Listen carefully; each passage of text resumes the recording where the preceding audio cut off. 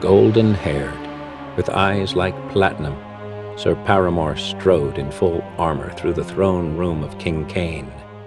Any other knight would have been stripped of arms and armaments upon crossing the threshold, but not noble Paramore. He marched forward, brandishing his spell-slaying longsword Pneuma, and dragging a bag behind him as he approached the royal dais. There the king and princess and a nervous retinue of nobles ceased their conference and looked to him. Only when within a sword swipe of his majesty did Paramore finally halt, drop to one armored knee, and bow his fealty. The king, his face ringed with early whitelocks, spoke. "And have you apprehended the kidnappers?" "Better, my lord," replied Paramore, rising with a haste that in anyone else would have been arrogance. He reached into the bag and drew out in one great and hideous clump the 5 heads of the kidnappers he had slain. The king's daughter recoiled in shock. Only now did King Cain himself see the wide, slick line of red that Sir Paramore's bag had dragged across the cold flagstones behind him. "You gaze, my liege, on the faces of the hoodlums you sought," the knight explained. In the throat-clenched silence that followed, the wizard Dorsum moved from behind the great throne, where his black-bearded lips had grown accustomed to plying the king's ears. "You were to bring them here for questioning, Paramore, not lop off their heads." "Peace, Dorsum," chided the king with an off-putting gesture. "Let our knight tell his tale." "The tale is simple, my lord," replied Paramore. "I questioned the abductors myself, and when I found them wanting of answers, removed their empty heads." "This is nonsense," Dorsum said. "You might have simply cut the heads off of the first 5 peasants you saw, then brought them here and claimed them the culprits. There should have been a trial, and even if these 5 were guilty, which we can never know now, we do not know who assigned these ruffians their heinous task. They were kidnappers who had stolen away the children of these noble folk gathered around us," Paramore replied, with even steel in his voice. "If anything, I was too lenient." "You prevented their trial." "Still the wagging tongue of this worm," Paramore demanded of the king, levelling his mighty sword against the meddling mage. "Or perhaps these warriors of mine shall do the task first." The great doors of the throne room suddenly swung wide, and a clamor of stomping feet answered. Small feet, the feet of children, running happily up the aisle behind their rescuer. Their shrill voices were raised in an unseemly psalm of praise to Sir Paramore as they ran. Seeing their children, the nobles emptied from the dais and rushed to embrace their sons and daughters held captive these long 10 days. The ebullient weeping and cooing that followed drowned the protests of Dorsum, who retreated to his spot of quiet counsel behind the throne. It was as though the sounds of joy themselves had driven him back into the darkness.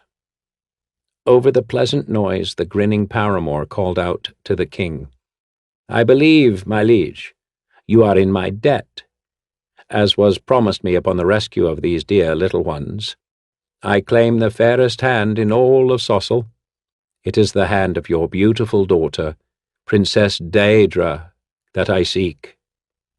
Paramore's claim was answered by a chorus of shouts from the joyous children, who now abandoned their parents to crowd the heels of their rescuer. From their spot beside him, the children ardently pleaded the knight's case. Daedra's bone-white skin flushed, and her lips formed a wound red line across her face. The king's visage paled in doubt. Before either could speak, though, the children's entreaties were silenced by an angry cry. "Hush now, younglings!" commanded a thin nobleman, his ebony eyes sparkling angrily beneath equally back brows and hair. "Your childish desires have no say here. The hand of the princess has been pledged to me these long years, since my childhood, since before she was born. This usurping knight," he said the word as though it bore a taint, "cannot steal her from me, nor can your piteous caterwauling." "'Tis too true," the king said sadly, shaking his head. He paused a moment, as though listening to some silent voice whisper behind his throne. "I am pressed by convention, Paramore, to grant her hand to Lord Ferris." Sir Paramore sheathed his sword and crossed angry arms over his chest. "Come out, wicked mage, from your place of hiding in the shadow of this great man. Your whisperings cannot dissuade my lord and monarch from granting what his and mine and the princess's hearts desire." With that, Paramore touched the handle of his mighty sword, Neuma, to dispel whatever enchantment Dorsum might have cast on the king. Then he snapped his fingers, and the tiny percussion of his nails struck sparks in the air. The king's retinue and the king himself, as though awakening from a dream, turned toward the shadow-garbed mage. Dorsum sullenly answered the summons and moved into the light. "My lord, do not be tricked by the puny magics of this." "Hush, mage," replied King Cain evenly, regarding Dorsum through changed eyes. He turned then to address the thin nobleman. "Lord Ferris, I know the hand of my daughter has been pledged to you since before you could understand what the pledge meant. But time has passed, as it does, and has borne out a nobler man than thee to take the princess's hand. Indeed, he has taken her heart as well, and mine too, with many great deeds, that not a one of them is equalled by the full measure of your life's labors. But the king held up a staying hand, and his expression was stern. I am now convicted in this matter. You cannot sway me, only spur me to anger, so keep silence." His iron-hard visage softened as he looked upon Sir Paramore. "By royal decree let the word be spread that on the morrow you shall wed my darling child." A cheer went up from all of those gathered there save, of course, Lord Ferris and the mage, Dorsum. The joyous voices rung the very foundations of the palace and filled the stony vault above. It was only the plaintive and piercing cry of one woman that brought the hall back to silence. "My Jeremy!" cried the noble woman, wringing a light blue scarf in tender small hands as she came through the doors. "Oh, Sir Paramore, I've looked and looked through all this crowd and even checked with the door guards, and he is not here. Where is my Jeremy?" Sir Paramore stepped down from his rightful place before the king and, tears now running down his face, said, "Even I could not save your son, with what these butchers had already done to him."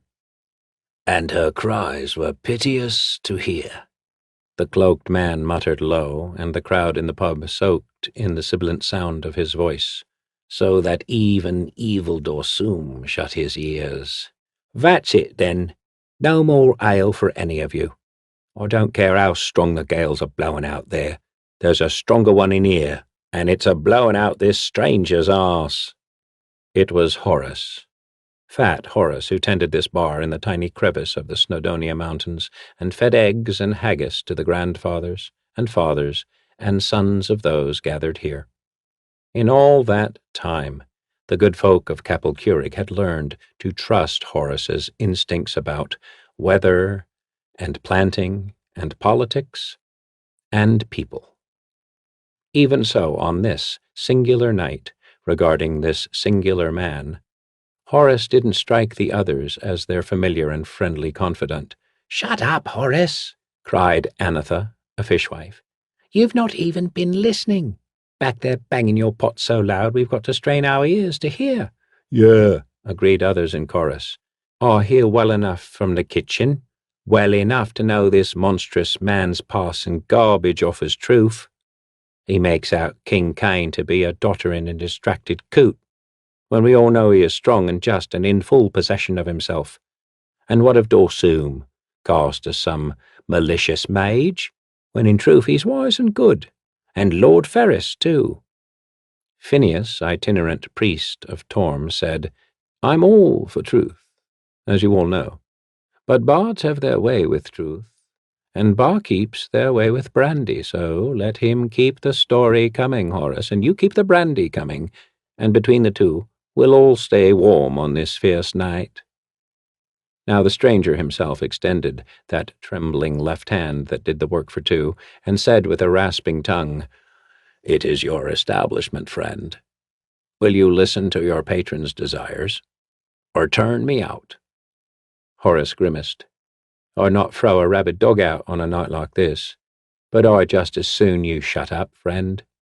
Aside from lying, you're putting a dreamy, unnatural look in these folks' eyes, and I don't like paying customers to go to sleep on me." This comment met with more protests, which Horace tried unsuccessfully to wave down. "All right, I'll let him speak, but mark me, he's got your souls now. He's worked some kind of mesmerizing magic on you with the words he weaves. I, for one, ain't listening." Nodding his shadowed and dripping head, the stranger watched Horace disappear into the kitchen, then seemed to study him hawkishly through the very wall as he continued his tale. Though Lord Ferris's forked tongue had been stilled that morning before the king and nobles and children, his hands would not be stilled that night when he stalked through the dim castle toward Sir Paramore's room. But one other child of the night, the ghost of poor dead Jeremy, was not allied to the sinister plans of Ferris. Indeed, the ghost of Jeremy had sensed evil afoot, and so hovered in spectral watch on the stair to Paramore's room, when he spotted Lord Ferris advancing dark at the foot of the stair. Jeremy flew with warning to the bedfoot of his former bosom friend, Petra. Petra was a brown-haired girl child and the leader of the pack of noble children. Jeremy found her abed in a castle suite, for the children and the parents had all been welcomed by King Cain to spend the night. Poor Jeremy now gazed with sad ghostly eyes on the resting form of Petra, sad ghostly eyes that had once gazed down on his own still body, lifeless and headless. "Wake up, Petra, wake up! I have terrible news regarding our Savior, Sir Paramore," the child ghost rasped. His phantom voice sounded high and strained like the voice of a large man pretending to be a child. And Petra did wake. When she glimpsed her departed friend, her brave girl heart gave a start. Unlike greater ghosts decked in diaphanous gossamers, poor Jeremy had no body upon which to hang such raiments. He was but a disembodied head that floated beyond the foot of her bed, and even now his neck slowly dripped the red life that had once gushed in buckets. So grotesque and horrible was this effect that Petra, who truly was a brave child, could not muster a word of greeting for her dead companion. "It's Lord Ferris," the ghost child said urgently. "He plots to slay our Sir Paramore, where he sleeps tonight." Petra managed, then, a stammer and a wide stare. "You must stop him," came the ghost's voice. She was getting up from the feather mattress now, arraying the bedclothes around her knees. With the sad eyes of small boys, who see small girls as mothers and sisters and lovers and enemies all at once, poor Jeremy watched Petra's delicate hands as she gathered herself. At last she whispered, "I'll tell Mother." "No!" Jeremy's voice was urgent, strident. "Grown-ups won't believe. Besides, Sir Paramore saved your life this morning. You can save his life now, this evening. I cannot stop Ferris alone." "Then get the others," Jeremy rasped. "Awaken Bannon, and Liesel and Ranwin, and Parry, and Mab, and Karn, and the others, too. Tell them to bring their father's knives. Together you can save our Savior, as he saved us." Already Petra was tying the sash of her bedclothes in a cross over her heart and breathlessly slipping sandals on her feet. "Hurry," commanded Jeremy. "Even now Lord Ferris is climbing the stair toward Sir Paramore's room." Upon this urgent revelation, Petra gasped, and Jeremy was gone. Alerted and assembled in the next moments, the children followed Petra to the stair. It was a long and curving stairway that led to the high tower where Sir Paramore had chosen to bed. The steps were dark, lit mainly by a faint glow of starlight through occasional arrow loops in the wall. But when Petra and her child warriors began to climb, they saw ahead of them the vague, flickering illumination of a candle. "Quiet now," whispered she.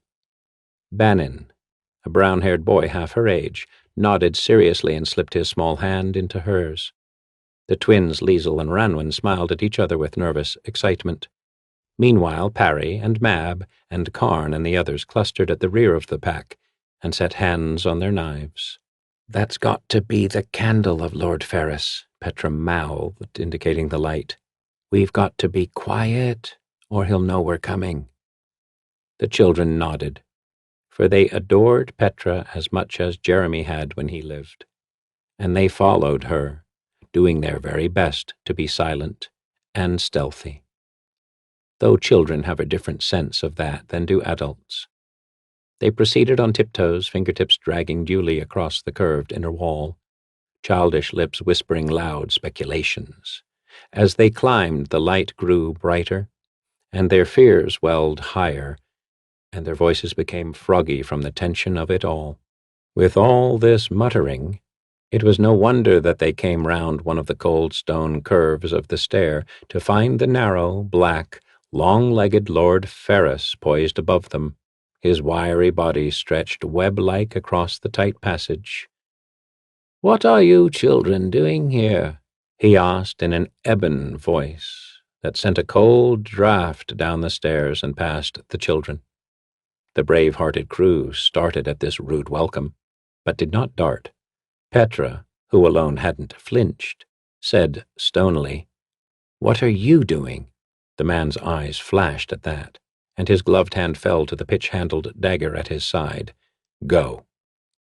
The group wavered, some in the rear involuntarily drawing back a step, but Petra did something incredible. With the cat-like speed and litheness of young girls, she slipped past the black-cloaked man and his knife. She stood now, barring the stairs above him. "We stay. You go," she stated, simply. Lord Ferris's lip curled in a snarl. His hand gripped her shoulder and brusquely propelled her back down the stairs. Her footing failed on the damp stone, one leg twisting unnaturally beneath her. Then came a crack like the splintering of green wood, and a small cry. She crumpled to the stone-edged steps and tumbled limply down to the children, fetching up at their feet and hardly breathing. They paused in shock. Young Bannon bent, already weeping beside her. The others took one look at her misshapen leg and rushed in a fierce pack toward the Lord. Their young voices produced a pure shriek that adults cannot create, and they swarmed the black-cloaked nobleman, who fumbled now to escape them. They drove their father's knives into the man's thighs. He toppled forward onto them and made but a weak attack in return, punching red-headed Mab between her pigtails, and with a flailing knee, striking the neck of Karn, too.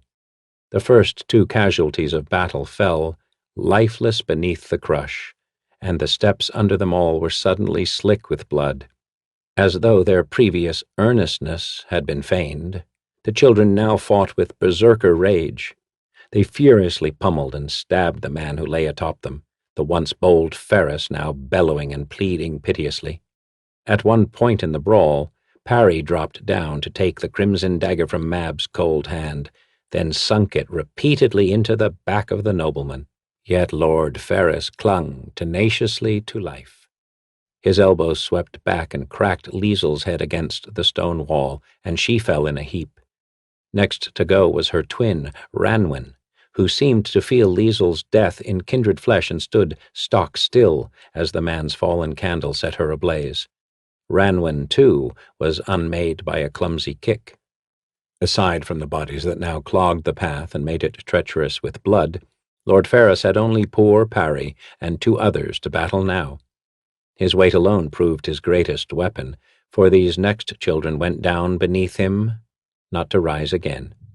That left only bawling Bannon and broken Petra below, neither able to fight. The man in black found footing amidst the twisted limbs of the fallen, then descended slowly toward Bannon and Petra. "Put the knives away," said he, sputters coming from his punctured lungs. The boy-child, young, eyes clouded with blood, ears ringing with screams, drew fearfully back a few paces. Petra could not retreat. "I told you to go, you little fiends," growled Lord Ferrus. Red tears streaked his battered face. "Look what you've done." Bannon withdrew farther, his whimpering giving way to full-scale sobs. But Petra, with a monumental effort, rose then. The desperate cracking of her leg did not deter her lunge. Through bloodied teeth, she hissed, "Death to evil," and drove Parry's blade into the nobleman's gut. Only now did Sir Paramore come rushing down the stairs, just in time to see wicked Lord Ferrus tumble stiff past a triumphant Petra. She smiled at him from within a sea of scarlet child's blood, then collapsed, dead to the floor. The death of the child in the story coincided oddly with the death of the fire on the hearth. The stormy night had reached its darkest corner. But the rapt crowd of listeners who sat mesmerized in the storyteller's deepening shadow did not even notice the cold and dim around them. Horace, in the now frigid kitchen, did. It was Horace, then, who had to trudge out in the snow for more wood. He wondered briefly why none of the patrons had complained of the chill and dim in the tap-room, as they had tirelessly done in days and years past. As soon as the question formed in his mind, the answer struck him. The stranger's story had kindled a hotter, brighter fire this evening, and by it the people were warming themselves. Aside from the lying slurs on King Cain, Dorsum, and Lord Ferrus, dead now? Horace wondered, fearing that much of the story might be true. No crime had yet been committed by the stranger, not even a stolen bit of bread or blood soup. And his story kept the patrons there when Horace would have thought folks would flee to their lofted beds. But something was not right about the stranger. The hairs on the back of Horace's neck, perhaps imbued by the natural magic of apron yokes and years of honest sweat and aches, had stood on end the moment the man had entered with his swirling halo of snow. Now, as the darkness deepened, as Horace heard snatches of the wicked tale that held the others in thrall, his uneasy feeling had grown to wary conviction. This man was not merely a slick deceiver. He was evil. Despite this certainty, despite the outcry of every sinew of his being, Horace knew he didn't dare throw the man out now, or he would have a wall-busting brawl on his hands. Even so, as he bundled wood into the chafed and accustomed flesh of his inner arm, he lifted the icy axe that leaned against the woodpile and bore it indoors with him. In the tap-room beyond, the stranger was bringing his tale to its inevitable end. There was much that followed the cruel slaying of the innocent children. Sir Paramore's shock at the assassination attempt, the shrieks of parents whose children were gone for good, the trembling praise of the king for the deeds of the fallen, the empty pallets hauled precariously up the curving stair, the filled pallets borne down on parents' backs, the brigade of buckets cleansing the tower, the stationing of guards to protect the princess's betrothed. And after it all, Sir Paramore prayed long to the mischievous and chaotic heavens, to Bathsheba and Sirik and Lovitar, seeking some plan behind the horrific affair. When his shaken mind grew too weary to sustain its devotion, and his knees trembled too greatly beneath him to remain upright, Sir Paramore hung the spell-slaying Pneuma on his bedpost and crawled into his sheets to vainly seek sleep. Without alarm or movement, and as soon as the knight was disarmed and disarmored, the mage Dorsum suddenly stood inside the closed and bolted door. Sir Paramore started, and an approbation rose to his lips as he sat up in bed. But the mage spoke first, in a sly hiss. "I know what you have done, monstrous man. Sir Paramore stood up now, gawking for a moment in rage and amazement before reaching for his spell-slaying sword. His hand never touched the hilt, though, for in that instant the mage cast an enchantment on him that froze his body like ice. Seeing Paramore rendered defenseless, Dorsum spoke with a cat's purr. "Most folk in this land think you are a valiant knight, but I know you are not. You are a vicious and cruel and machinating monster." Though he could not move feet or legs or arms, Sir Paramore found his tongue. "Out of here! Just as my young knights slew your assassin, I will slay you." "Do not toy with me," said the black-bearded mage. "Your sword dispels magic only when in your grip.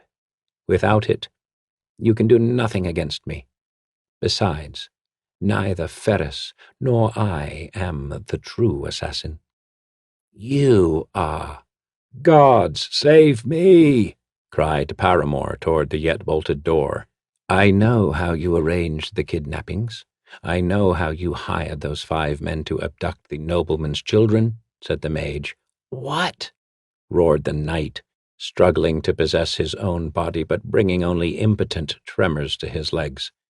The guards outside were pounding now and calling for assurances. "I know how you met with your 5 kidnappers to pay them for their duties," continued the mage. "But they received only your axe as their payment. Guards, break down the door!"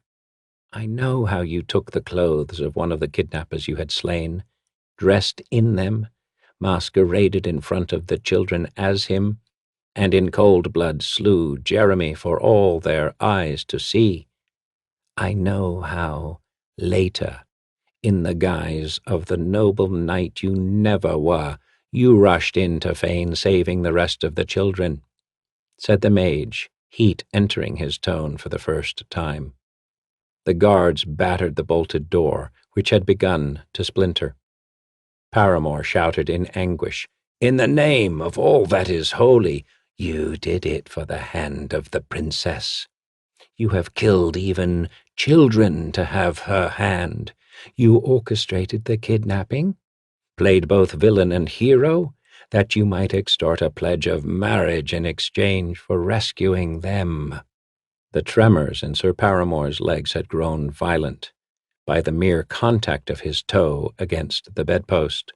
His whole palate shook, as did the scabbarded sword slung on the bedknob. "I know how you sent this note."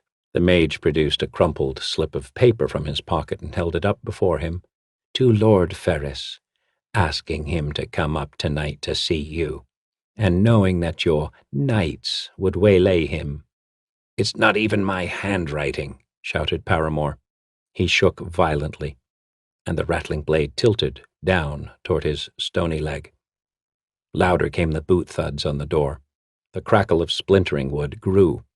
With a gesture, though, Dorsum cast a blue glow about the door, magic that made it solid as steel.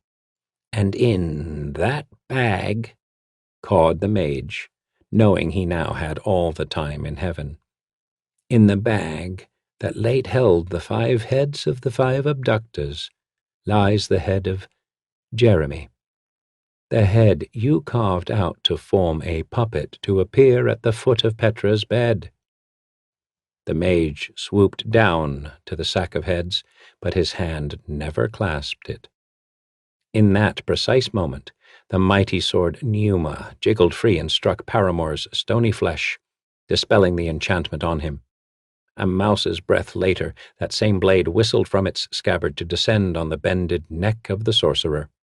As the razor steel of Paramore sliced the head from the court magician, so too it sundered the spell from the door.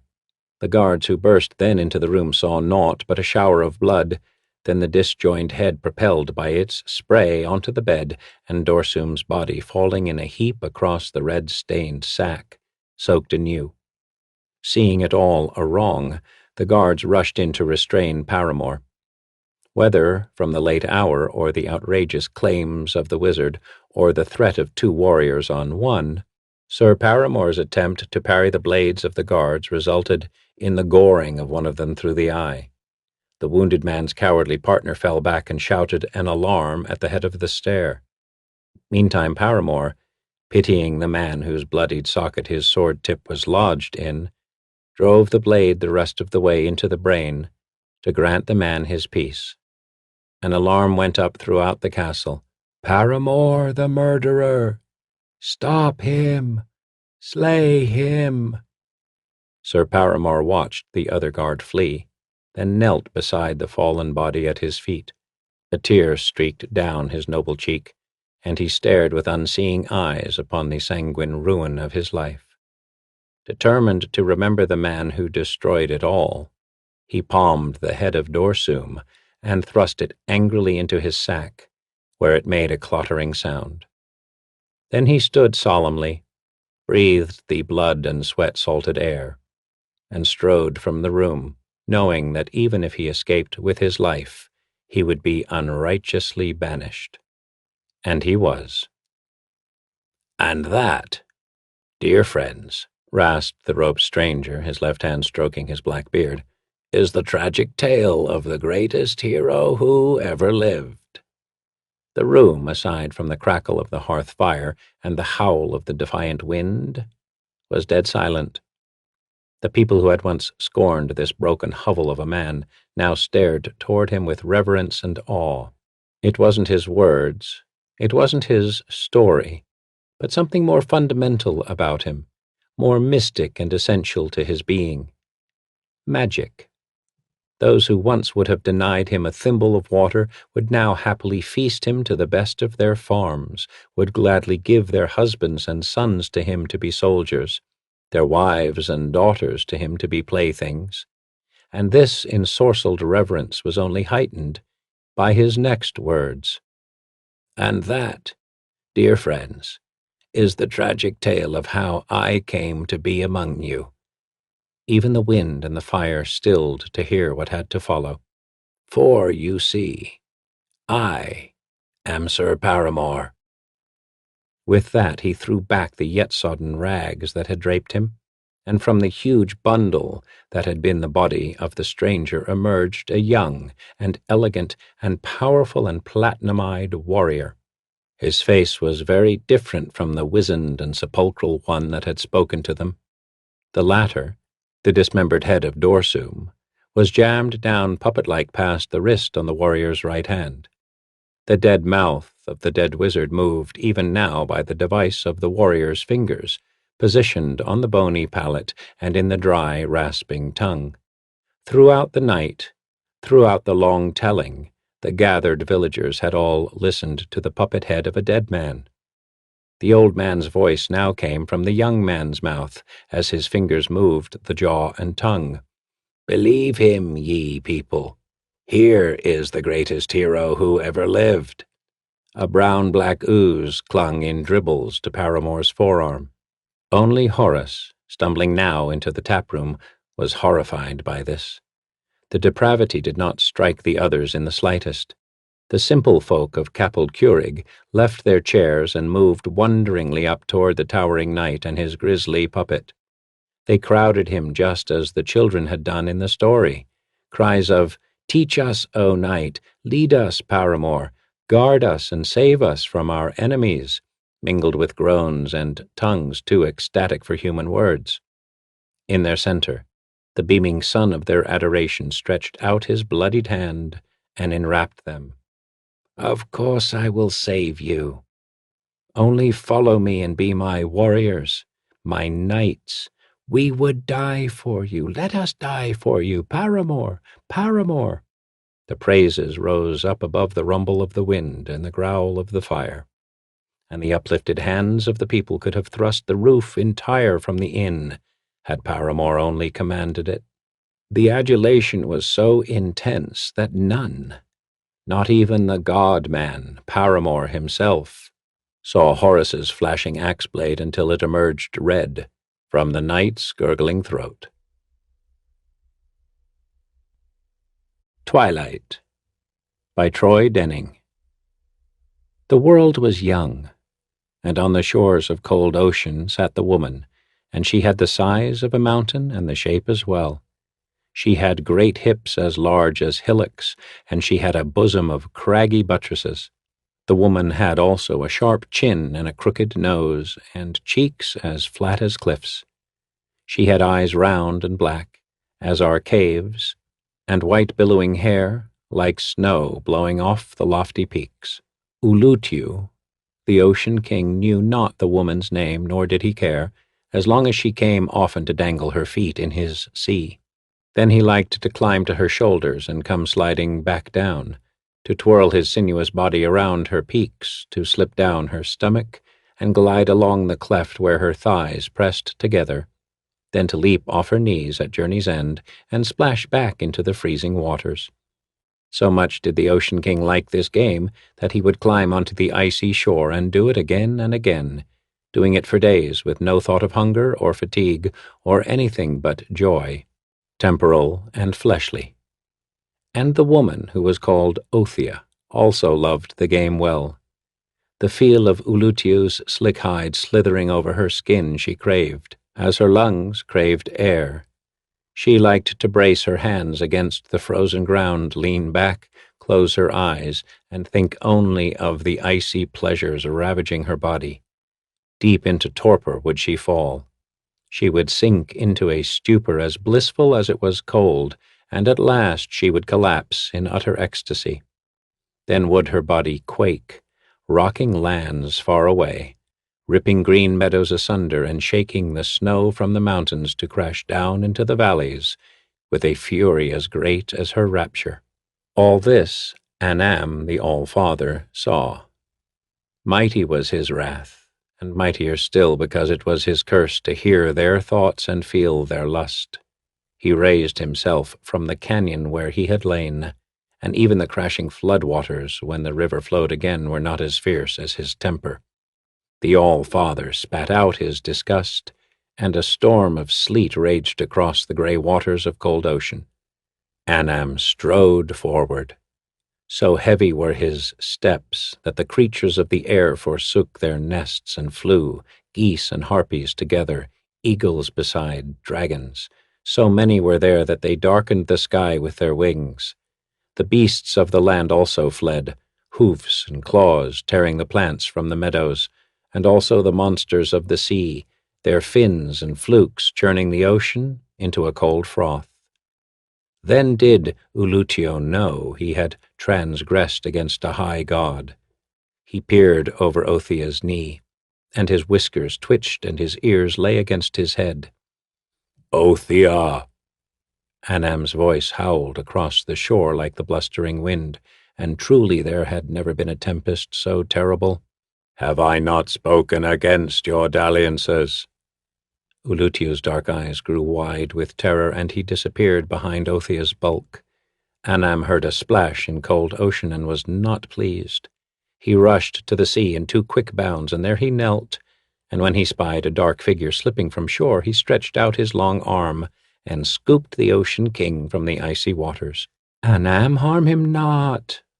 Othia's voice rolled across the icy shore as the rumble of a fuming mountain, and it was plain that she spoke in command, not supplication.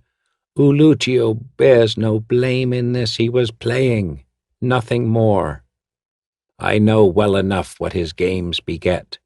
The All-Father rose to his exalted height and faced Othia, and the cold water that dripped from his hand fell over the land like rain. "Firbolgs, Verbeegs, Fomorians, Etins." "Nay, not the Etin," Othia corrected, and when she spoke she showed Anam no fear. "That one you sired." "Perhaps, but that is not the matter here." Surely it would have pleased Anam to deny the Etin's paternity, but the All-Father knew he had sired the monster, and Othia would not say it had been someone else. That she denied him even this boon made his anger greater, and he thought that her punishment would be very hard indeed. Othia paid no heed to Anam's ire, for she was not happy to have her game interrupted. "What is the matter, husband?" "I took you as Mother Queen of the Giants," Anam answered. You are to people Toril with my progeny, true giants, not with Ulutiu's bastard races. Toril is as empty as it is young, Othia responded. There is room enough for giant kin. Did you not claim the same defense after your dance with rat-faced Vaprak? Anam demanded. And now ogres overrun Ostoria. Everywhere they plague the empire of my children, gnawing at it seems like vermin. Perhaps your children are weak, and Vapraks are strong. I should have drowned the ogre when first you bore it. Anam stormed, and a blizzard swept across the shore on roaring winds. I should have crushed Vaprak's skull for daring to cuckold me. I shall not make the mistake twice. The All-Father made tight his grip. Though the shriek that rose from the Ocean King's throat was long and loud, it was a mere gust against the tempest of Anam's anger. Ulutio saw he would soon die, so he pulled with hands that were like flippers, and he kicked with feet that were like flukes. But Anam was the strongest of the strong, and nothing could escape his grip. Do not! Othia's tone remained sharp. Anam was not pleased. This shall be a lesson to you. The All-Father bore down, and bones snapped, and organs burst. Ulutio wailed, and a tremendous swell rose far out in cold ocean. It came rolling to shore with a terrible speed and crashed against Anam's looming figure, breaking over his head and tearing at the Ocean King's body. Even the sea could not defy Anam. He stood against the torrent as steady as the pillars of his palace, and when the receding waters no longer swirled about his waist, the All-Father held Ulutio. The Ocean King was limp and silent, but still his heart beat. Weak and erratic it beat, and Anam thought his punishment had been just. As with Ulutio, so it shall be with all your lovers, Anam proclaimed. The All-Father turned and whipped his arm toward the center of cold ocean, and Ulutio's body raced through the sky as a shooting star. I will have no more bastard races loose in the empire of my children. Othia watched a long time, until Ulutio faded to a fleck of darkness in the sky. She watched until that speck arced downward, and still she watched as it splashed among the icebergs at cold ocean's distant heart. Then she looked at Anam, and the tears in her eyes were as large as ponds. There shall be no more giant kin, Othia promised. That is good, Anam smiled.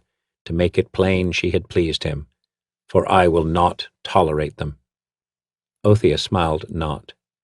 Verily, she twisted her mouth into a sneer, and the sneer was more angry than a fiend's snarl. Neither shall there be more true giants.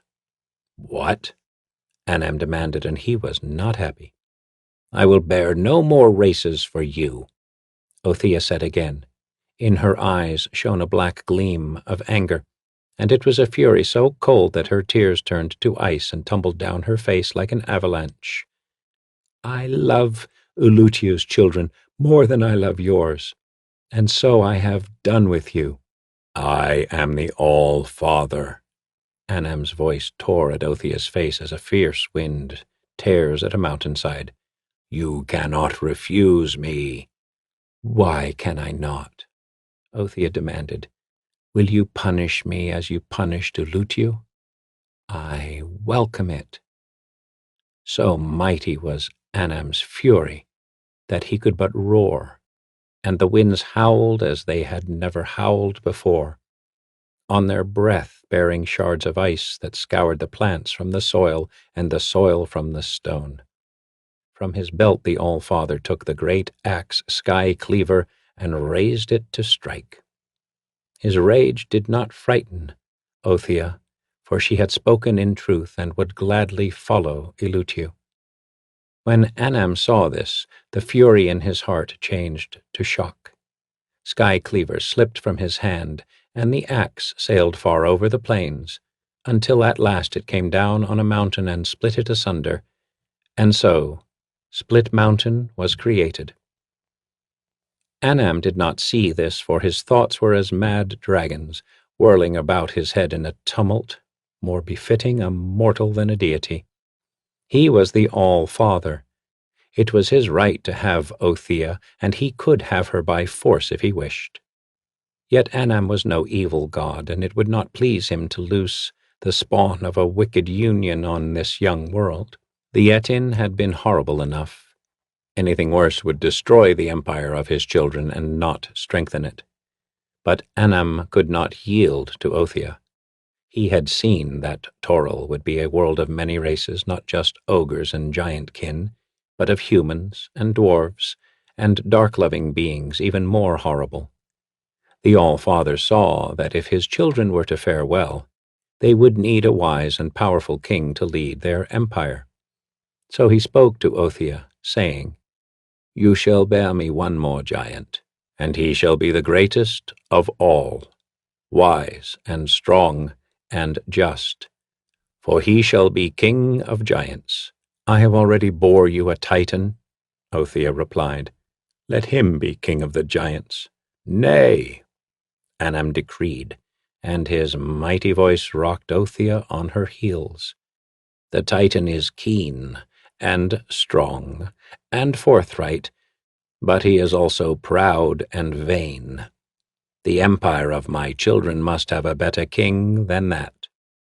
Anam took breath, drawing it not into his chest, but deeper into him, down into his loins, and there he held it.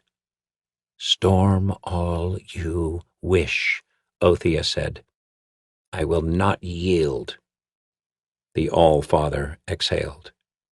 The wind that came from his mouth was not a tempest, but a divine zephyr, warm with the breath of spring and the promise of life, and Anam blew this breeze upon Othia, so that it passed over her body as chiffon passes over a bride's head, and the Mother Queen trembled.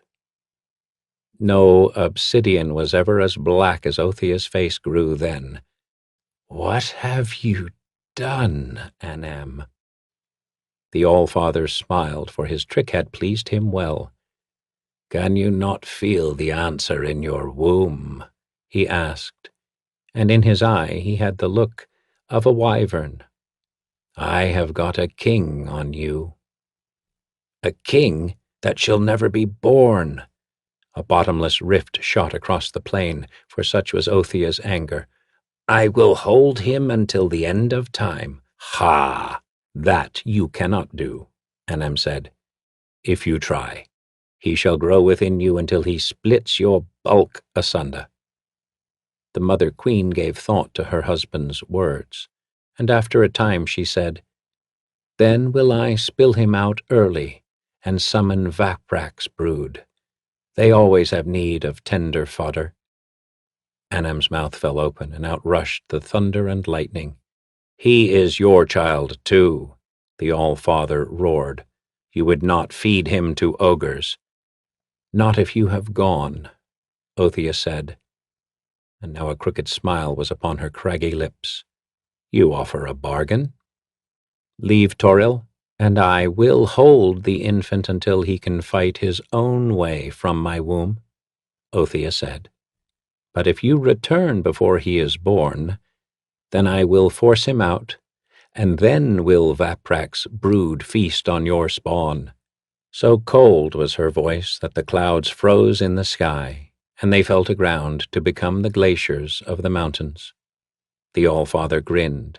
"Well, I do like this game, for my seed is strong and will not long be denied," he proclaimed.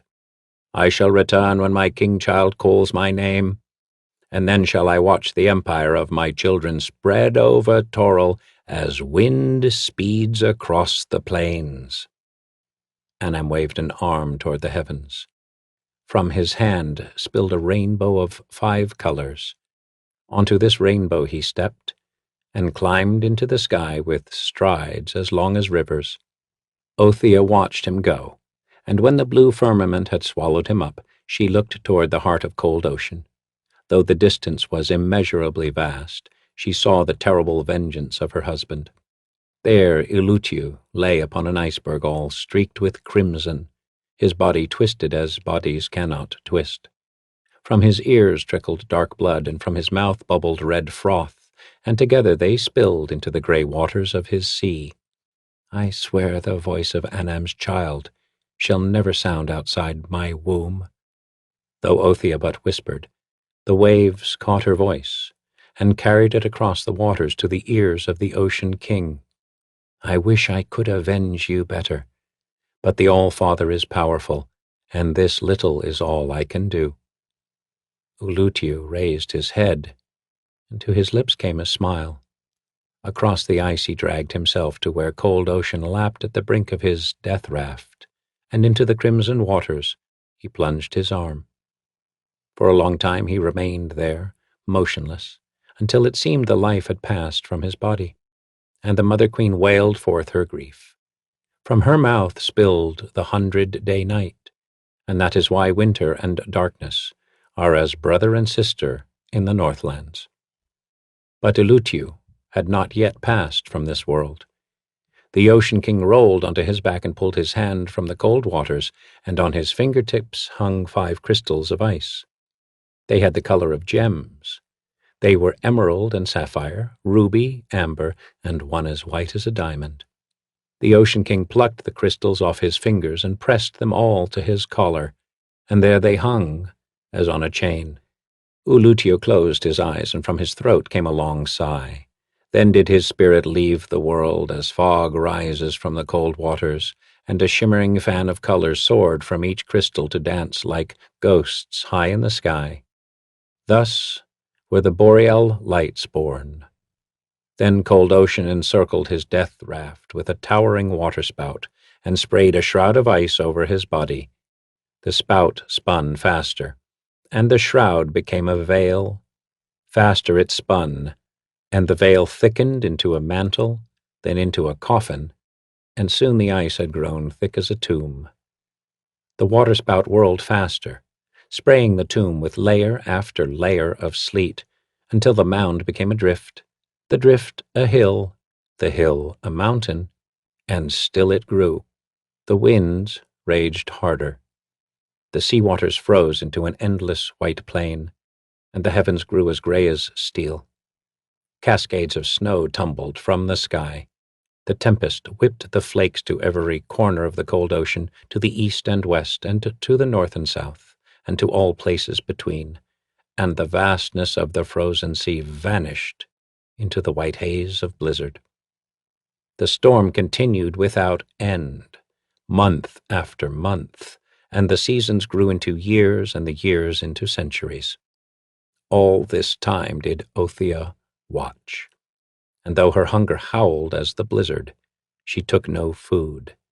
Inside her stomach, Anam's child gnawed at her womb, craving the sustenance to grow, but always the Mother Queen denied him and kept herself alive only by drinking from the well of health. Never did the unborn giant king grow strong enough to free himself, and the Mother Queen returned often to cold ocean to watch the snow pile layer upon layer.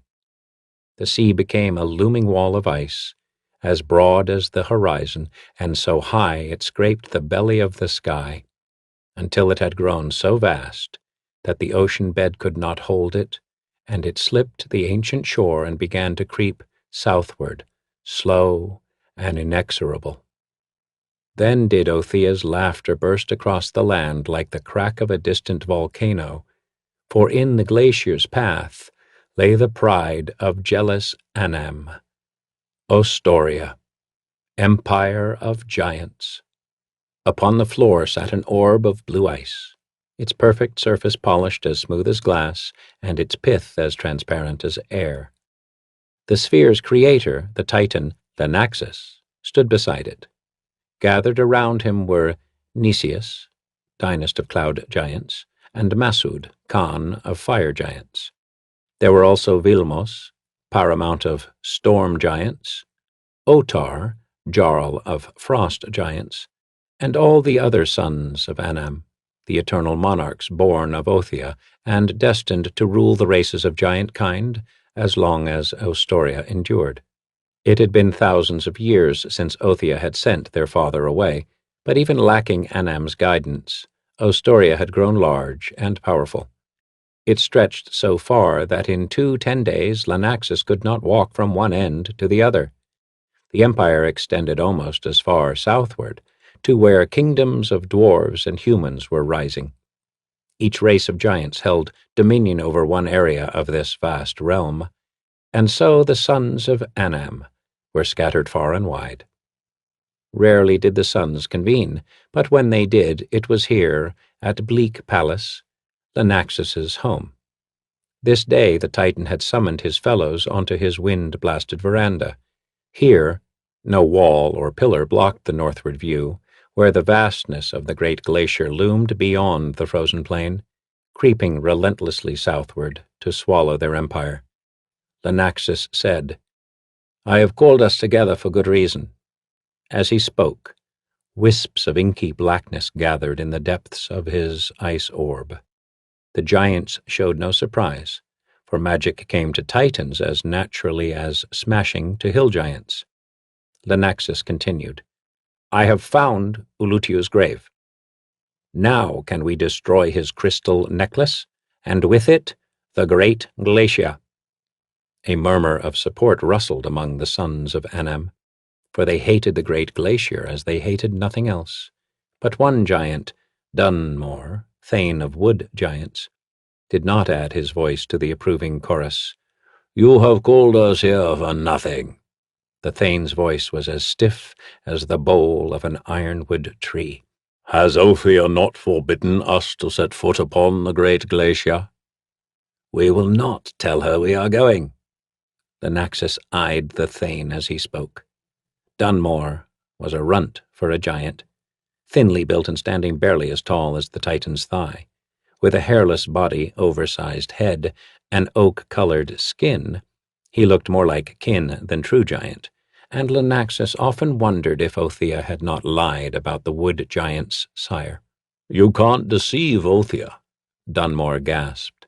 "Her punishment—" "I love our empire too much to let ice wipe it away," Lenaxus interrupted.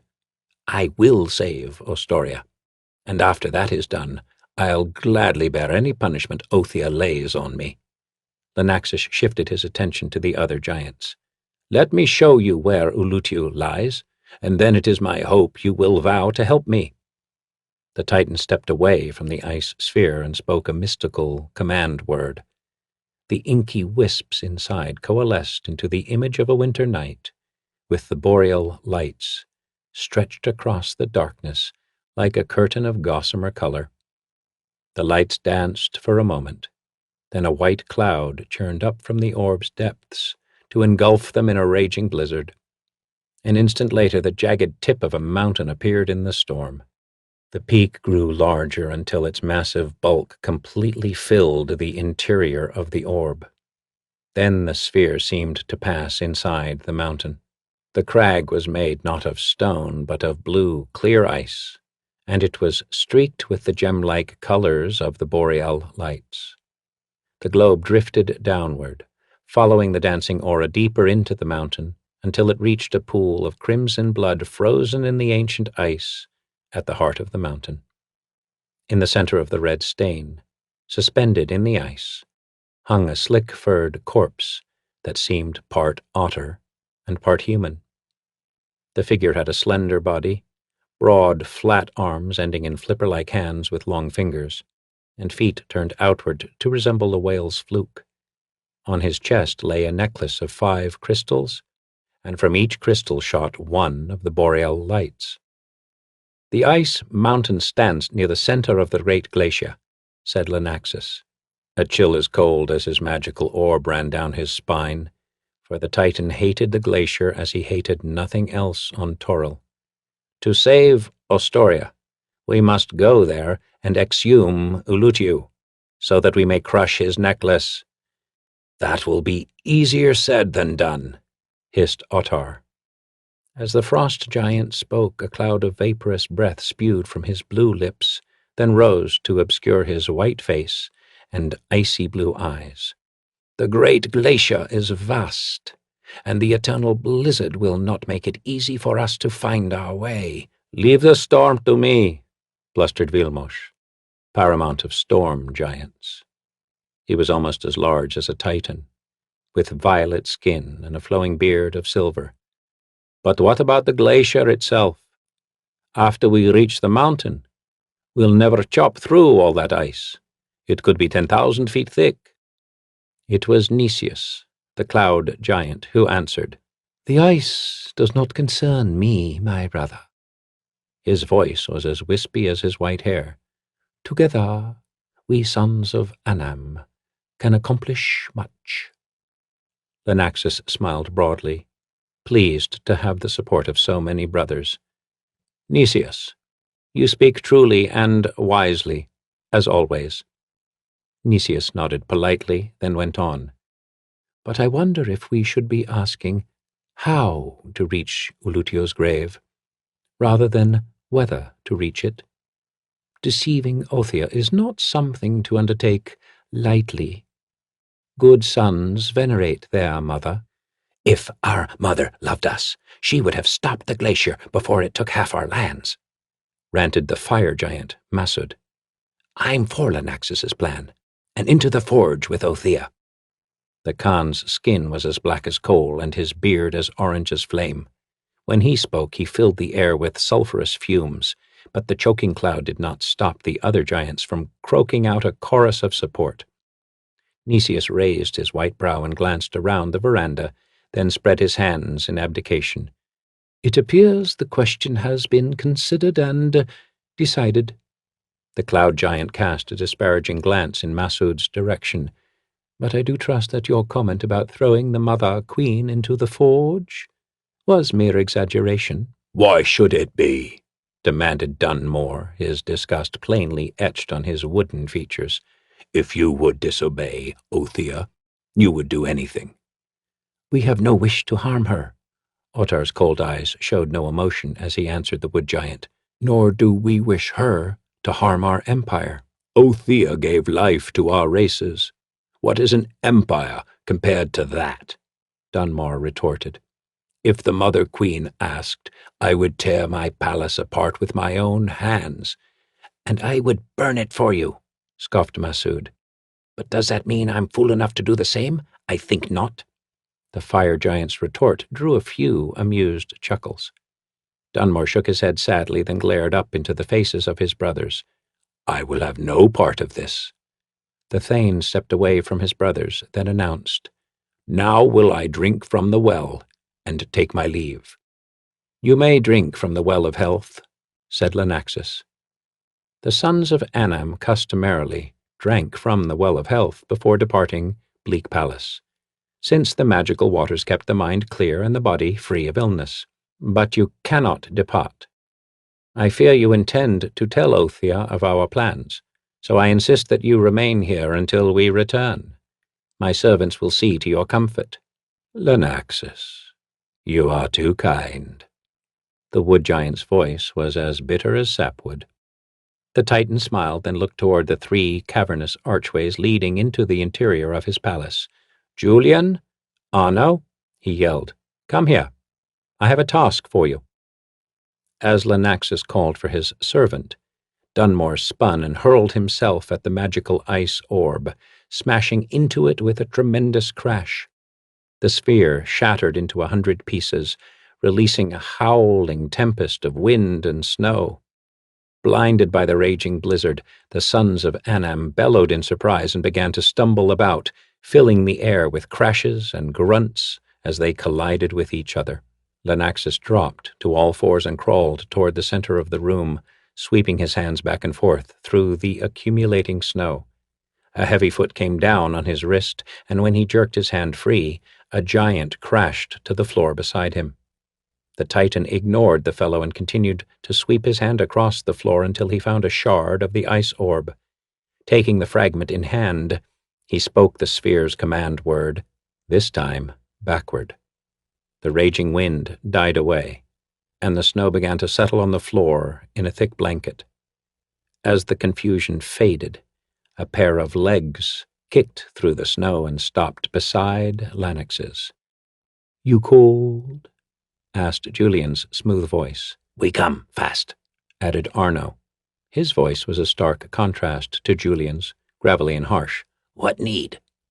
The Titan raised his eyes and found himself looking at the contrasting faces of his two-headed servant, the Etin. Julian's features were swarthy and handsome, with curly dark hair and a cleft chin. Arno was a pale-skinned brute, with a pug nose and double chin encrusted with reminders of his last several meals. Their necks descended to a single point, joining atop a broad-shouldered body that, at Julian's insistence, they kept reasonably clean. Lenaxus rose, looking around the veranda for the Thane. The only sign he found of the wood giant was a set of half-buried footprints leading to one entrance of Bleak Palace. "It seems Dunmore has left," observed Nicias. "No doubt, as you feared, and tell Othia of our intent." The giants were silent, for they all knew how great the Mother Queen's anger would be when she heard of their plan. "I'll go," said Massoud. The Khan started for the archway. "It won't take me long to stop that runt." Nicias caught the smaller giant's shoulder. "The sons of Anam do not fight each other." "Nor do they betray the confidences of their brothers." Massoud raised his fiery eyes to seek support from Lenaxus. "For that, I say we throw him in the smelter." "There's no need to incinerate him," replied the Titan. "Just bring him back, and the Etin will hold him here." "No." "There will be a struggle when Massoud captures him." Nicias continued to clutch the shoulder of the fire giant. "Dunmore will be injured, perhaps killed." "Better that than let him go," boomed Lenaxus. "If Dunmore tells Othia of our plans, none of us will ever set foot on the Great Glacier, and Ostoria will be lost.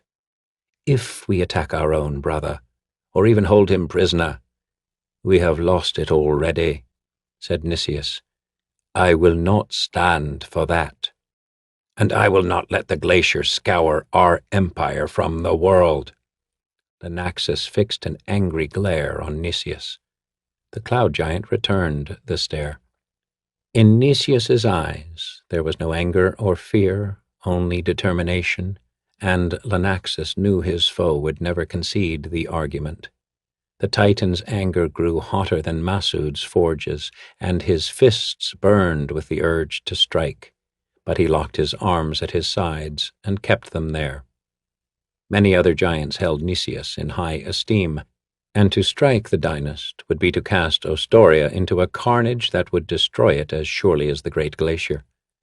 Vilmos laid his hand on Lenaxus's shoulder. "I am sorry, my brother," rumbled the storm giant. "Perhaps Nicias is right. To move against Dunmore is to destroy Ostoria's spirit, and I'm sure none of us wants any part of that." With that, Vilmos turned to leave the veranda, as did Nicias. The other giants moved to follow, for they all knew that without the help of the cloud giant and storm giant, even Lenaxus was not powerful enough to reach Ulutiu's body. Nor did anyone suggest open defiance of Othia. So great was the Mother Queen's power that only a fool would dare such a thing. Still, Lenaxus could not bear to watch them go, for with them went the future of his beloved empire. "Wait!" The giants stopped and looked toward the Titan. "Accept our fate," advised Nicias. "Let Ostoria die in peace." "I'm not asking you to move against Dunmore," said Lenaxus, "only to give me time. Stay until morning. Perhaps I can think of a way to convince Othia to let us save Ostoria." Nicias and Vilmos exchanged glances. Then Nicias asked, "You will raise no hand against our brother Dunmore?" "I will leave the Thane alone," the Titan promised. "All I want is time. If Ostoria has hope, I will find it tonight." The cloud giant nodded. "Then we will all try to think of something," He looked to the other giants. "We meet beside the Well of Health tomorrow, at dawn." With that, Nicias and the other guests entered Bleak Palace. Once they were gone, Lenaxus turned to glare at the mountainous glacier that loomed over his empire. Traitors! Though Lenaxus had only whispered the word, it echoed across the plain as though he had screamed it from the highest mountain. What do they care for Ostoria? Them cowards, offered Arno. They 'fraid to. Quiet, hissed Julian. Can't you see Lenaxus is thinking? No. Arno's right, said Lenaxus. They are cowards. As am I, quivering in Othia's shadow. The Titan smashed his fist down, so consumed by his growing rage he did not notice when the blow broke an entire section from the veranda railing. Julian raised a brow. It's merely prudent to be cautious. After all, Othia is a goddess. A demi-goddess, Lenaxus corrected, and I am done venerating her. She is my enemy. I will treat her as such. What? Gasped Arno. Attack Othia? She butcher us. Lenaxus heard the objection only as a distant echo, for the heinous task ahead had already caught his thoughts in its dark web. The Titan stood staring at the distant glacier for many minutes, then suddenly spun around and stepped toward one of the archways leading into Bleak Palace. Fetch me an empty vial, and bring it to my chambers, and be quick. We have much to do before dawn, he said. Say nothing to my brothers. Let tomorrow's events surprise them. At dawn, the morning sun hovered just above the snowy horizon, a crimson disk that filled the open end of the colonnade. The orb's rosy rays coursed down the length of the arcade, running almost parallel to the floor, so they just skimmed the Well of Health's bubbling waters and set the pool aglow with scarlet light. Despite the fiery colors, to Lenaxus the colonnade felt as cold as the great glacier. The Titan's brothers had already gathered, and none of them raised their eyes to meet his as he stepped out of Bleak Palace. Without asking, the Titan knew the giants had thought of no way to save Ostoria. They had left that task to him, and now they would have no excuse for shirking the price. Lenaxus stepped over to the well. The Etin followed close behind, bearing a tray of silver chalices, each sized for a particular giant. My brothers, I bid you drink. Nicias and the others finally met the eyes of their host. Then you have reached the same conclusion we have, said the cloud giant. Ostoria cannot be saved. Lenaxus did not answer. Instead, he took the two largest chalices from the tray and offered them to Nicias and Vilmos. Have your fill from the Well of Health. The Titan smiled, taking care that his guests saw that it was bravely forced. By now, Dunmore has found our mother. She will come quickly. Nicias did not accept his chalice. We were all willing to deceive our mother. We should bear the consequences. Lenaxus's smile remained frozen on his face. He had not expected to endure such pretensions of nobility. Exhausted as he was from his long night of labors, it took him a moment to think of a suitable response. At last he said, It would be foolish for all of us to suffer. Inside his mind, an angry voice was screaming for his cowardly brothers to drink and leave. He had to prepare the well before Othia arrived. Besides, the blame lies with me. Lenaxus was about to continue when the floor trembled beneath his feet. A series of distant rumbles sounded from the other side of Bleak Palace, each one growing progressively louder. Othia was coming. My brothers, I'm sorry, said the weary Titan, but it appears there is no time for you to drink from the Well of Health today. Julian and Arno will show you out. The Etin set the tray of chalices on a bench, then started down the arcade. Masud and most of the other giants followed at once, but Nicias and Vilmos lingered behind. We will not let you bear Othia's wrath alone. The cloud giant's voice was as soft as breath. We shall stay. I have asked you to leave Bleak Palace, Lenaxus said, struggling to remain patient. Will you not honor my wishes? If you ask that way, we have no choice, Nicias said. But we are not happy. I don't care. Lenaxus pointed down the arcade. Go. Nicias's mouth dropped open, and he was too astonished to move. Lenaxus grabbed Vilmos's hand and guided it to the cloud giant's arm. The Titan shoved them both after the other giants who had already reached the end of the arcade. Take him away, Lenaxus yelled. The Mother Queen was so close that he could feel the floor buck with each of her steps. Vilmos nodded, his admiring eyes fixed on Lenaxus's face. As you wish. The storm giant turned away, dragging the astounding cloud giant along. But we will not forget what you have done today, my brother. I know you won't. The Titan slipped his hand into his robe pocket. He grasped the vial he had spent all night preparing, then whispered, No one will. Lenaxus waited only until Nicias and Vilmos had turned away before taking the tiny bottle from his pocket. The colonnade's columns now shook constantly from the power of Othia's footfalls. If not for the massive bulk of Bleak Palace interposed between them, the Titan suspected she would already be looking down on him. Lenaxus pulled the cork from the vial and dumped a stream of tiny blue crystals into the bubbling waters. A few wisps of turquoise vapor rose from the pool. Then the steam returned to its normal color, and the Titan knew his poison had dissolved. The colonnade began to shake so hard that the water sloshed from the well. Lenaxus saw a great bulk step from behind the corner of Bleak Palace and moved swiftly toward the end of the arcade. Stop, cowards! Boomed Othia's voice. Come back and stand with your brother. Nicias and Vilmos, who had just reached the last column of the arcade, stopped and knelt near the Etin. Farther out on the frozen plain, Lenaxus saw his other brothers turn and reluctantly begin retracing their steps. A purple, dusk-like shadow crept down the arcade as Othia's mountainous shape trundled into full view, eclipsing the red disk of the sun.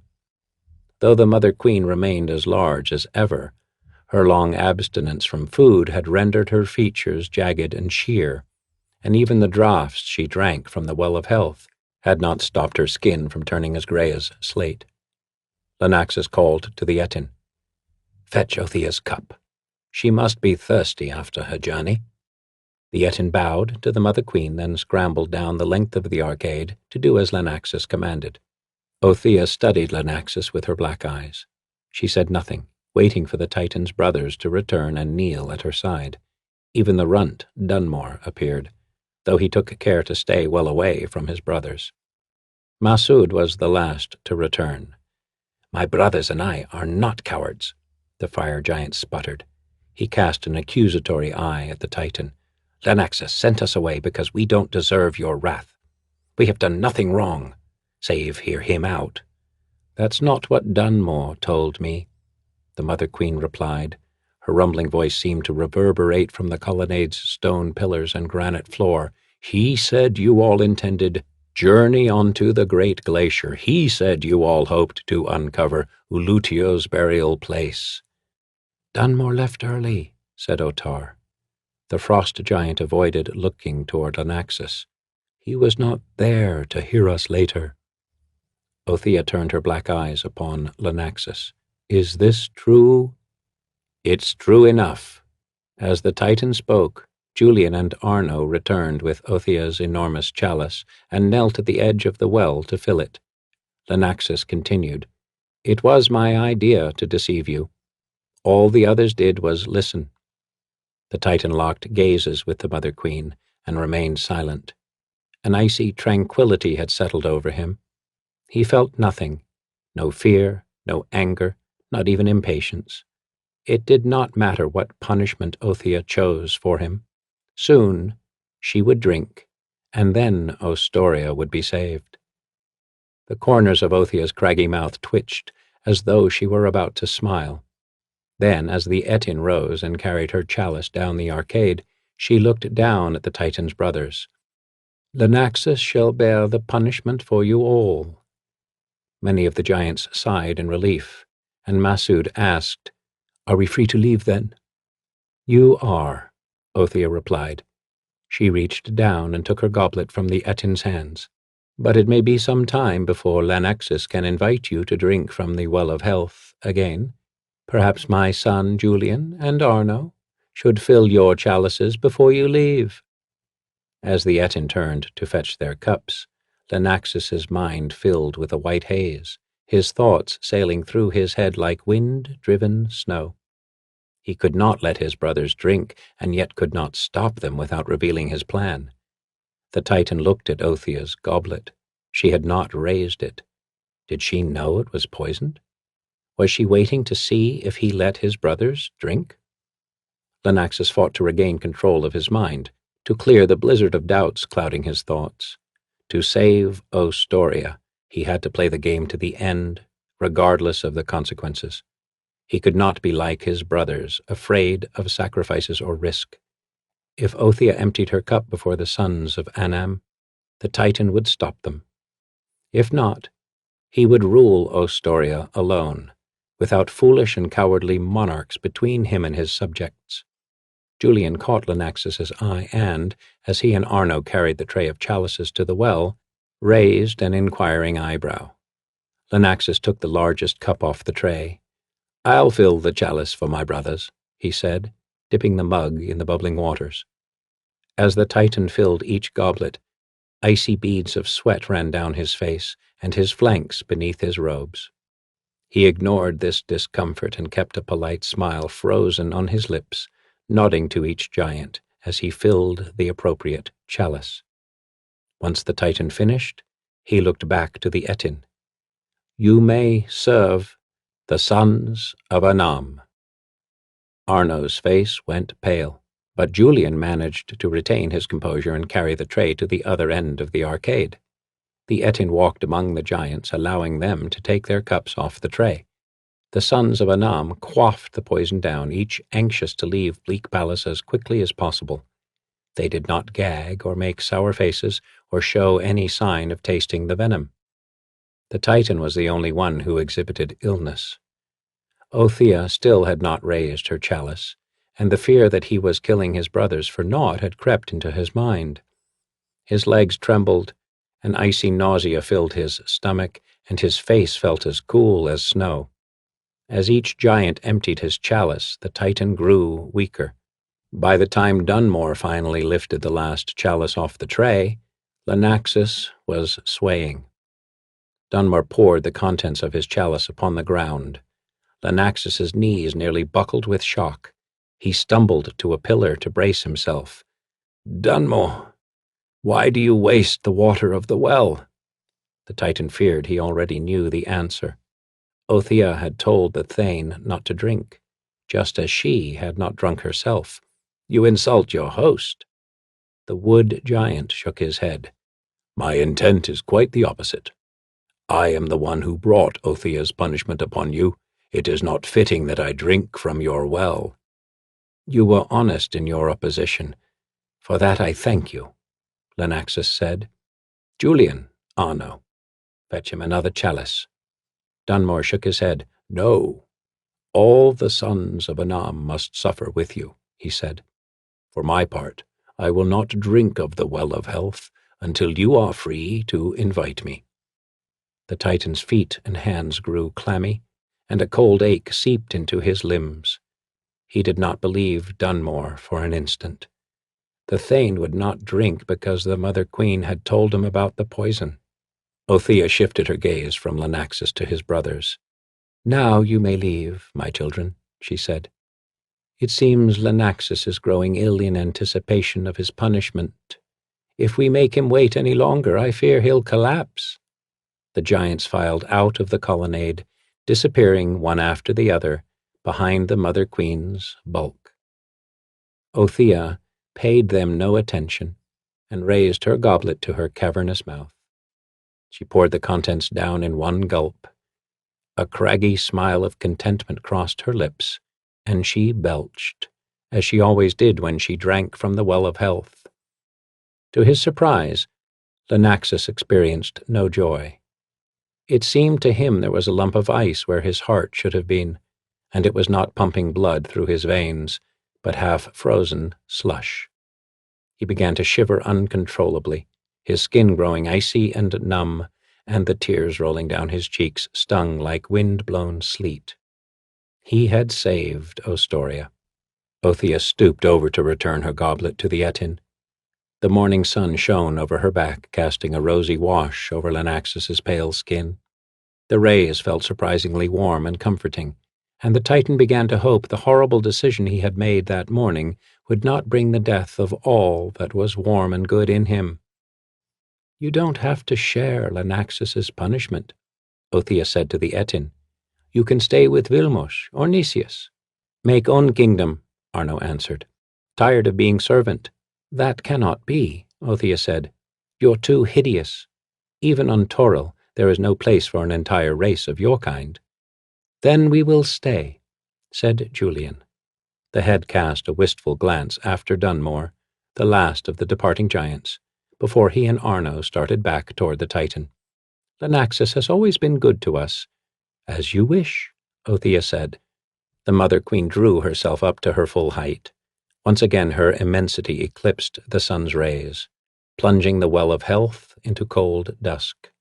"Now will I tell Lenaxus his punishment."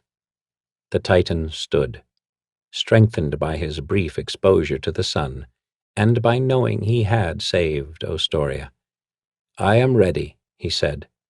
"But first, may I speak?" Lenaxus knew he could not influence the Mother Queen's decision. He was stalling to let his poison take effect before Othia punished him. By now his brothers were dying, and it would not be long before the Mother Queen followed. "You may speak," Othia said, "but it will do no good. Already I have laid my curse upon you. What do you mean?" "Can you not feel my shadow?" asked Othia. "When I leave here, it shall remain behind. As long as you stay within it, you will be as you are now, cold and sick with regret for speaking against me. You are free to leave at any time, but when you do, you will no longer be eternal monarch of Titans. You will become mortal, growing old and infirm, and dying. The choice is yours. To wait in the cold twilight, hoping I will take mercy and release you one day, or to leave and—" Othia ended her sentence with a gasp. The Mother Queen clutched at the buttress that was her breast and dropped to the ground. The impact shook the entire colonnade. Half the water in the well of health sloshed out of the pool and spread, still bubbling, over the arcade floor. "What have you done?" Othia gasped. She slumped forward, her head hanging over the colonnade like some immense boulder that had been ready to fall for centuries. "He's murdered you," said Dunmore.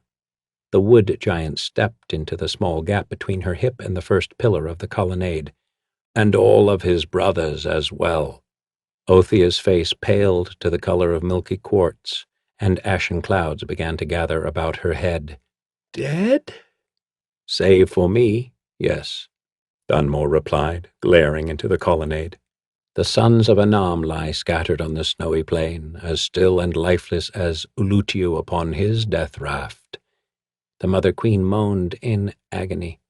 Whether from Dunmore's news or the pain of dying, Lenaxus did not know. Then she looked down with hazy eyes as gray as the snow clouds whirling around her head. To the Titan's surprise, she looked more sad than angry. "Why?" "To save Ostoria," Lenaxus answered. With the little strength remaining to her, Othia shook her head.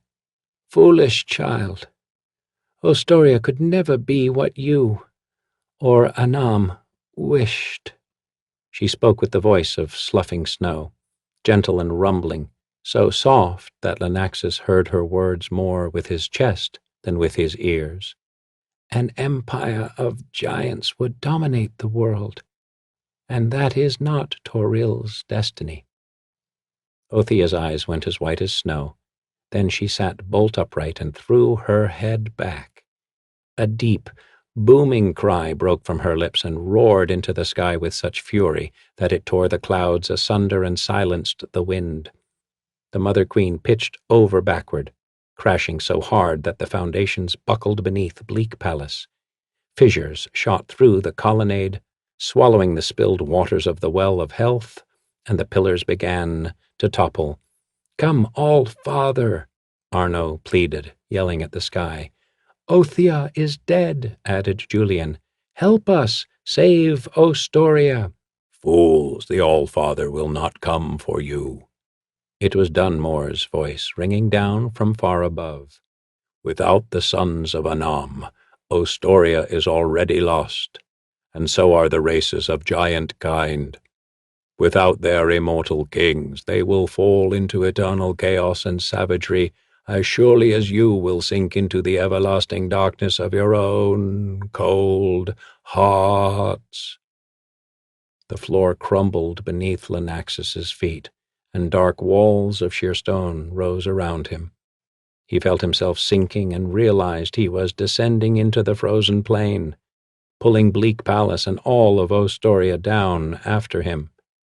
Soon nothing would remain of the empire of the giants except the toppled columns and scattered buttresses of their ancient palaces, and for causing that, it seemed to Lenaxus that even the eternal cold of Othia's shadow would never be punishment enough. Snow began to fall. The flakes were large and heavy, almost like sleet.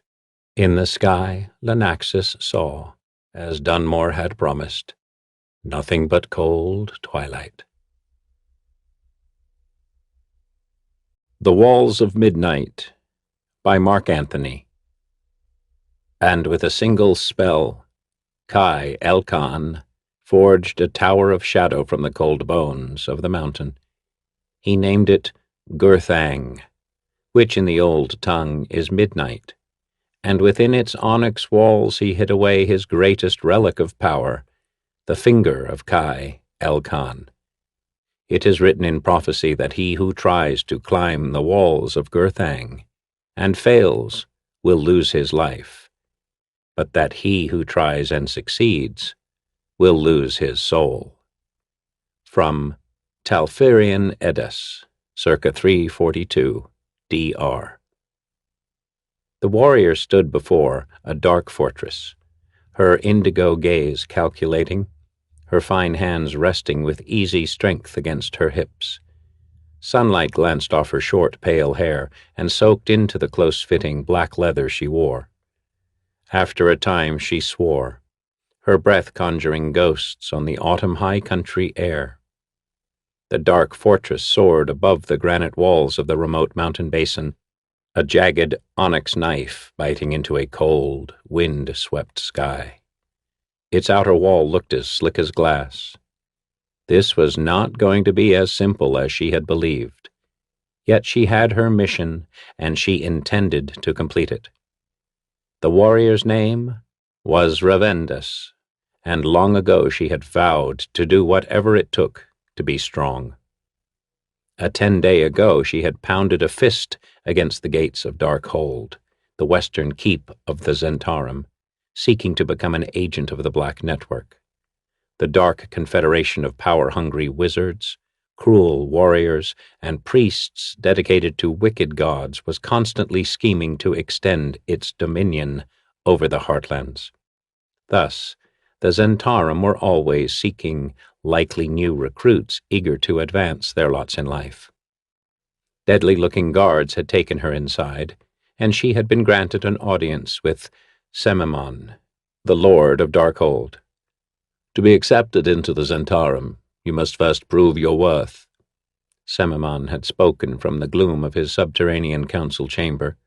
He had given her a task: journey deep into the Sunset Mountains to a tower called Gurthang, and return with a magical object imprisoned there, the finger of Kai Elkan.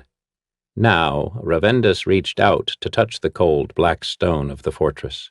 It felt strangely smooth against her fingers, almost oily, though it left no residue on her skin. The wall's surface was flawless, without cracks or wind-worn pockmarks. Gurthang itself was starkly simple in design. A circular curtain wall 100 feet high surrounded the central tower, a sharp, jagged splinter of obsidian that seemed to pierce the sky. Ravendus bit her lip in a frown. The absence of any handholds was going to make this difficult. However, she had come prepared. Shrugging her pack from her broad shoulders, she pulled out rope, pitons, and gloves. She held one of the steel spikes against the wall, then hefted a small sledge, striking the spike hard to drive it into the stone. "Malar's balls!" she swore loudly, dropping the hammer and piton to clutch her stinging hand. By all the bloodiest gods, that had hurt. She examined the wall. Her blow had not left so much as a scratch. Laughter rang out like a bell tolling on the cold mountain air. With feral grace, Ravendus drew her sword. The sun had slipped behind the western rimrock of the basin, and she gazed into the gathering gloom. How had someone come upon her unaware? "You'll have no need of that sword," a voice called out, echoing off the boulders all around. Ravendus did not lower the blade. The deep blue shadows swirled beside a granite outcrop. A man walked toward her, clad in a purple cloak, holding a gnarled walking staff.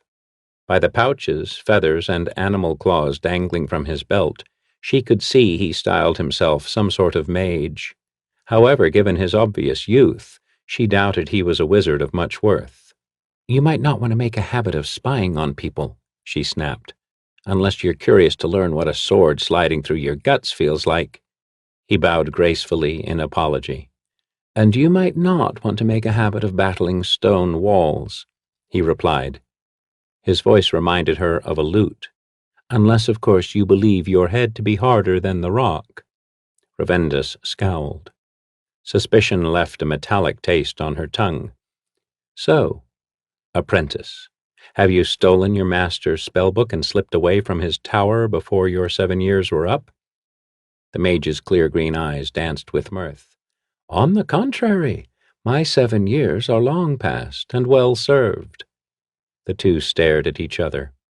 Wind whistled forlornly over jagged stone.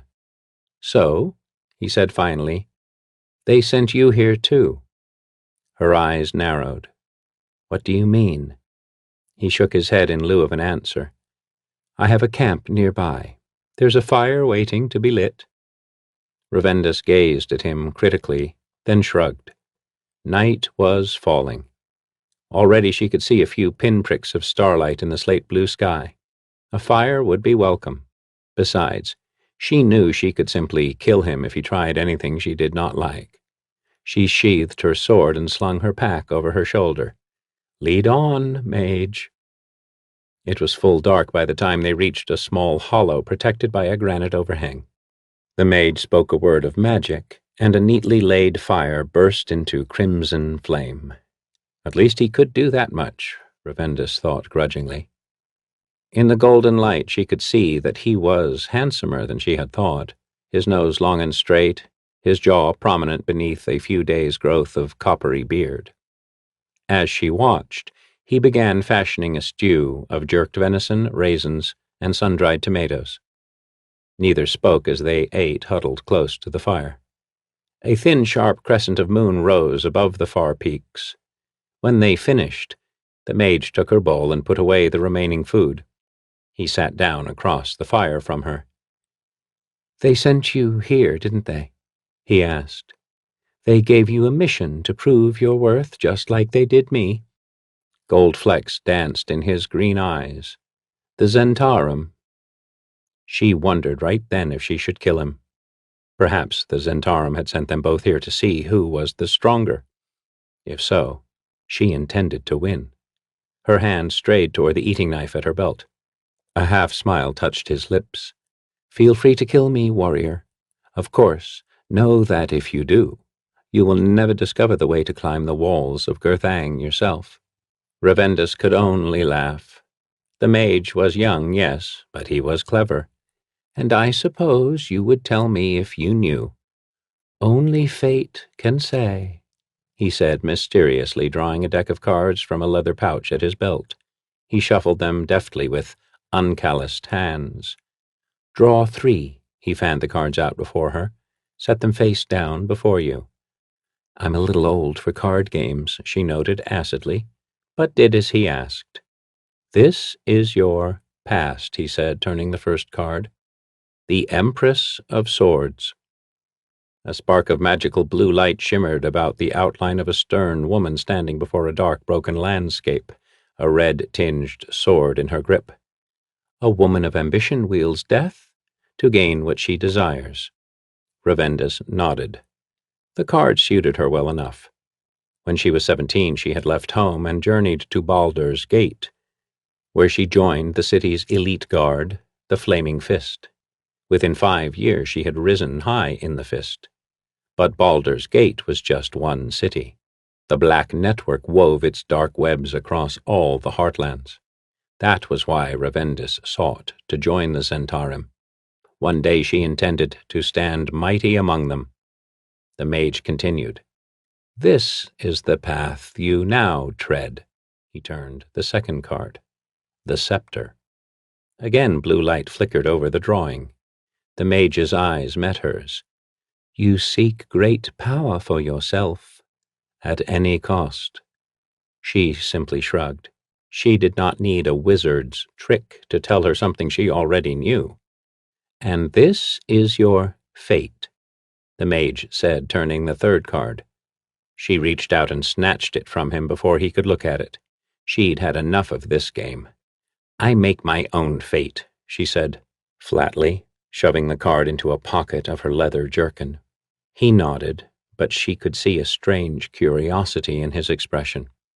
All right, apprentice. You've had your fun, she growled. Now tell me what you know about Gurthang. He stood to retrieve a book from his pack. It was bound in time-worn leather, its pages yellowed and cracked with age. This tome contains fragments of a lost cycle of epic poems, the Talfirian Eddas, he explained. The Eddas tell many legends of these mountains, and of the now-vanished people who once dwelt here, the Talfiric. Unfortunately, Talfir, the language this was penned in long ago, is a forgotten tongue. I've been translating it as I journeyed, but it has been tedious work. Only today did I reach a passage that concerned the sorcerer Kai El Khan. Ravendus leaned forward eagerly. What does it say? The mage opened the ancient tome to a place marked with a black ribbon. It tells many things, but perhaps most importantly, it tells that we are not the first to attempt to gain entrance to Gurthang. What do you mean? The mage's expression was grim. The last fragment I translated tells how, in the centuries after the fortress was razed, many tried to climb Gurthang's walls. He bent his head to read the strange, spidery script on the page before him. To the sorcerer's keep they journeyed, the walls of midnight to climb, Cadel the Ancient, Sindara of the Golden Eyes, and Loradoc, who slew the great worm of Orsil. One by one they came, and one by one they perished, for thus speaks the prophecy of Kai El Khan, that no one hero will ever be great enough to scale the walls of Gurthang. Slowly the mage shut the book. No one has ever climbed Gurthang, not in 1,000 years. Ravendus could not suppress a shiver. Then it's impossible, she whispered. The mage nodded. Apparently. She swore vehemently and stood, pacing about the fire. Then why would the Zentarim send 2 prospective agents here to prove their worth by attempting a task that mythical wizards couldn't accomplish? It makes no sense. No, it doesn't, the mage said quietly. Unless they considered these prospective agents a mere nuisance, of no great ability or use. Unless they never had any real intention of allowing them to join the Zentarim. Instantly Ravendus knew it was true. The Zentarim had simply wished to be rid of her, just like the mage. A nuisance of no great ability. We are fools, she spat. The mage shrugged at this. Perhaps, but then the game has not been played to its end. He rose and banked the fire. It's late. We should sleep. Ravendus let out a deep breath. She locked away her fury, saving it for the morning light when it might serve some purpose. She pulled her blanket from her pack and spread it on top of the mage's bedroll. He regarded her in surprise. Yes, she thought, he was indeed handsome. It's going to be cold tonight, she explained with a crooked grin. She burrowed beneath the woolen blankets. The mage laughed, the bells again low and soft, and moved to join her. The warrior and the mage rose early the next morning to begin the impossible, the scaling of Gurthang. His name was Marnock, and he came from the city of Ilfarn, far to the north. That much he told her as they broke camp in the steely pre-dawn light. "I am curious, warrior," he said as they gathered their things. "What makes you think we can accomplish something no other has in 1,000 years? Sometimes a rat can find a way into a castle barred against wolves," she replied mysteriously, shrugging her pack onto strong shoulders. "Besides, I'm not willing to let the Zentarum defeat me, at least, not yet. This isn't the first time I've done something others had said was impossible." She fixed him with her night-blue gaze. "Why? What makes you think we can do it?" "You shall see," was his only answer. She frowned at this, then set off across the barren, rocky basin, heading toward the beckoning finger of the fortress. The mage followed behind. "So, am I to know your name or not?" he asked as they scrambled over a jumble of boulders. "Ravendus." He paused to look up at her, the cold wind tangling his long copper-colored hair. "That's not your real name." She froze without looking at him, then continued on. "It is my real name, now. But when I was a child I was called Kayla." "Why did you take another name?" he asked as they reached the top of the boulder heap. They sat for a moment catching their breath. The tops of the peaks surrounding the basin looked molten with the first touch of sun fire. "I'll tell you a story, Marnock. My father was a mercenary, one of the proudest warriors between the Sword Coast and the caravan cities. Then a woman caught his eye. He married her, and to please her he put down his sword to take up farming. They had 2 daughters, and I suppose they were happy." She ran a hand through her short white gold hair. "Until one day when 3 brigands rode onto the farm. My father wanted to kill them, but my mother begged him not to resort to violence. So he strode outside to tell the highwaymen to leave.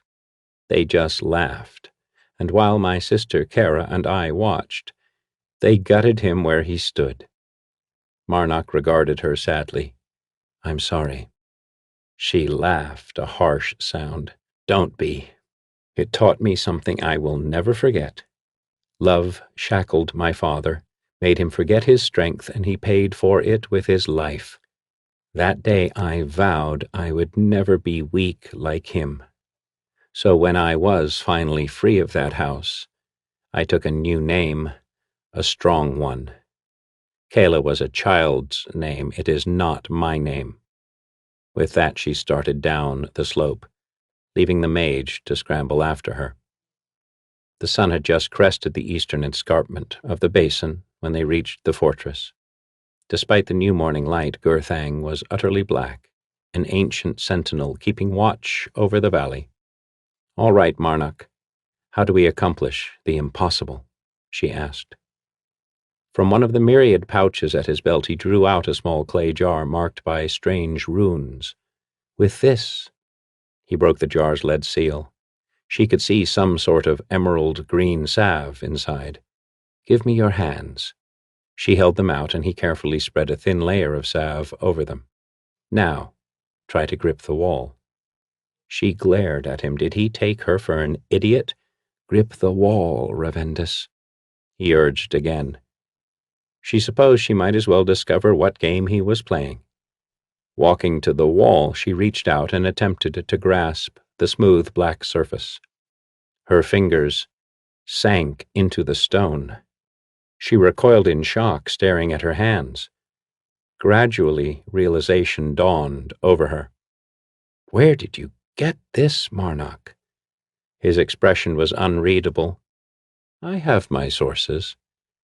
She turned back toward the wall and dug her fingers once more into the rock. It was a strange sensation, like plunging her hands into thick, cold mud. She began pulling herself upward. Why should she wait for the mage now that she had the means to reach the top herself? "I wouldn't recommend climbing any higher." Something in the mage's voice made her halt. She glared down at him. "Why?" "Come down and I'll show you." She paused, thinking. True, there must be some reason Marnock had not simply used the salve himself to climb the wall. She let go and dropped lithely to the ground. The mage was peering into crevices and under rocks, searching for something. "This will do," he said after a minute. She approached and squatted down to see what he had found. It was a small, unidentifiable animal, long dead. Its flesh was gone, but dried sinews bound its bones together. She could see by the worn, flat stubs of teeth in its skull that it had died an old animal. A few ragged tufts of fur still clung to the small carcass. "If you're hungry, you might want to find something a little fresher," she noted caustically. Ignoring her, he carried the little skeleton to the ground before the dark wall. After dabbing a small amount of the emerald salve on the dead creature's paws, he chanted a dissonant incantation in a low voice. The skeleton began to move. Ravendus raised a curious eyebrow. Perhaps the mage was more powerful than she had guessed. "Climb," he whispered. The animal skeleton lurched toward the wall, then began to scrabble upward, the magical salve allowing it to sink its claws into the smooth, dark stone.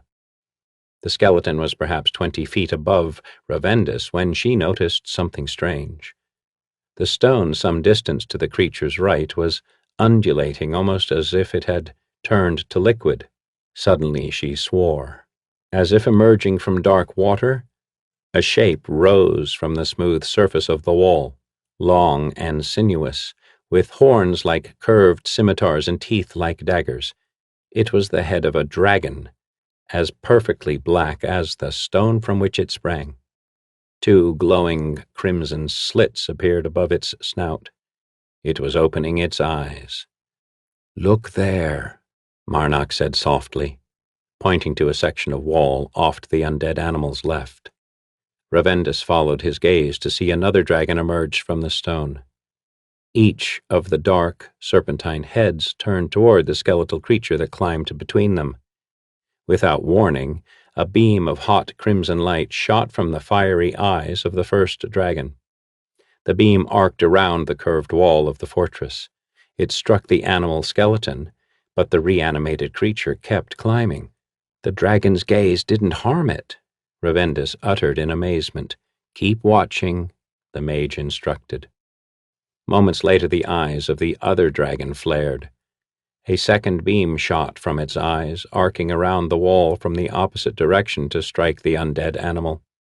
As the 2 beams connected, their color changed from violent red to searing white. In a brilliant flash of light, the skeleton of the undead animal exploded. Smoking splinters of bone rained down on Ravendus and Marnock. The 2 dragon heads shut their glowing eyes and sank silently back into the smooth surface of the wall. "Now you see why I was not so eager to begin climbing," Marnock said softly. "How does it work?" Ravendus asked in dread fascination. "I'm not entirely certain," the mage said, "but I have conducted a few other experiments like the one you just witnessed." She listened then as he explained his discoveries. It seemed that within the circular wall of the fortress there resided 4 columns of magical energy, one situated at each point of the compass. When something, or someone, climbed the wall, A dragon's head would rise from each of the two columns that bordered the quadrant where the intruder climbed. The eye beams of one of the dragons didn't appear to cause harm, but when the eye beams of both dragons met, the arc of magical energy was completed, and the climber was, as they had so graphically witnessed, destroyed. "Why don't you simply wave your staff, mage, and make wings sprout from our backs?" Ravendus said caustically. "Then we could just fly over the wall." "And we would die just as quickly," Marnock replied evenly. "I have watched birds that flew too close to the keep. The dragons found them with their gazes easily enough."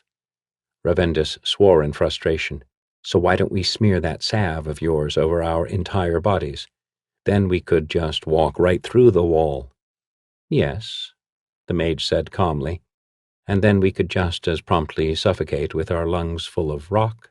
The salve does not make our flesh incorporeal, Ravendus.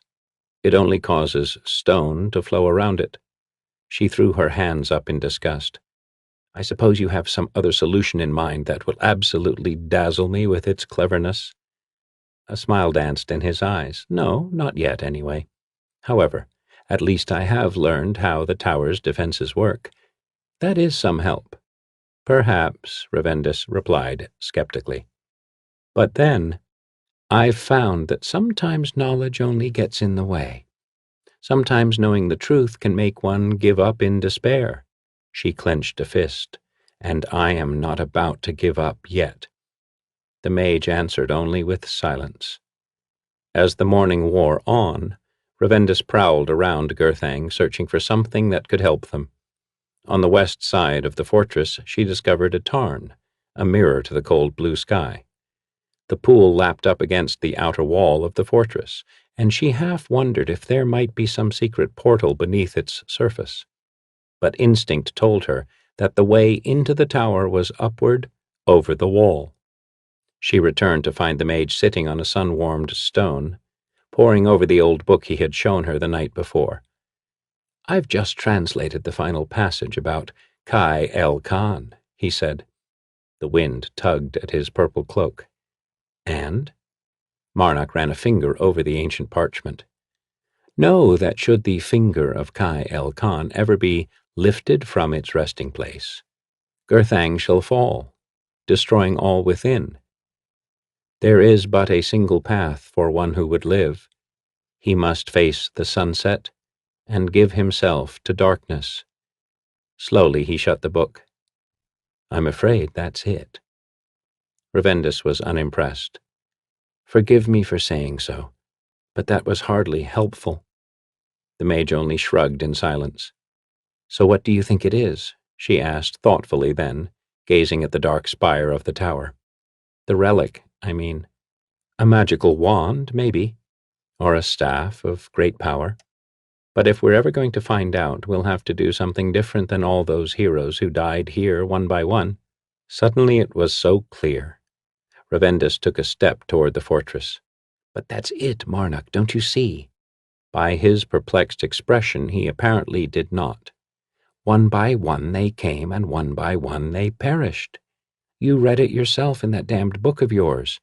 In the past, the arrogant bastards who tried to climb Gurthang did it alone." She fixed him with her indigo gaze. "But there are two of us." "What are we to do?" Marnock asked in astonishment. She began rummaging through her pack. "Rope," was all she said. "We need rope." Shaking his head in confusion, Marnock moved to help her. By afternoon, they were ready. The two stood before the northeast quadrant of Gurthang, Ravendus close to the north column of invisible defensive magic, Marnock close to the east.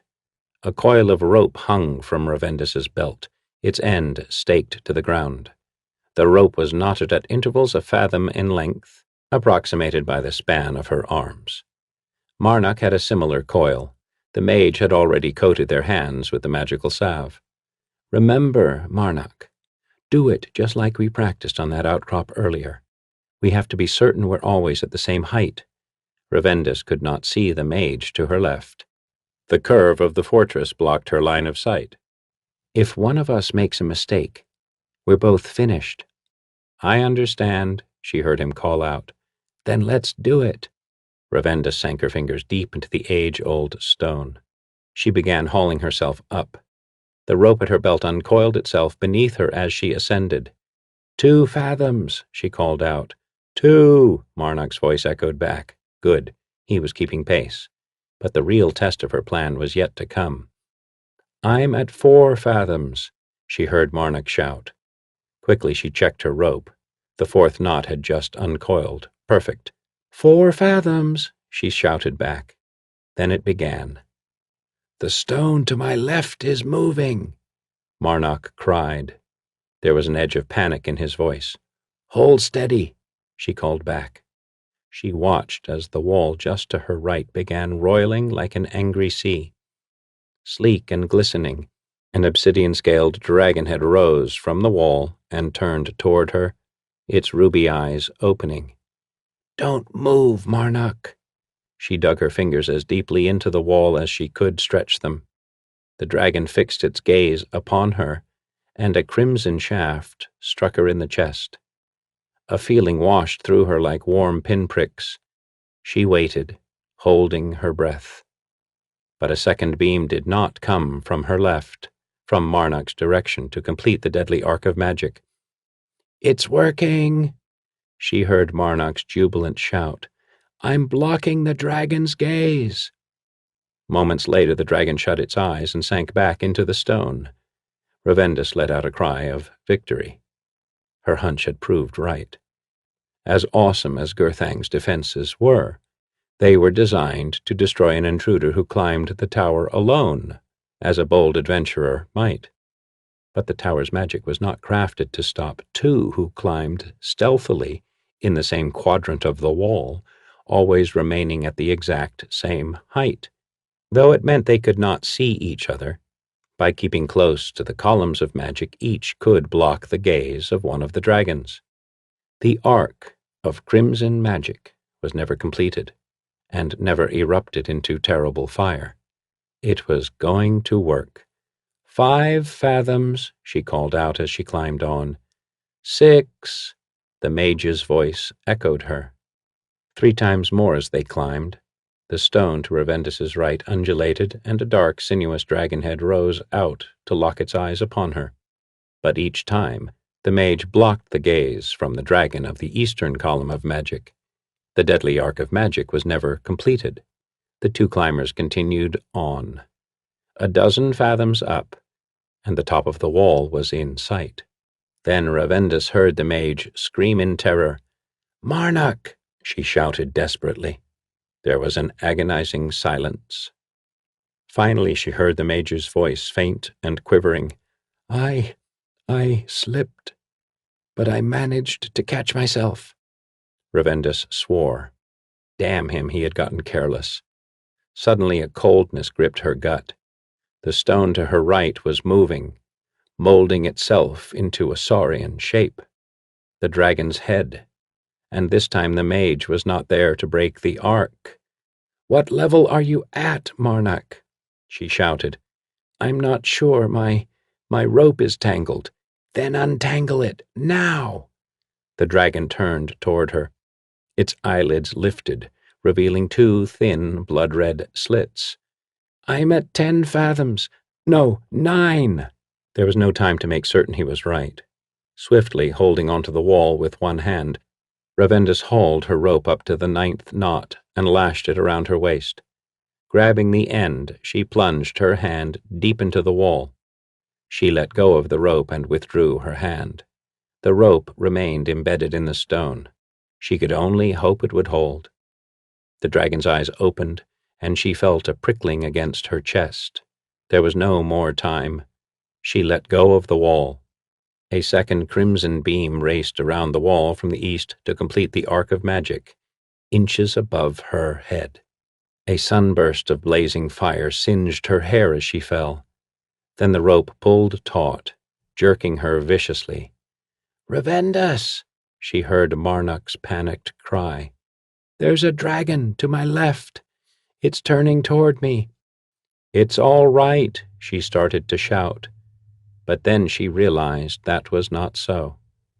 The rope had slipped around her waist in the fall. She was too low. She could see another dragon head rising from the wall a dozen feet above her, turning to send its fiery gaze in Marnock's direction. Ravendus threw her body up the wall, her salve-covered fingers digging furrows into the ancient stone. She couldn't let the foolish mage die. She needed him to reach the top. Just as the dragon opened its eyes, she gripped the wall with one hand and thrust the other upward to block the monster's gaze. She clenched her teeth in effort. Then, after what seemed a lifetime, the dragon shut its eyes and melted back into the stone. With a gasp, Ravendus dug a second hand into the wall, clinging tightly. "Marnock!" she called out. The wind whistled as it whipped past the fortress. Finally, she heard his voice. I'm all right." Ravendus squeezed her eyes shut. "You better be, you bastard," she whispered. "After that, you'd better be." The sun was just setting as warrior and mage trod where no other had in 1,000 years. Like the spokes of a great wheel, 8 bridges led from the top of the wall to Gurthang's central tower, arching over the murky abyss below. Despite their grueling climb, Ravendus and Marnock moved swiftly across the northeast span. They reached a portal hewn of dark, gold-flecked marble. Quickly they discovered it was locked. However, there was a small scraping of magical salve left at the bottom of Marnock's jar. He spread the last of it on his hand. Then, with a grunt, he plunged his entire fist into the door. His brow furrowed in concentration as he moved his fingers inside the thick stone. Ravendus heard a faint click. Marnock grinned at her, pulling out his hand. "I think that should do it." She leaned hard against the marble slab. There was a hiss of cold, dry air, and the door swung inward. The two stepped inside. An acrid tinge stung her nose, the smell of old magic. Marnock conjured a purple sphere of mage light in his hand. After a few dozen paces, Ravendus realized the passage was tracing a spiral, leading them gradually toward the center of the tower. "The spiral is a symbol of power," Marnock said softly as they went. "How so?" Ravendus whispered back. "The labyrinthine shape of the spiral attracts magic, even as it entraps it," the mage explained. "Entraps it?" She did not like the sound of that. Marnock nodded. "Yes, and the stronger the magic, the stronger the spiral's bonds become." His eyes glowed strangely in the eerie light. "Power can be a prison, Ravendus." "You're wrong, mage," she countered harshly. "Power is what sets one free." Marnock gave her a curious, almost sorrowful look, but said nothing. Abruptly, the corridor ended. The two found themselves standing on the edge of a circular shaft. A staircase hovered in the middle of the shaft without any apparent means of support, spiraling up into the shadows above. The intruders paused, sitting for a moment to gather their strength before the final ascent. "So, mage, why the Zentarim?" Ravendus asked then. He looked at her in surprise. "What do you mean? Isn't it obvious? We're both going to a great deal of trouble to join the Zentarim. You know my reasons. But it occurred to me that I don't know yours, and I think you owe me that by now."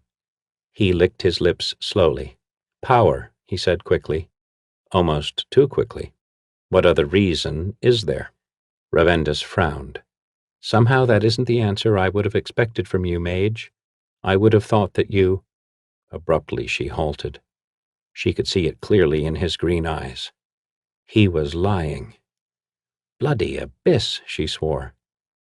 "You don't want to join the Zentarim. That's not it.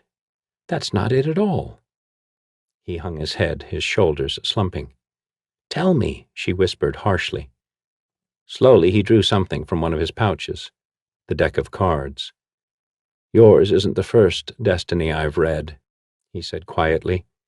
"You see, for the last year, I've been following the cards, trying to find my own destiny. First, the cards led me to the ruins of a wizard's tower, where I discovered the jar of salve, and then to the library where I found the history of these mountains. After that, the cards led me to Darkhold. Always they led me on, as if I were caught in some great spiral myself. And now, he pulled a single card from the deck. What is it? Ravendus asked intently. You didn't want to see your fate. He handed her the card. Well, this is mine. She turned it over. Blue magic sparked along the outlines of a dark, knife-edged spire. The tower. I came here hoping to find my fate, Ravendus. He reached out and gently touched her hand. And perhaps I have. Before she could say anything, he stood and moved toward the spiral staircase. Shivering, she followed. For a heartbeat, the card glimmered on the floor where she had left it. Then it lay dark. Let's finish this, Marnock said. He leapt off the edge of the shaft, his cloak billowing behind him, and landed on the staircase. Lithely, Ravendus did the same. She drew her sword as they ascended, but nothing assailed them from the surrounding darkness. The stairway ended, and the two stepped into a circular chamber. Silver moonlight spilled from crystalline windows high in the domed ceiling above. A basalt pedestal stood in the center of the chamber. On it lay a small, pale object. Eagerly Ravendus moved forward, but the mage grabbed her arm. Careful, he hissed. There is magic here. She nodded, halting a half-dozen paces from the pedestal. Leaning forward, she peered more closely at the object that rested upon it. That's it? She said in disgust, her voice reverberating off cold stone. That's the wondrous finger of Kai El Khan? It can't be. Marnock shook his head in disbelief. Rage blossomed hotly in Ravendus's chest. Was this to be the final joke, then? By all the blackest gods, she spatted furiously. It's nothing but an old knuckle-bone. No, it is much more than that. A voice spoke in their minds. Ravendus and Marnock looked up in shock. A man stood. No, he hovered. Behind the pedestal. His long crimson robes drifted slowly on the air, as if feeling the touch of a distant wind. A gold skullcap covered his head, and his yellow eyes glowed eerily in the angular landscape of his face. Kai El Khan, Ravendus whispered in dread. No, I am but an image he conjured in his likeness long ago, when he raised this fortress to protect his most precious relic. Precious? Ravendus snarled, braver now that she knew she was not facing the ancient sorcerer himself.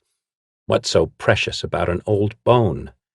Ah, but it is not any bone, the image said. You see, as great as Kai El Khan's magic was, all his sorcery could not reveal to him the time or place he would meet his demise. So he forged this tower, and here within he cut off his littlest finger and laid it on the pedestal. But why? Ravendus demanded in confusion. I think I understand, Marnock whispered. He was trembling.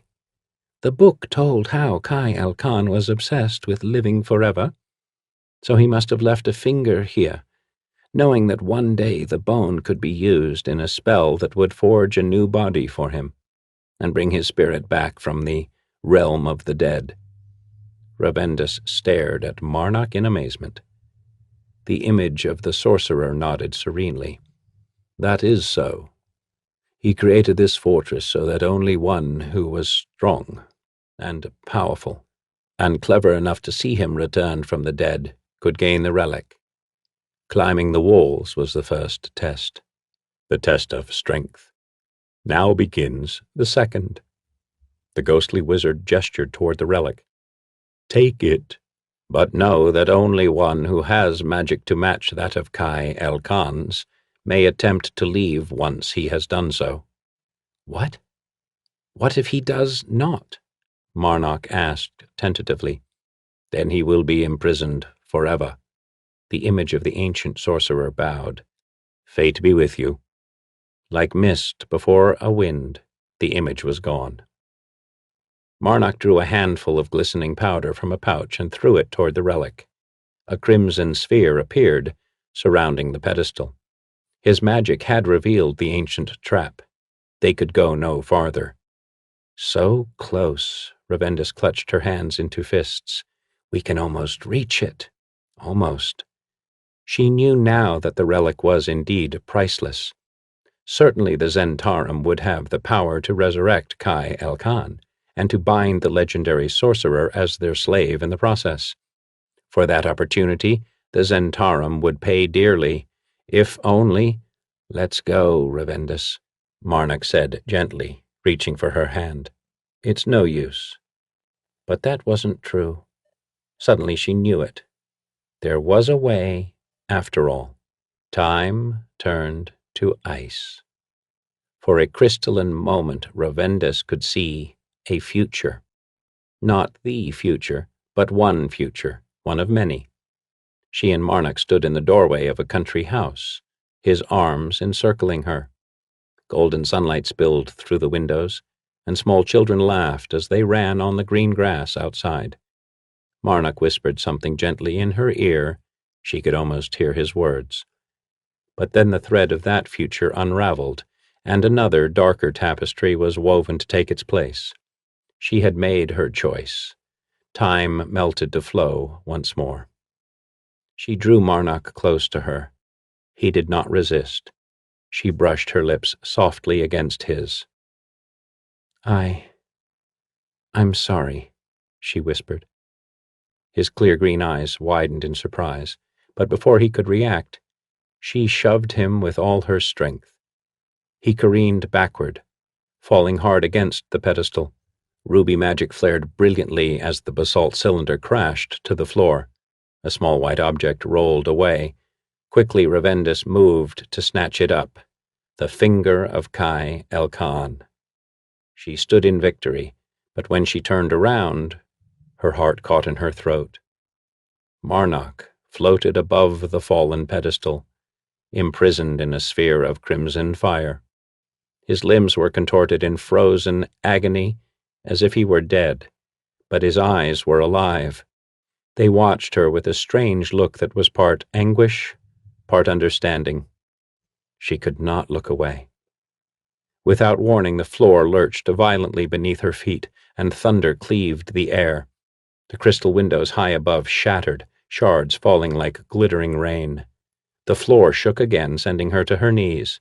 Just as the mage's book had foretold, the tower was collapsing.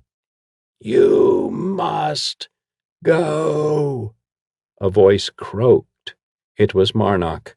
His face was twisted with the terrible effort of speaking. "Remember the book." Blood flecked the corners of his lips. "The third test. Face the sunset. Give yourself to darkness." The tower shook again in its death throes, but Ravendus could not seem to move. "Go," Marnock gasped in agony. "Go. Kela." It was like being freed from a spell. Ravendus turned away and dashed toward the stairway. She did not look back. Chunks of stone streaked wildly past her as she leapt off the stairway and sprinted down the spiral corridor. She bounded across the bridge to the top of the wall. A heartbeat later, the fortress shook again, and the bridge collapsed into the abyss. Ravendus did not stop to watch. Marnock's words echoed in her mind. Face the sunset. She picked her way precariously along the jagged top of the wall, clutching the stone each time Gurthang convulsed, until she reached the western edge. She peered down but could see nothing in the gloom. The moon had set behind the mountains. There was no hope in light. Give yourself to darkness. Yes, she thought. Wasn't that the choice she had made? Sounding a thunderous death knell, Gurthang's central tower began its slow, ponderous collapse behind her. Ravendus did not turn toward the grim spectacle.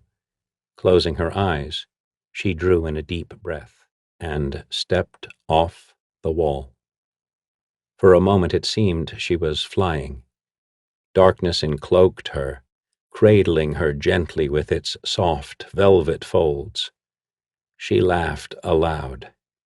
It was glorious. Then she plunged into deep, icy water, and the moment was shattered. Ravendus huddled by a small fire in the scant protection of a wind-twisted cedar, wrapped in the woolen blanket she had retrieved from her pack. The finger of Kai El Khan lay on a stone beside her. She grinned, the glow of victory far warmer than the fire. She had done the impossible. The Zentarum could not refuse her now. Her path to power was clear before her. She spread her clothes by the fire, drying them of the tarn's cold water. As she did, she noticed something in the pocket of her leather jerkin. She pulled it out. A card. Though wet and torn, azure magic still shimmered on its surface, tracing an intricate outline, the outline of a spiral. Below it was written, "The Cage." Words echoed eerily in her mind. Power can be a prison. "No," Ravendus whispered fiercely. "I make my own fate." Shivering, she tossed the card onto the fire. And Wringing of Hands by Jane Cooper Hong. I hate my hands. The fingers are long, too long, and sickly thin. They look as if they'd splinter if someone applied the least bit of pressure between the knuckles, and the knuckles bulge like the knobby growths you sometimes see on trees. I've often thought I'd like to chop off my hands and grow new ones, replace the mealy things with the ruddy, powerful hands of a smith or a sword master. I've looked into the possibility, actually. A wizard in Thay, one of the Reds, said it could be done, but he wouldn't guarantee the results. Oh, I'd have working hands, but when I asked if I'd be able to perform the intricate work I do now, he hesitated before nodding and saying, "Sure, I think so." That wasn't good enough, so here they are.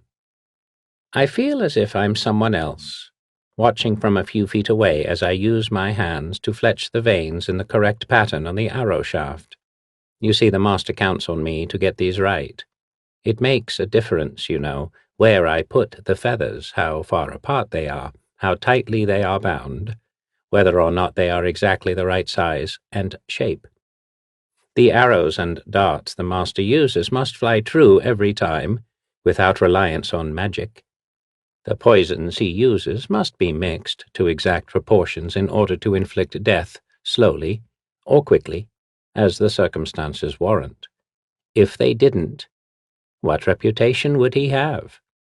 As it is, people come from the farthest reaches to find Rennick here in this God's-forsaken fleck on the Sembian plains. You'd think he might move to Waterdeep, or Suzail, or at least Tantris. Imagine how much business he might do then.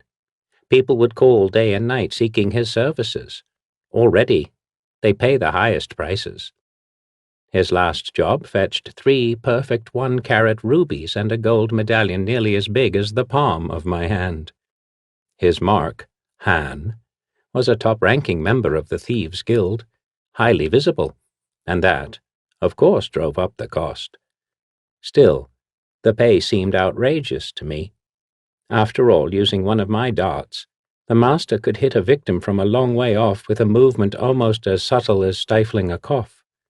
In Han's case, the means of death was even less obvious. I question whether, considering all the help I'd provided, Han's murder or any of my master's assassinations have been worth the price people paid. For that matter, when you think about it, should anyone be paid for another man's misfortune? Another human being's demise? When I think of Rennick and his profession, I wonder how he became, How anyone becomes an expert, a noted expert, at killing. Is it something you decide to do? I mean, did Rennick wake up one morning and say to himself, "From this day forward, I'm going to devote my energies to murder. I will become a first-rate assassin"? I can understand wanting thugs and murderers, Rennick's typical victims, dead, but I find the idea of wanting to kill someone difficult to comprehend. I suppose some people might question my own involvement in Rennick's deeds, but my work has never required me to kill anyone. Really, I'm a craftsman, a researcher, and a craftsman.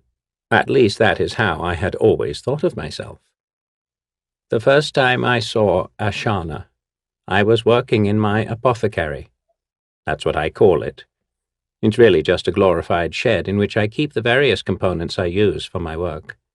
I hang branches and leaves to dry in the room, and I have grinding stones and shelving there. I bottle various components and catalogue them carefully, everything from octopus ink to zinc powder and a few gemstones.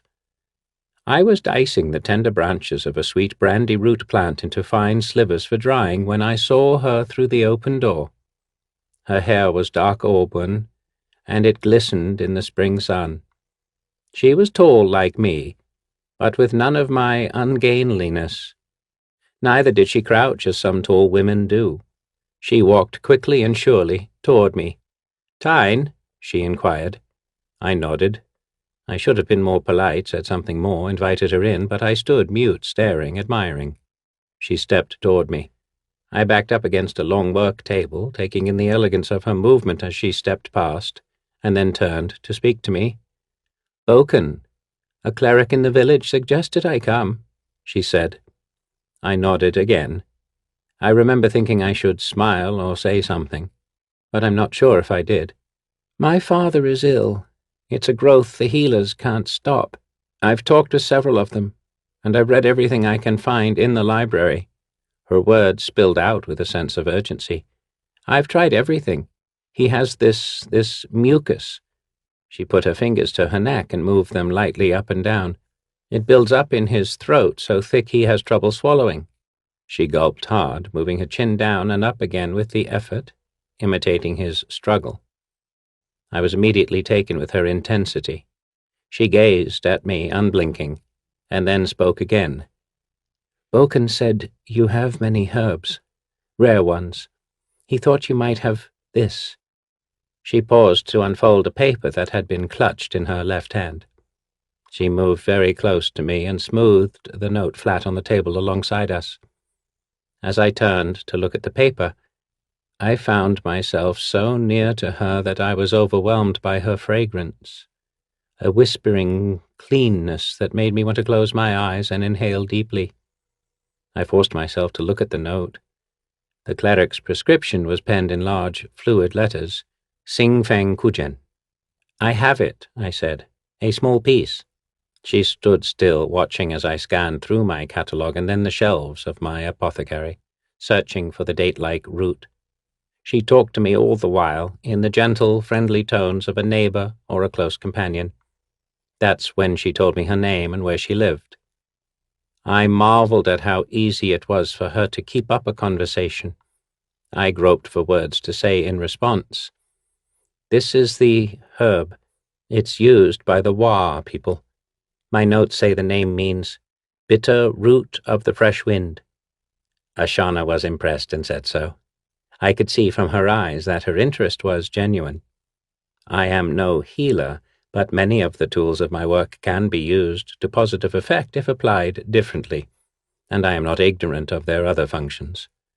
I scraped shavings from the wrinkled root and then mixed the herb in a paste with an inert powder and water.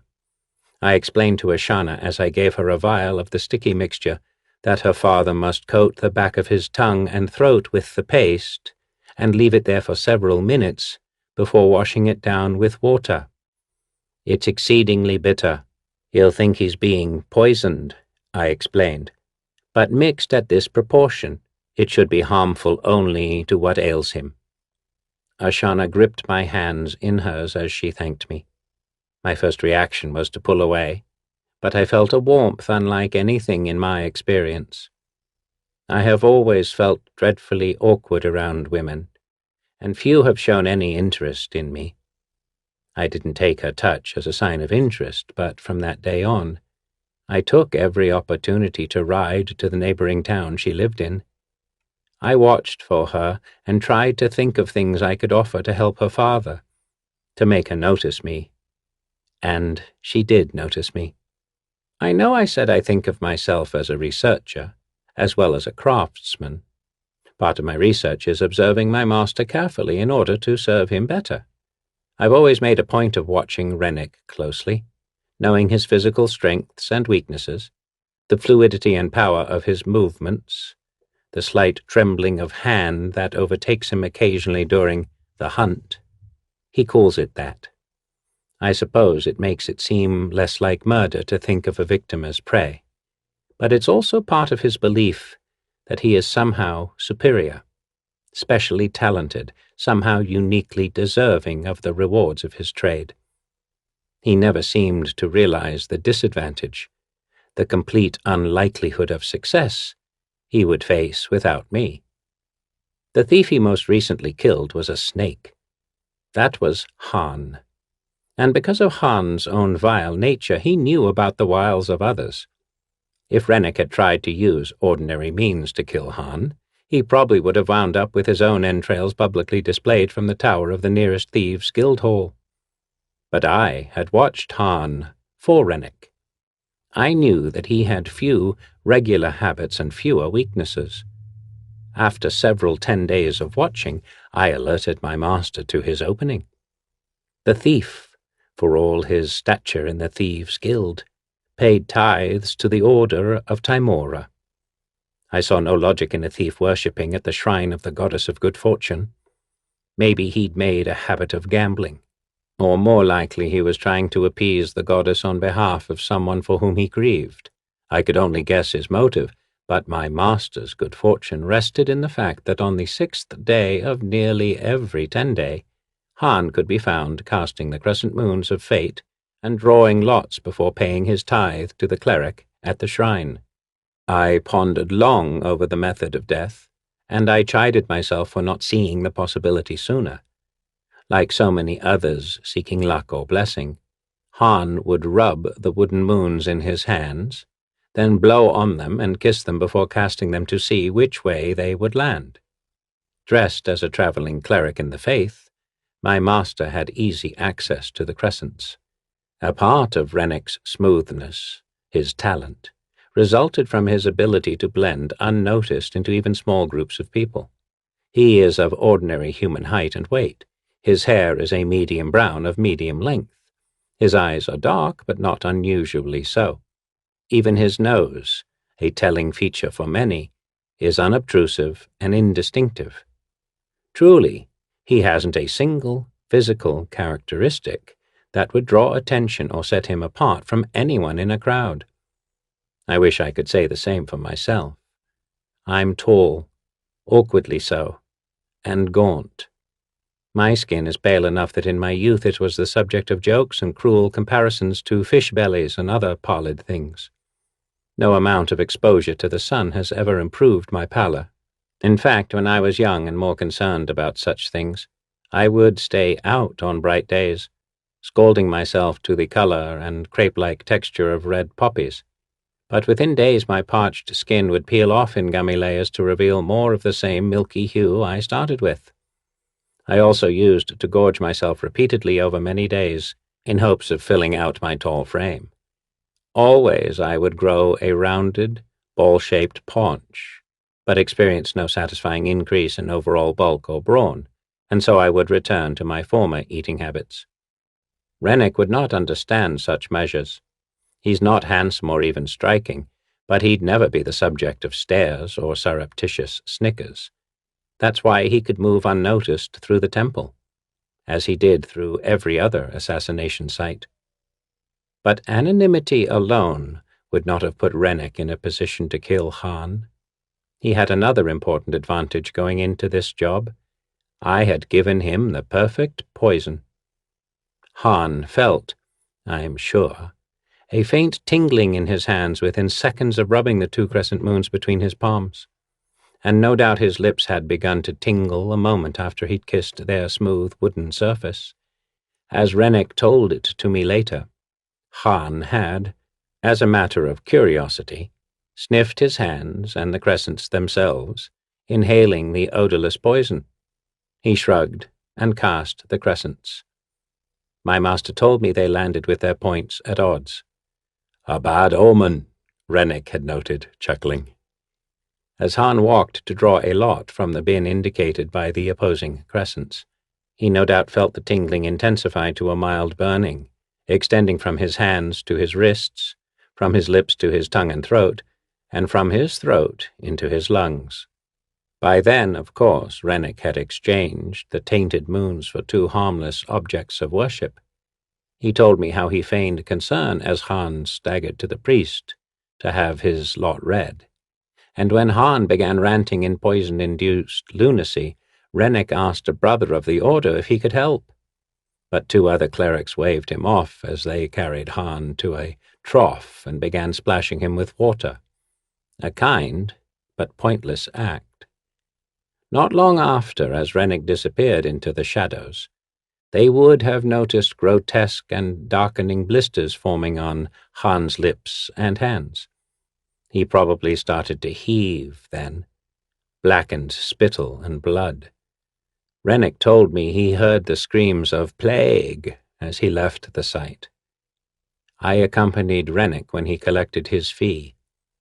I remember that I was staring at my hands on the saddle horn as he spoke giddily of how smoothly the task had gone. I was thinking about what the Red Wizard had said when I became conscious of Rennick's words. "You should have seen him, Tyne," he said to me. "He came in meek as a bug, the way he always does." I told him that, yet Rennick acted as though it was first-hand knowledge, and walked to the offering table. I've never seen him look so humble, pious almost. Can you imagine? He went on like that, providing each detail as if he had observed it first, and describing the action of the poison as if he understood it. At one point I asked him, "Do you suppose you should have used an even slower-acting solution?" No, he answered. "I had just the right combination, and plenty of time to make the exchange, get out of there, and know I'd accomplished what I set out to." His words and his pompous, thankless attitude jarred me more than the rough gait of the horse I rode. He had just the right combination, not "you provided" or "because of you." He actually credited himself with the success.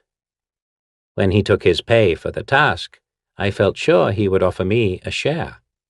In my 2 years of service for Rennick, he'd never been overwhelmingly generous, but he had occasionally rewarded me when, as in this case, the craftsmanship was of exceptional caliber. When my master mounted his horse and reined it around to where I sat, waiting astride the old bay, he handed me my wage and a paltry amount extra, hardly more than a barmaid might expect to earn in tips for half a night's work. I tried to take some consolation simply in the fact that Han was dead. Unlike most thieves, who take great pride in doing their work with stealth and cunning, Han based his pride on and earned his status from the sheer volume of his plunder. I'm sure he had far more murders to his credit than my master, but he had none of Rennick's reputation for finesse. He'd left a trail of gore and mutilation that buzzards and monsters of the twilight appreciated. Strangely, though, proof of his crimes was elusive. Gnomes in the Arch Wood had tried him for killing one of their princesses in conjunction with the amazing robbery of an entire royal treasury. Even in places where lynching is the common form of justice, Han had escaped punishment. Most recently, Han had publicly threatened the entire town council of Gendalarm. Rumor had it that he had dragged a councilwoman's son behind a wagon till he was maimed beyond recovery. The woman said that, with his last breath, her son repeated a death threat from Han. Ironically, Han's assassination was not commissioned by the councilwoman, her family, or anyone on the council. Instead, a fellow thief, seeking to elevate his own position in the guild, had contracted for Rennick's services. I suppose I shouldn't concern myself with the reasoning behind my master's work. Rennick doesn't, but it always feels better when justification can be found in higher principles.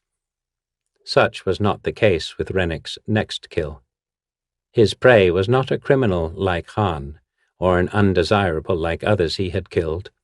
Always before, I had understood my own role and seen some good in assisting Rennick.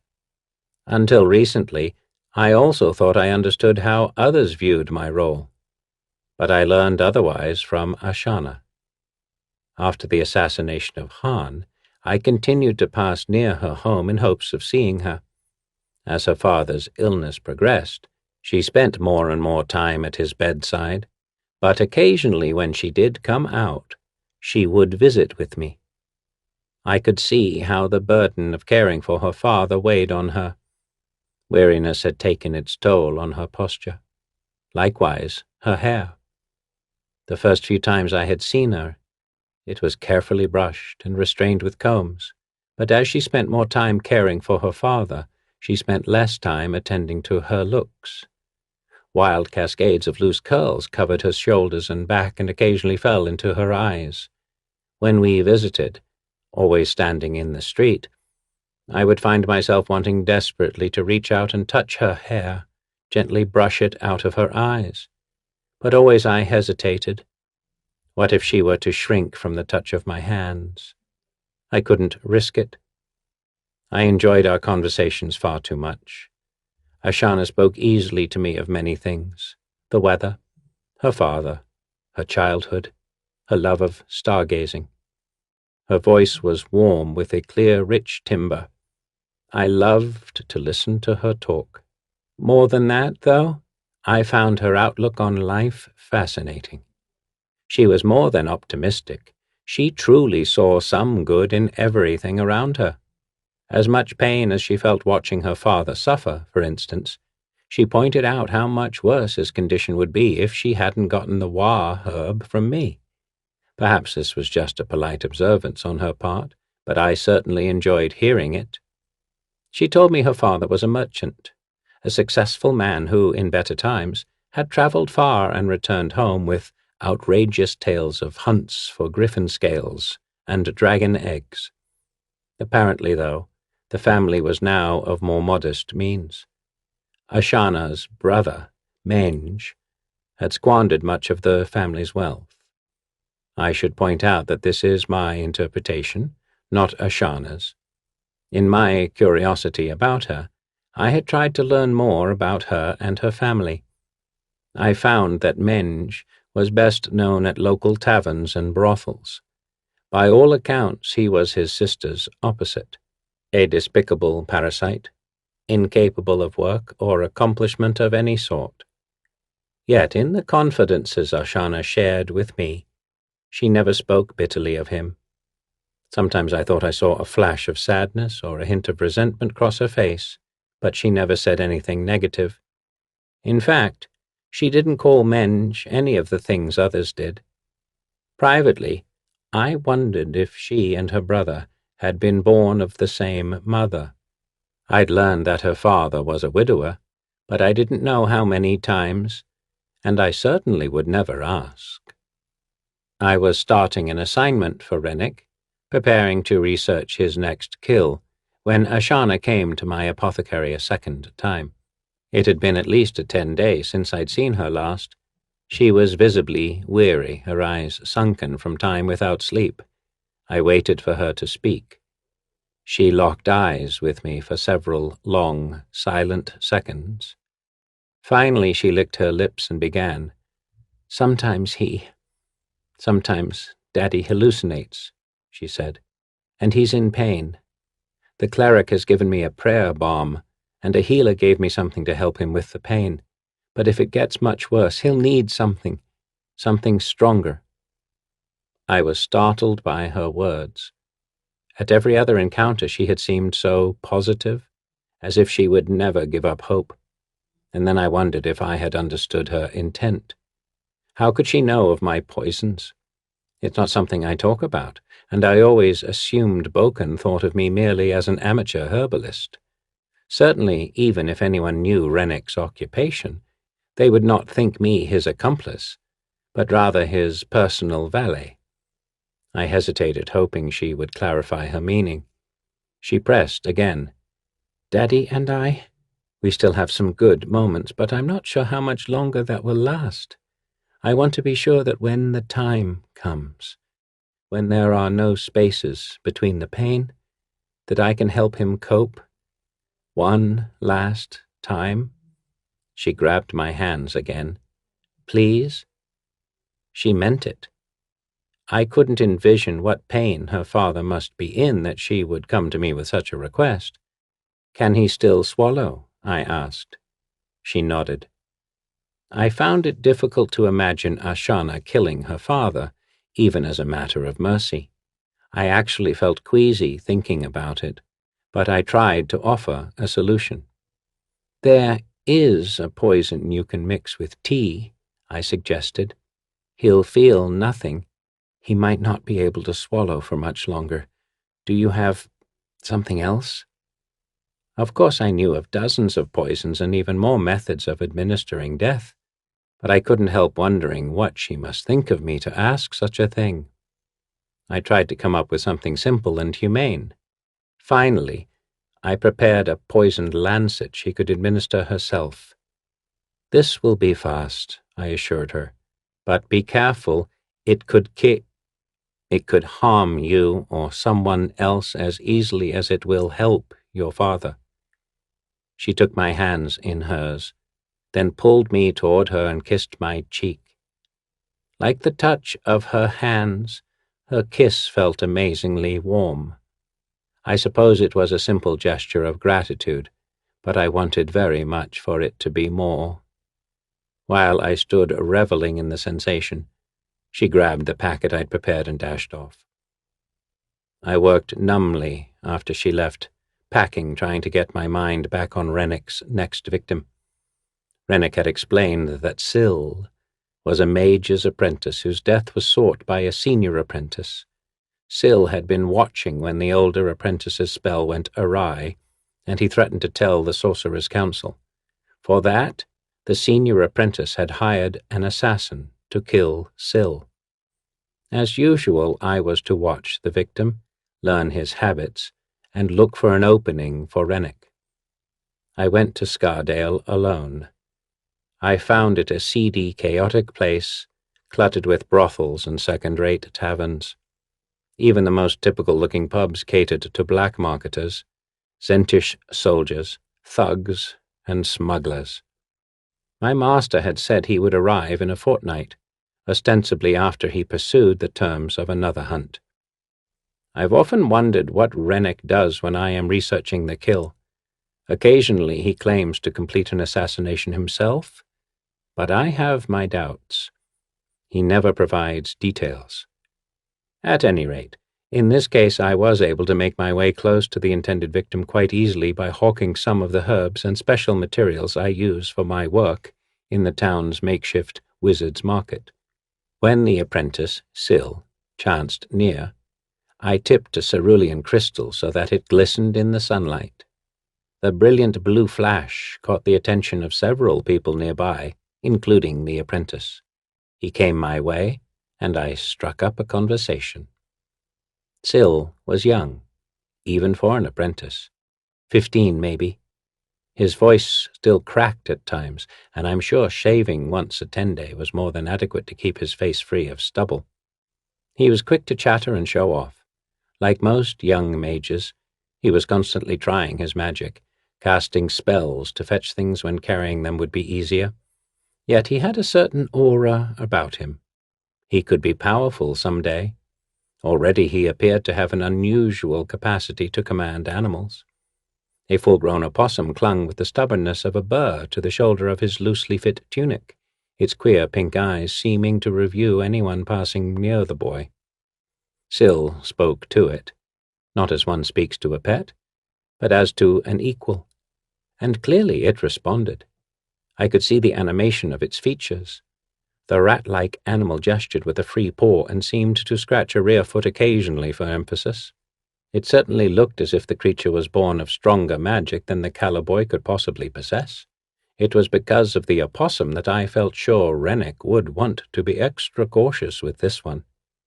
I found myself liking the boy, yet it was easy to see why others might not. He was not shy about his intelligence, and he exuded the kind of grating self-righteousness that only the truly naive can muster. No doubt the tale he wished to share with the Sorcerer's Council would be told in a tone of awe, as if he could not imagine how his fellow apprentice could possibly have strayed so far from the teachings of his master. "A young man like yourself could use a stone like this," I said, flashing the gemstone again in the bright sunshine of early summer. Syl was tall, nearly my equal in height, and he met my eyes. He tipped his head, waiting for me to say more, but before I could, a gnome, gnarled by decades or likely even centuries of harsh living, pushed his way in front of Syl. "You flashing that thing to get attention, or you planning to sell it?" "Both," I said, trying to keep a casual eye on Syl as I spoke with the old one. The gnome extended a deformed hand with two hook-like reptilian fingers. "May I see it?" he asked. I must have hesitated. He thrust his stumpy hand up toward me. "I know how to handle it," he insisted. I leaned down and held the stone out on the flat of my palm. I tried not to shudder when he touched me. "Ah," he sighed, clearly relishing the cool feel of the cerulean in his fingers. "This will work well, yes?" I nodded. Syl moved even closer, looking down at the gnome's contorted fingers and at the smooth, perfect stone. The opossum looked on with the same intensity. "What do you use it for?" Syl asked. "Ice magic," the gnome and I responded in unison. Clearly the boy wanted to ask something more, but the gnome plunked the gemstone back on my small stand and spit a question of his own. "How much?" I ignored him and attempted to finish my response to Syl. "Surely a young man like yourself has considered making snow fall out of season?" "I've tried, but I haven't mastered the spell," said the boy. "How much?" the gnome asked again, pulling his shoulders back and speaking loudly to make himself more visible between the two of us. "Your choker should settle it," I said, pointing to the wide gold band around the gnome's thick neck. I expected him to scoff, but he reached his stunted hands under his wild gray beard to unclip the choker. "Wait, will you take this?" The apprentice pulled a large midnight blue cloth from his belt. He fluttered it gently over the crystal, and where the lump should have been, the surface was smooth. "A parlor trick, or thievery?" The gnome yanked the cloth off the table, but the crystal was where he had set it. "Rest your hand on the table," said Syl. He motioned to the gnome, who eyed him skeptically but thrust an arm forward. The boy laid the cloth lightly over the gnome's reptilian hand, and again the plush blue material lay smooth on the small table. The gnome's arm appeared to end at the table's edge. "Only works on a flat surface," Syl said, almost apologetically, "but it's handy and quite valuable." The gnome jerked his arm out from under the cloth. Syl looked at me expectantly. "How about it?" "A parlor trick," the gnome repeated. "This is valuable," he said, flopping his gold choker down on the cloth. "But it's a parlor trick I haven't seen," I countered quickly. I had the choice of angering the gnome or doing what I had intended, which was to use the crystal to learn more about the boy, and I've seen a good deal of magic in my time. "Humans," the gnome harumphed in disgust. "Your time's so short, You don't know the difference between a child's toy and real magic. What'll a boy like him be doing with a stone like that? I shrugged. Making snowstorms? A waste, a bloody waste. The gnome flailed a twisted arm toward the apprentice. The opossum hissed, and its fur bristled. I've no idea what sort of sound an opossum generally makes, if any, but this sound was almost human, and filled with malice. The gnome recoiled and seemed instantly shorter. Keep it away. The boy put a calming hand on the animal, and it immediately quieted. She'll do you no harm if you do me none, he said matter-of-factly. She'll do me no harm on any account. The gnome gave the animal a hateful gaze. Touch her, and you'll die, the apprentice hissed back with an edge I found startling. I didn't think he had that kind of venom in him. The gnome remained withdrawn, seeming especially small, but rage stirred in his gray eyes. He turned as if he would leave, and then he lunged my way. I reached, but he seized the crystal and thrust it toward the opossum. He sputtered hasty words, arcane and guttural. Instantly white light shot from the crystal and connected with the animal. The opossum leapt, jolted. It landed clutching the gnome's face, clawing and scrabbling for purchase. The gnome flailed at his own head, trying to dislodge the opossum, but his arms were too short. People pressed in, drawn to the spectacle. But those closest pressed back, perhaps sensing the fury in the young apprentice's eyes. Brilliant light refracted from the crystal still in the gnome's crude hand. The gnome screamed. The opossum screamed. The stone fell from the gnome's hand, and the gnome stood, stiff as a statue, dusted with hoar frost. The apprentice gathered up the opossum. In fact, I was quite sure he whispered "thank you" to it. I expect my mouth was still gaping when the boy picked up the crystal and turned back toward me. Will you take the cloth for it? How did you do that? I asked. Parlor trick, he said. A hint of a bashful smile flickered across his face, but then he was serious again. He set the stone on the cloth. Well? But you're so young. I assumed you were an apprentice, I ventured. I am. But Pocket here's had a lot of practice. He patted the rat-like animal affectionately. That? Possum. He filled in for me. My father gave her to me before he died. He was a pretty impressive wizard, I guess.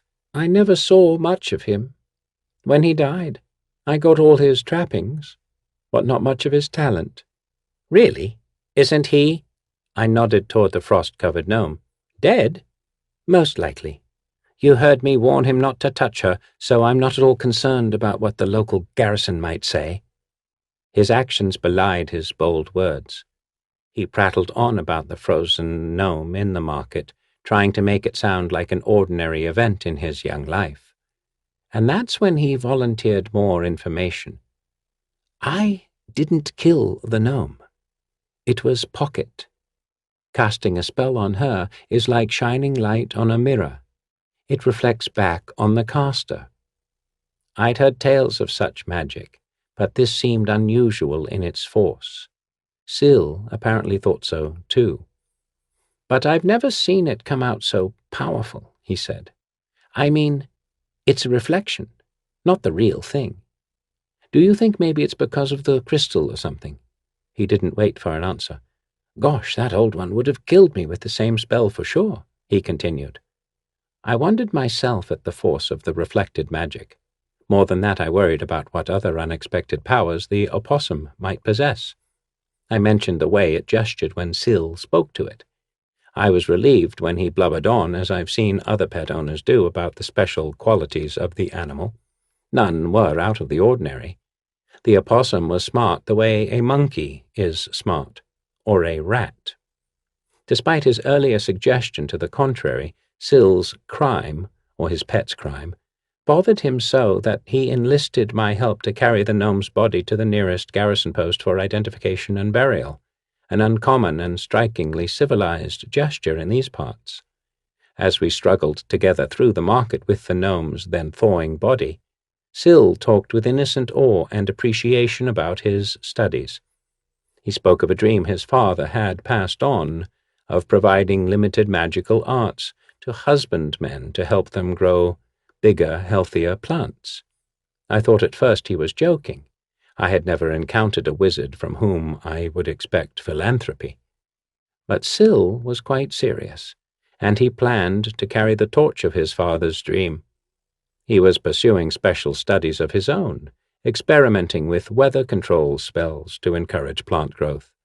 He told me that was why he wanted the crystal, to study its weather conductivity qualities. The more I learned about Syl, the more disturbed I was by my assignment. Always before, Rennick had been hired to kill people like Han, thugs of high level who add little or no value to the world around them. I had taken pride, in fact, in using my talents to aid my master in taking the lives of scum and vermin whose wealth and success were built on the daily squalor of underground slave trading and other seamy businesses. But Syl was party to no such evils. I couldn't help thinking the apprentice who hired Rennick was out of line seeking the death of this student. I wanted to call Rennick before me and insist that he drop the assignment. But of course, it was not my position to do so.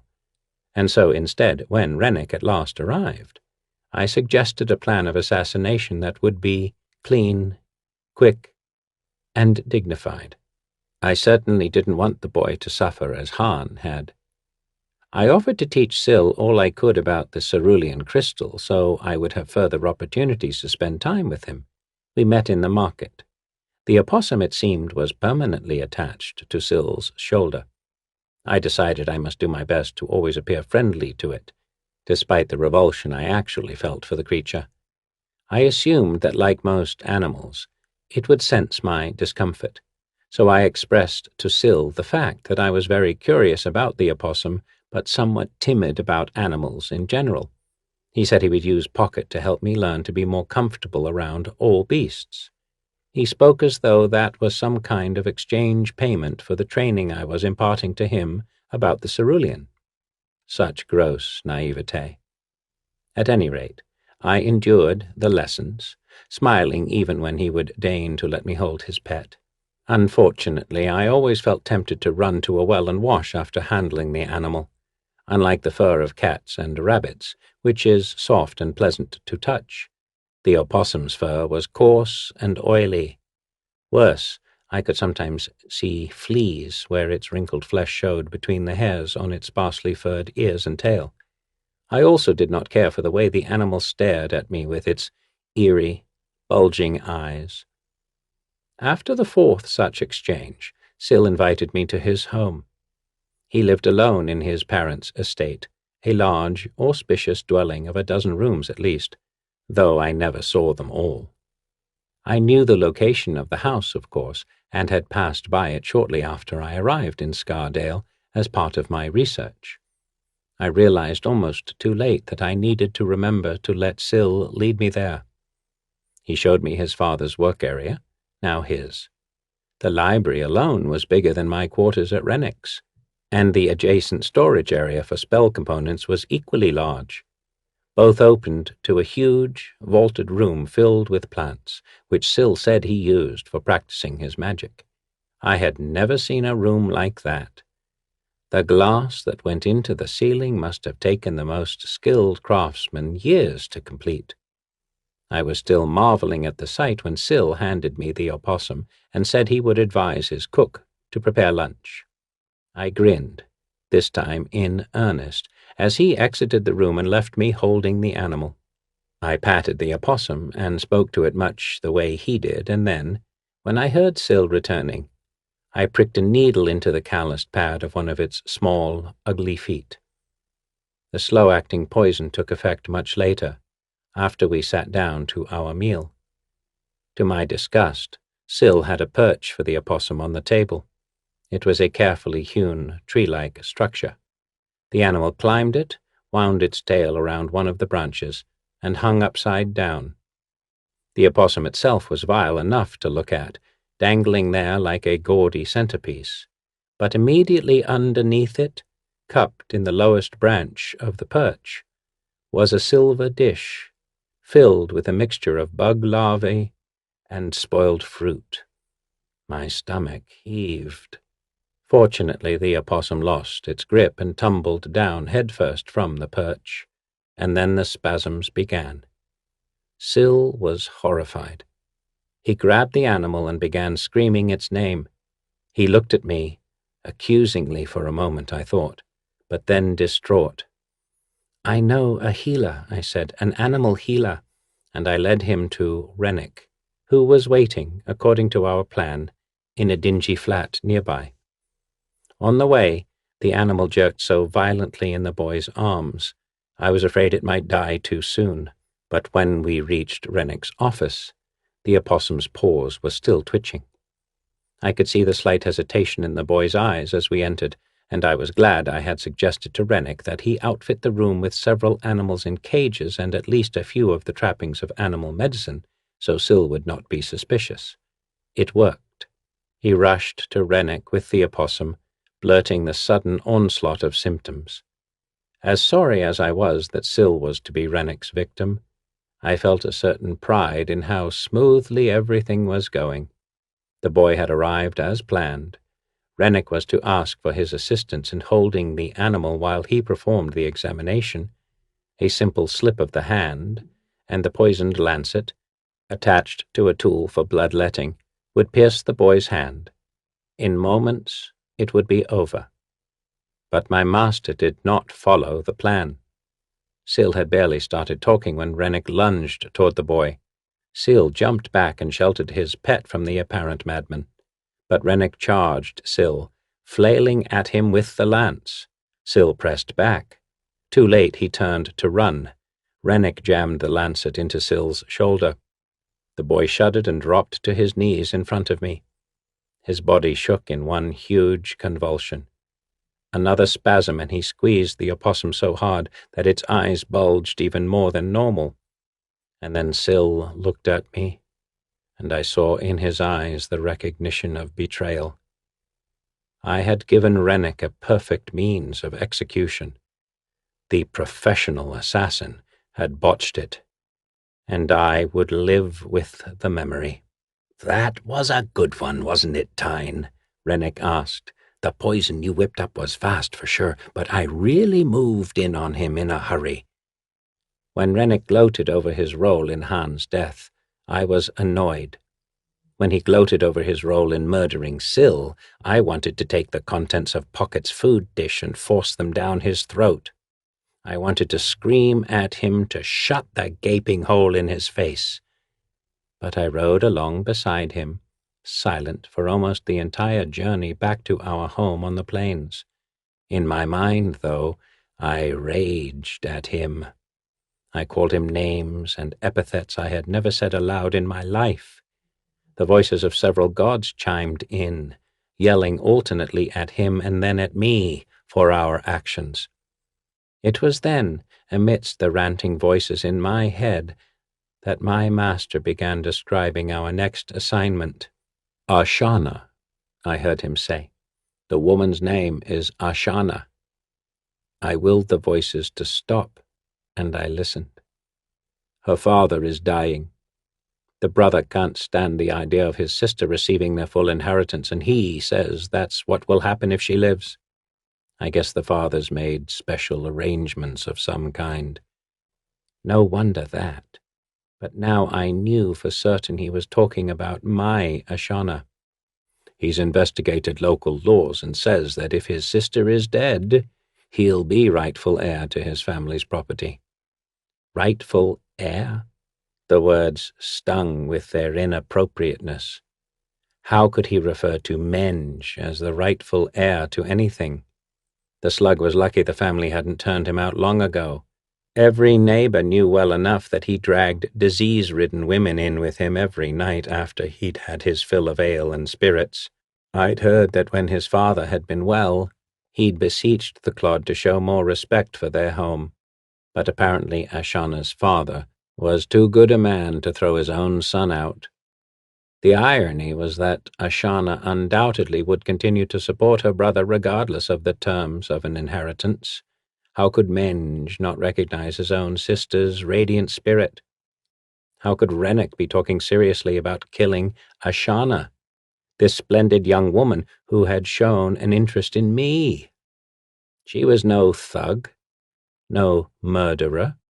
She wasn't even a self-righteous apprentice. I didn't know what to think or do or say. As Rennick continued his description of the assignment, I was suddenly aware that the only emotion in his voice was that sick bit of excitement he always displays before a hunt. I felt I had to do something, but I was at a loss. Rennick was, after all, my master. I was indentured to him for a lengthy term of service, and it was not my place to challenge his business doings. But I remembered the way that Syl had looked at me, and I finally blurted the only business question I could think of. The brother, I didn't say his name, has a terrible reputation. How can you be sure you'll be paid? Rennick reined his horse to slow it and glanced at me. He paid in advance. I was trying to imagine how he could have, but Rennick completed the thought. Apparently, a long time before the father got sick, he had set aside his wife's jewelry. She's dead, I guess. Anyhow, he'd put the jewelry away for his daughter's dowry. Menge, that's the client, told me he staged a robbery to take the stuff. Steals his sister's dowry and then has her killed? A really nice fellow, don't you think? Rennick laughed at his little joke. My stomach twisted. Then Rennick started explaining how he would handle the case. I wanted somehow to find just the right words to make him stop, to get rid of this whole ridiculous notion and go on with his business elsewhere. I could think of nothing appropriate given my status, but I spoke again anyhow. I actually interrupted him. Aren't you kind of worried about assassinating someone so close to home? I asked. Tyne, I didn't think you concerned yourself with such matters. His tone said he didn't think I should concern myself with such matters. He waved me to silence. Really, Tyne, you don't need to worry for me. This isn't the usual high-visibility political killing with some notorious person wanting to take credit for the assassination. No one will even know I'm involved. He stopped his horse and turned to face me. If you'd seen the dowry, you'd know why I'm doing this. It's no ordinary sampling of jewelry. I don't think many men make that kind of a haul when they get married anymore. Greed. Simple greed. That's why so close to home. That's why Ashana. My stomach twisted again. I don't know if he could sense any of my dismay, but he spurred the horse and started on again. I couldn't do this. Couldn't be involved. Couldn't let it happen. But what could I do? Voices started in my mind again. I kept seeing the look Syl gave me before he died. Liar, murderer, you betrayed me. I could hear his voice cracking frantic. How could I keep those words from being Ashana's? Strangle her. Rennick's words jarred the questions from my head. What? I asked, too loudly. It will look as if a common thug broke into the home. I'll strangle her, take a few things, and leave. He planned to kill her with his bare hands. You're not even going to need to get involved in this one, he said. His voice rose with excitement as he continued. Menge doesn't have the stomach to do it himself, or he would. He'll make sure the door is unlocked. Rennick was an assassin, a professional. He used arrows, darts, tools for his work. I couldn't fathom how he could think of killing someone with his bare hands. To grasp someone around the throat and hold the neck, squeezing while the person flailed, watching while the eyes bulged. The voices started again.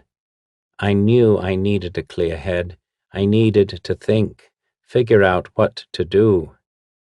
Their father, I stalled. Will he live much longer? Is Menge anxious for his death too? Men suggested that if I strangled Ashana in front of their dad, the old man might keel early from the shock. I don't know, though. That's kind of creepy. I wouldn't want his ghost rising up and coming after me. Now, There was a sense of perspective. He found that idea creepy. The voices in my head cheered his sensibilities. I forced myself to ask routine questions. When? Where? What would he have to bring?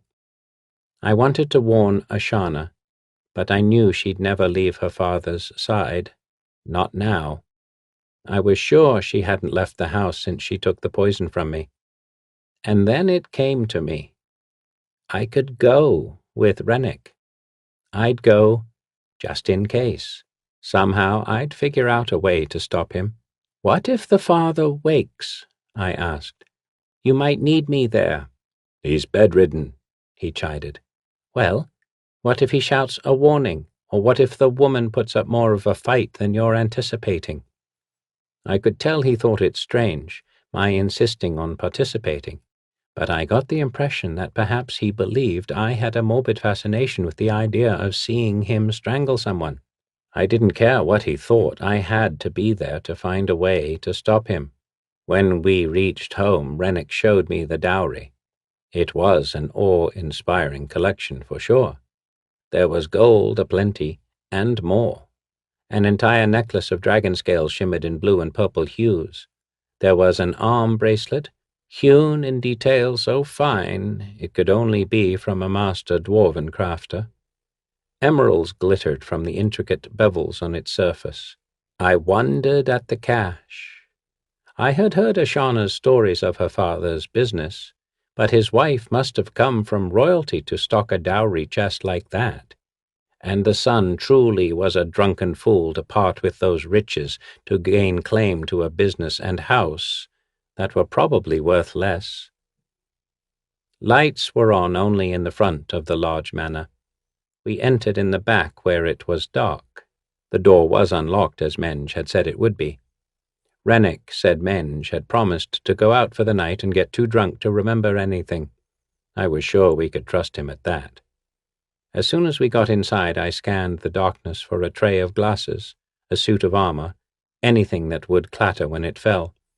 I thought perhaps I could startle Ashana so she would cry out and alert neighbors or passers-by before we could get near.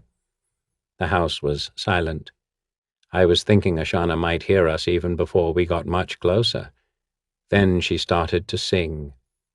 It was an ancient hymn of Merkel, god of death. My grandmother had sung it when my grandfather died. Ashana's voice lilted through the vast house, clear, and so mournful it felt as if someone were physically pressing on my heart. Rennick started to tiptoe forward, but I put a hand on his shoulder to stop him. I froze, mortified. I had put a hand on my master. I don't know what I thought he would do about such insolence, but to my surprise he just motioned impatiently for me to follow him toward the lighted room. For a moment I did so, dumbly. Then it hit me. The woman's father had just died. She was doing her duty and sending his spirit to rest. And none of this fazed Rennick. He was still going to kill her. I stepped forward, 3 long, quick steps, and I grabbed him. I caught his head fast in the crook of my elbow. If he tried to yell, it was muffled by my arm. I pulled him back and down hard. I tripped him to the floor. I straddled him, pushed his shoulders hard to the ground, and then I put both my hands around his throat. In the dim light, his eyes reminded me of the opossums as I pressed against his throat. I watched my hands as they squeezed more tightly. The knuckles bulged. So did Rennick's Adam's apple. There was a slight gurgling sound as he died. I thought for a moment of Rennick, lunging prematurely at Syl. Perhaps, even for a professional, there is something impetuous about murder. Ashana was still singing in the other room. Carry, carry, O dark soldier, carry, carry, o'er and away. I stood and walked quietly to the doorway. Tall candles formed a circle around the bed in the center of the room. Ashana was draping a cloth over her father's body. I felt more an intruder now than I had a moment ago, sneaking in with Rennick. Ashana must have sensed I was there, though. She turned and motioned for me to enter the room. Benj wanted this? She knew. I nodded. I could see tears forming in her eyes. She looked beyond me at first and then straight at me. I saw him with Rennick one day, after Menj took my dowry. I know what Rennick does, what you do. I recognized the look in her eyes. I'd seen it before. You knew, she said. You were here with Rennick to kill me. No, I shook my head. Cold terror pierced through me. She couldn't think. Ashana, no, And then I saw a glimmer of her usual warmth. I understand, she said. She stepped close. You stopped him. Her voice trailed off. She brought her hands up to her head and ran her fingers back through her hair, pushing it off her face. But loose curls dropped back down over her eyes. This time, I reached out to brush her hair back. She flinched at my touch, and I quickly pulled back my hands. I hate my hands. I've always hated my hands. But now I'm not sure if it's the hands themselves or what I've done with them. I keep staring at them. I've even tried covering them up with that cloth I got from Syl. They appear to end where the cloth begins, just as the gnome's hand did. I try to imagine what new hands might look like, if they might make a difference with Ashana. I wonder if the gnome ever wished for new hands. I think it's time to go talk to that wizard in Thay. Thieves' Honor by Mary H. Herbert. Tessa inched forward another finger's width on the branch and strained her eyes to see through the leaves. There he was, coming slowly, almost wearily, along the forest path below. Tessa let her breath out in a soft, appreciative whistle. By the cloak of Mask, what a stallion! Broad shoulders, muscular legs, powerful neck, large, intelligent eyes, and a tail that swept the ground like a black mantle. His hooves gleamed when he moved, and his coat was polished ebony. He was by far the most magnificent horse Tessa had ever seen, and she had seen many. She had a passion for other people's horses, and had made it her life's profession to trade and sell them whenever she could get her hands on one. But this one, such an animal would be worth his weight in gold pieces in any horse market in Faerun. All she had to do was catch him, and he would be hers. At the moment that task was looking easier and easier. Tessa had spotted the horse just after sunrise in the northern edge of the Ashen Woods near Rashiman's great city of Imilar. He had been alone and nervous, with a broken halter dangling from his ears. Tessa had not been able to believe her luck. This stallion was too tall to be one of the mountain ponies favored by the fangs of Rashiman, and too slight to be a draft horse, which meant he had probably escaped from some merchant caravan or a nobleman's stable. She had followed him through the morning, waiting for her chance while he wandered aimlessly along the rim of the woods. Then he had happened onto a trail familiar to Tessa and began to head toward an old oak well known by local road agents for its low-hanging branches and dense foliage. Tessa had decided to make use of that opportune tree. Silently she turned to look straight down between her bent knees. Her muscles bunched. Her fingers tightened around the coil of rope in her hand. Already the stallion was only a few steps away from her perch, unaware of her presence. The morning breeze had died to a mere flutter, and the summer heat brought glistening sweat to Tessa's forehead. She ignored the heat and the growing discomfort in her legs, instead straining to see the open patch of ground below. Her heart suddenly jolted. There he was, his head, his neck, his broad black back. Like a panther, Tessa dropped onto the stallion's back. With a skillful flip, she tossed a loop of rope over the horse's muzzle and pulled it tight. She had him. The horse stopped in his tracks. His head came up, and for one brief moment, Taisa thought he was going to accept her and stand quietly. The hope died a-borning when the stallion's ears whipped flat on his head. Instead of a snort of surprise or a whinny of fear, his voice rang out in a stallion's scream of triumph. Before Taisa could move, he bolted forward into a dead run.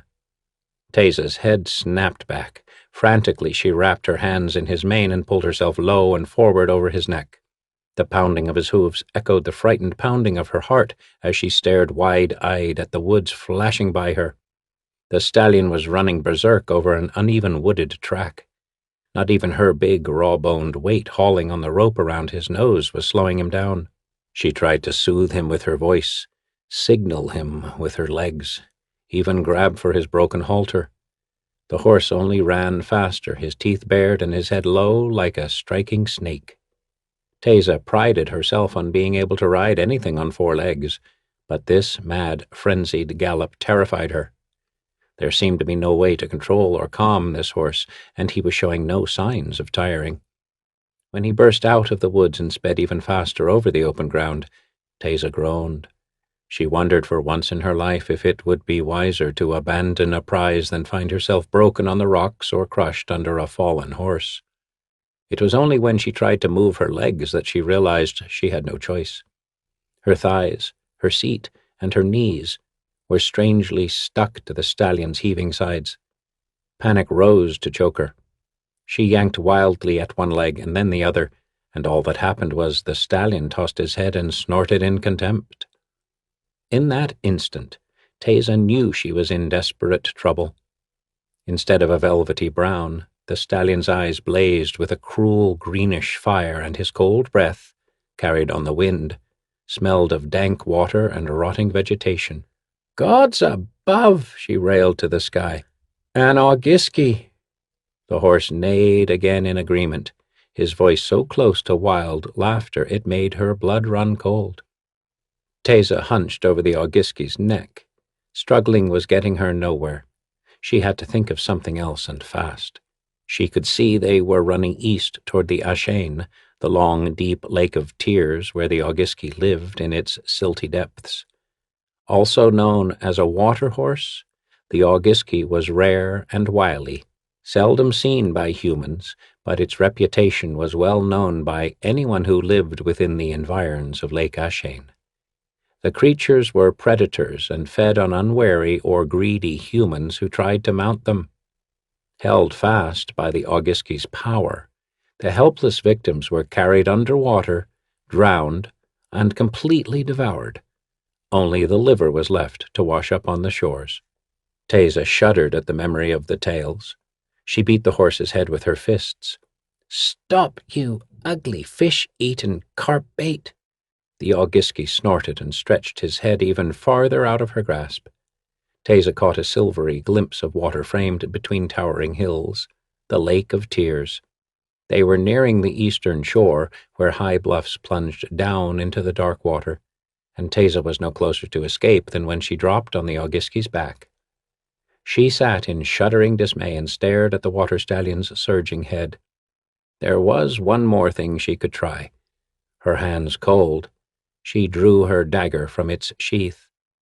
She'd been forced to use the blade many times in her life, mostly as a warning against overreaching men, but she had never turned it against a horse. She had to remind herself that this shining, magnificent creature was a beast of water and blood and ravening appetite.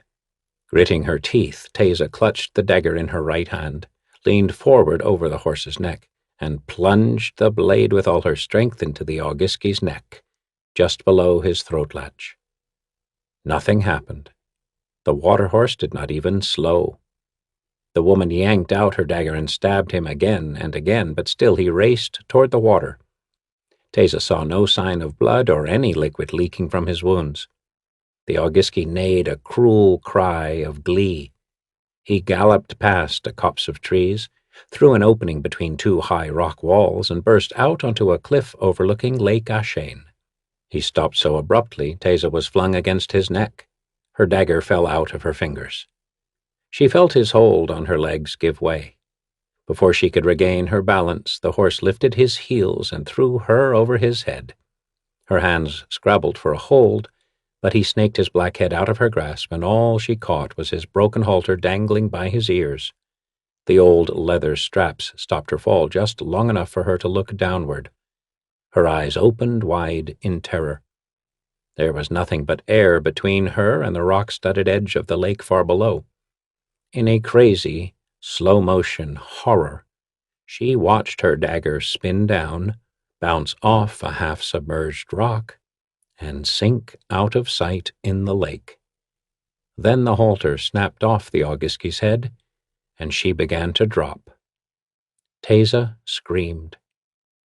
Suddenly something snatched the back of Teysa's wide leather belt. It yanked her painfully to a stop and held her dangling over the precipice. She felt the Augiski's cold breath chill her back. "Oh, please, you gorgeous creature, don't drop me," Teysa pleaded in a very soft, deliberate tone. Her eyes pinned on the black rocks below her hanging feet, she hung as still as she could. The Augiski, knowing her fear, snorted gleefully and gave her a little shake. "No!" Teysa almost shrieked. "No!" She choked on her words and quickly forced down the hysterical note in her voice. "No! Please, put me down on the ledge. I can't swim. I hate water, but I love horses, especially magnificent animals like you." Teysa realized she was beginning to babble, but she didn't care. "That's why I wanted you. You're the most beautiful stallion I've ever seen. Please, just put me down on that solid rock and I will do anything for you. Do you hear me?" she shouted into the empty air. "Anything." "Do I have your word that you will do anything to regain your freedom?" a voice said behind Teysa. Teysa flinched in surprise. Augiski couldn't speak, even when their mouths weren't full of belt. So who else could be on this cliff ledge? She could not see behind her from her precarious position, and the voice, cool and modulated, gave nothing away about its owner. Teysa's suspicion belatedly raised its prickly head. "Who are you?" "You are not in a position to ask questions," the voice replied reasonably. "All I want is your word." Teysa swallowed hard. "Yes," she said as clearly as she could manage. "My honor." The Augiski snorted in obvious disappointment. He took one step back and turned, keeping Teysa hanging by her belt. The ledge the Augiski had brought her to was a wide shelf jutting out from the middle of a towering cliff wall. Teysa had to crane her neck to see the rock face that soared above their heads to the top of the bluffs. As far as she could see, the ledge and the cliff wall were empty.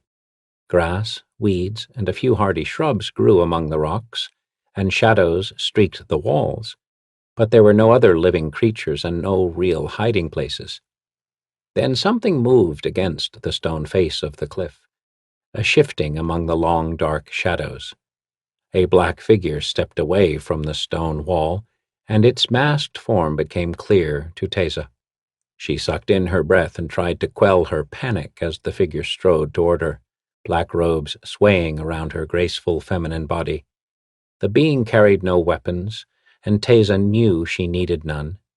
The impassive gray masks worn by the witches at Rashomon were warning enough of the vast and deadly powers wielded by the mysterious women. "Put her down," the witch ordered. The Augiski obeyed by simply opening his mouth. Teysa fell heavily at his hooves. Immediately she scrambled out from under him and away from his teeth. The water-horse made a move to stop her, but the witch lifted a hand. "No, she will not leave us. Teysa's word has honor even among thieves." The woman from Imilar rose slowly to her full height, threw back her shoulders, and stared at the expressionless mask with her own habitual arrogant facade, a facade that hid her nervousness and fear. Teysa, through her profession, had learned to be very observant. She drew on that skill now, hoping to divert her apprehension with some bit of knowledge that could be to her advantage. She quickly noticed several things that interested her. The witch's hands were smooth and supple, like those of a young woman, and her voice, while strong with authority, was still rich with youth. This was a younger witch, not one of the old cronies who had tested Teysa those years ago, and somehow she had learned to control an Augiski. That fact fascinated Teysa almost more than anything else. "You brought me here deliberately," Teysa said evenly. It was not an accusation, just an observation. "I have need of your particular talents," replied the witch. Teysa made a sound of disbelief and hid the shaking of her hands by brushing off her pants. "Why not just ask? I can hardly refuse one of your number. It was faster this way. You left Imilar so quickly I had to send the Augiski to find you." "Yes, well, I was tired of the city. Particularly after the Hurong found one of his prize white stallions dyed brown and for sale in the horse market." The witch's voice was so full of humor, Teysa easily imagined a smile behind that enigmatic mask. She responded with a smile of her own. "He always did have a good eye for horseflesh." Her voice dropped and she crossed her arms. "So, what do you want?" "I want you to do what you do best. I want you to steal something for me." Teysa did not allow herself to react. "A horse?" "A man." Teysa was so startled her mouth fell open. "A man? I'm a horse thief, not a kidnapper," she cried, throwing up her hands. "What do you want with a man?" "I need him," the witch replied simply. "Why don't you get him yourself?" "Let's just say it will be easier for you to fetch him and bring him here." The witch fell silent, her gray mask nearly lost in the hood's shadow. Without offering another word or explanation, she moved closer to the Augiski and waited. Teysa sighed, a breath of exasperation. She had given her word to do anything, and even without that, to obey a witch's command was suicide. Yet somewhere there had to be something in this for herself. "What do I do?" she asked. The witch lifted a slender hand. There was a rush of noise, and a pillar of red light formed directly beside Teysa. The thief leapt sideways just as a richly dressed man rode out of the red light and brought his horse to a stop. He nodded pleasantly to the witch. Teysa's eyebrows rose. She recognized the man immediately, for she had seen his long, dark features several times in the past 10 days. "Prince Larrick," she said, bowing to the mounted man. "What are you doing here?" The man's pleasant smile suddenly twisted into a sneer. The witch's laugh held a subtle hum of triumph. "He does look exactly like the real Grand Prince of Telflam, but this is a duplicate who has graciously consented to stand in for Prince Larrick while the prince comes to visit me." The witch's voice lowered to a throaty purr. "Larrick, you see, is my lover." Dusk was falling when Teysa rode the Augiski on the road back to Imilar, this time at a more relaxed pace and with the Grand Prince, or whatever he was, riding by her side. For the 100th time she glanced at the man. He was certainly handsome in a noble, polished sort of way, and he did look exactly like the prince. Tall, slender build, long face.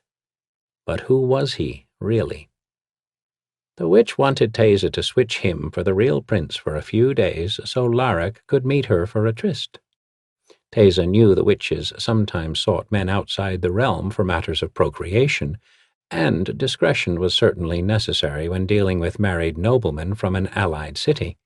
But why set up such an elaborate switch, and why trick a common horse thief into performing this task? Teysa couldn't help thinking that the members of the powerful Sisterhood of Witches rarely did anything for simple, purely selfish reasons. They were the real power behind Rashaman's continued existence, and any plot or spell they devised usually had several layers or motives behind it.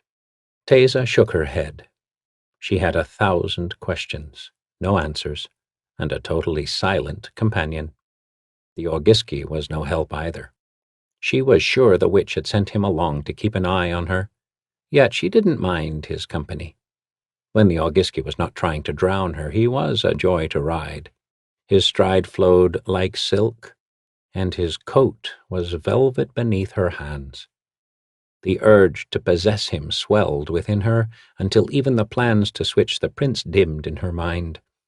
She had to have this fabulous horse, cold breath and all. There had to be some way to control the beast without ending up as a liver floating on the shores of Lake Ashane. She mulled over that possibility all the way back to the edge of the ashen woods. There she stopped and sought out the hollow log where she had stashed her gear earlier that morning. While the false prince and the Augiski waited, Taza sorted through her packs and picked out exactly what she would need.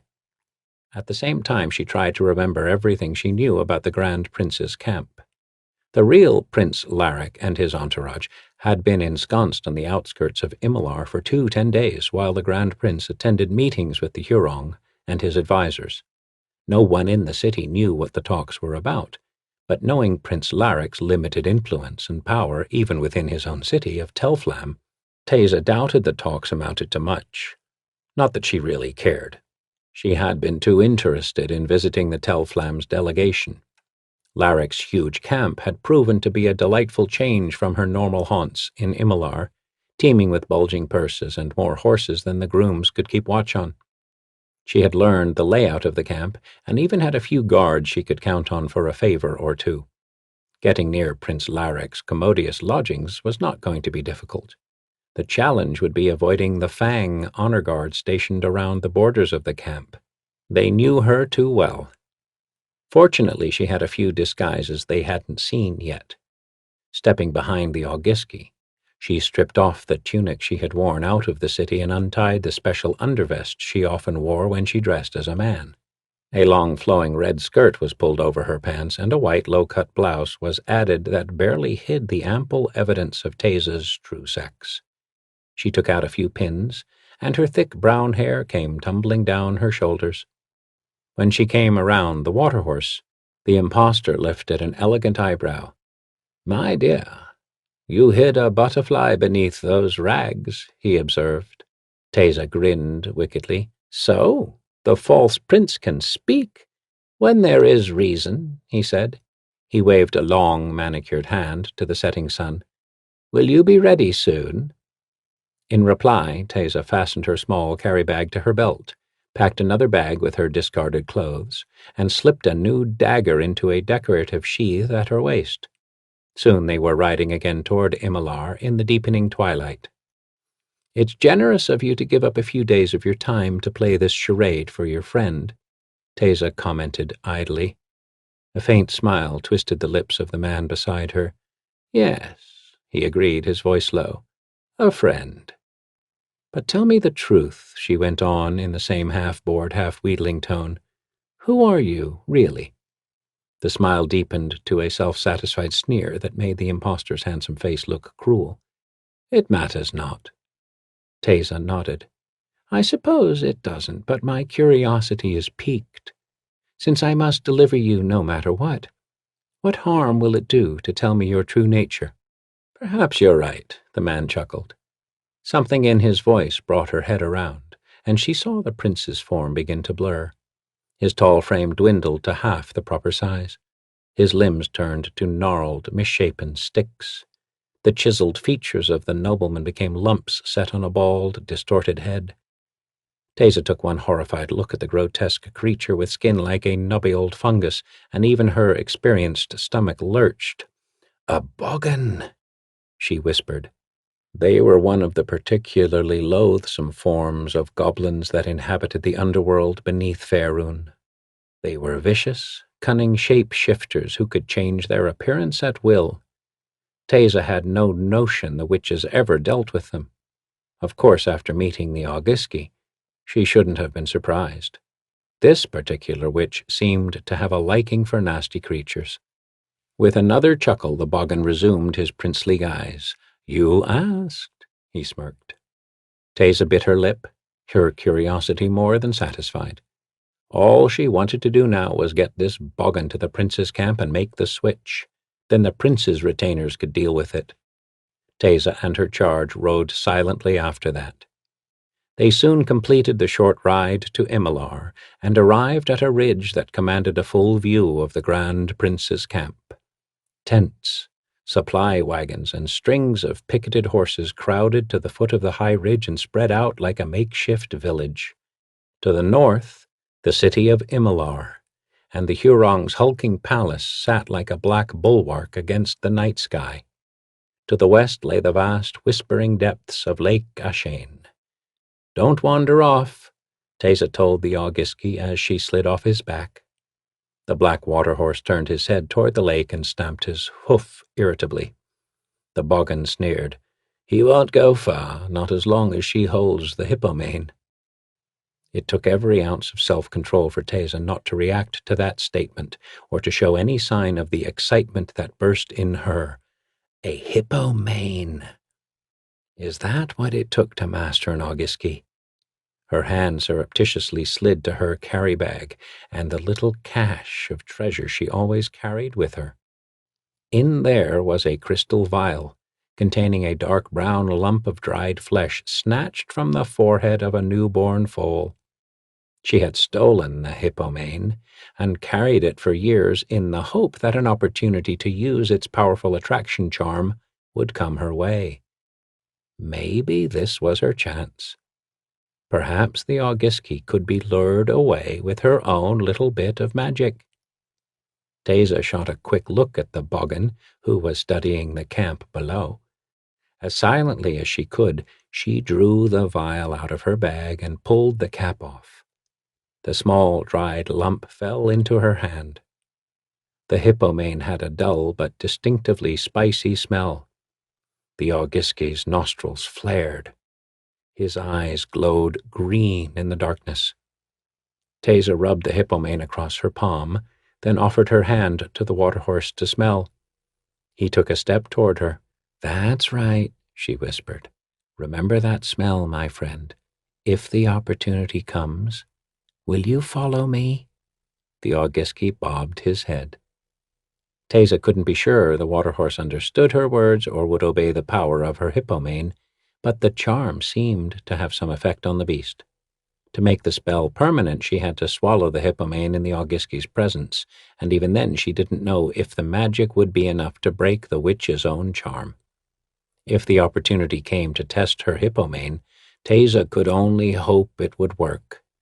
Sighing, she slipped the hippo mane back into the vial and tucked it into her bag. When she looked up, she saw the boggin grinning at her. "You covet the beast, don't you?" he said. Teza shrugged.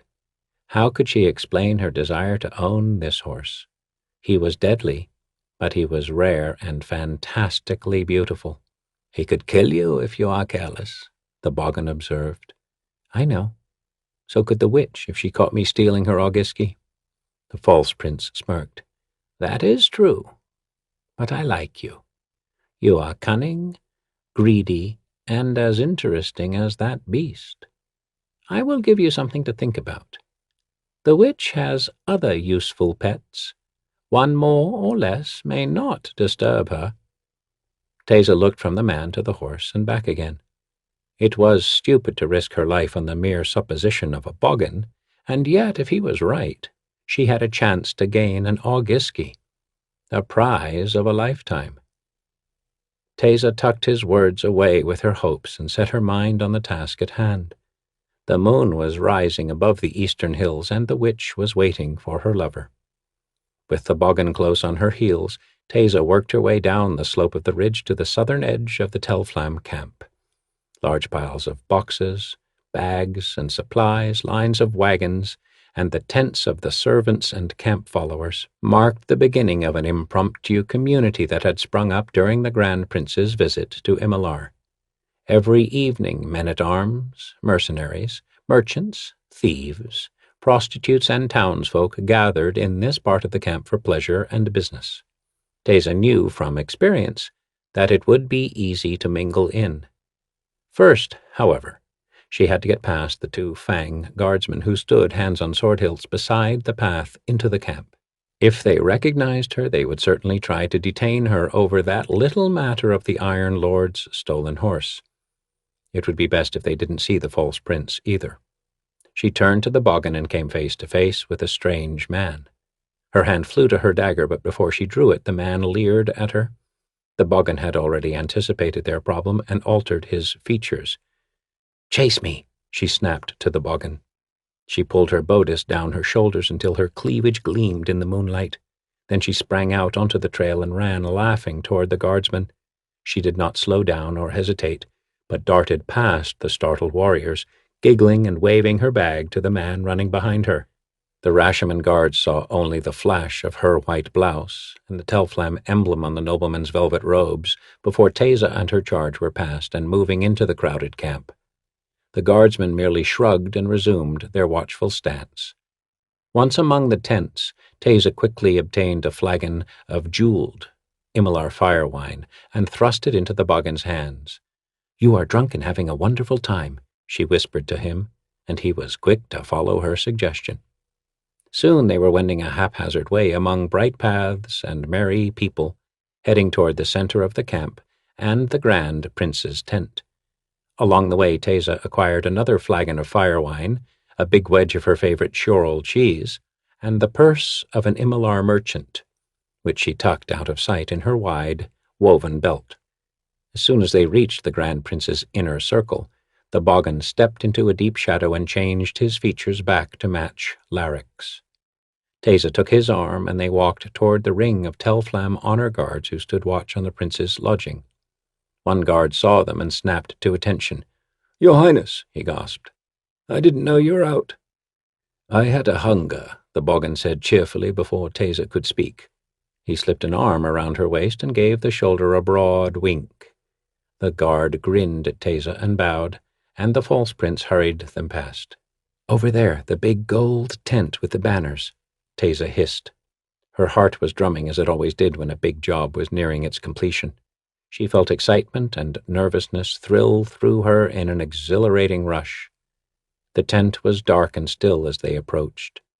They were almost to the entrance when Teysa spotted a royal guardsman just outside the doorway. His dark gray surcoat and mail blended into the night shadows. She doubted he could see them very well either, and her suspicion was confirmed when his harsh voice snapped, "Halt! The prince may not be disturbed." "Oh, let's disturb him anyway," the Boggin snarled. His hand whipped around the guard's throat. Without missing a step, the Boggin strode into the spacious gold tent, carrying the soldier by the neck. Teysa saw the Telflam's eyes bulge and heard the cracking of bones, then the man went limp.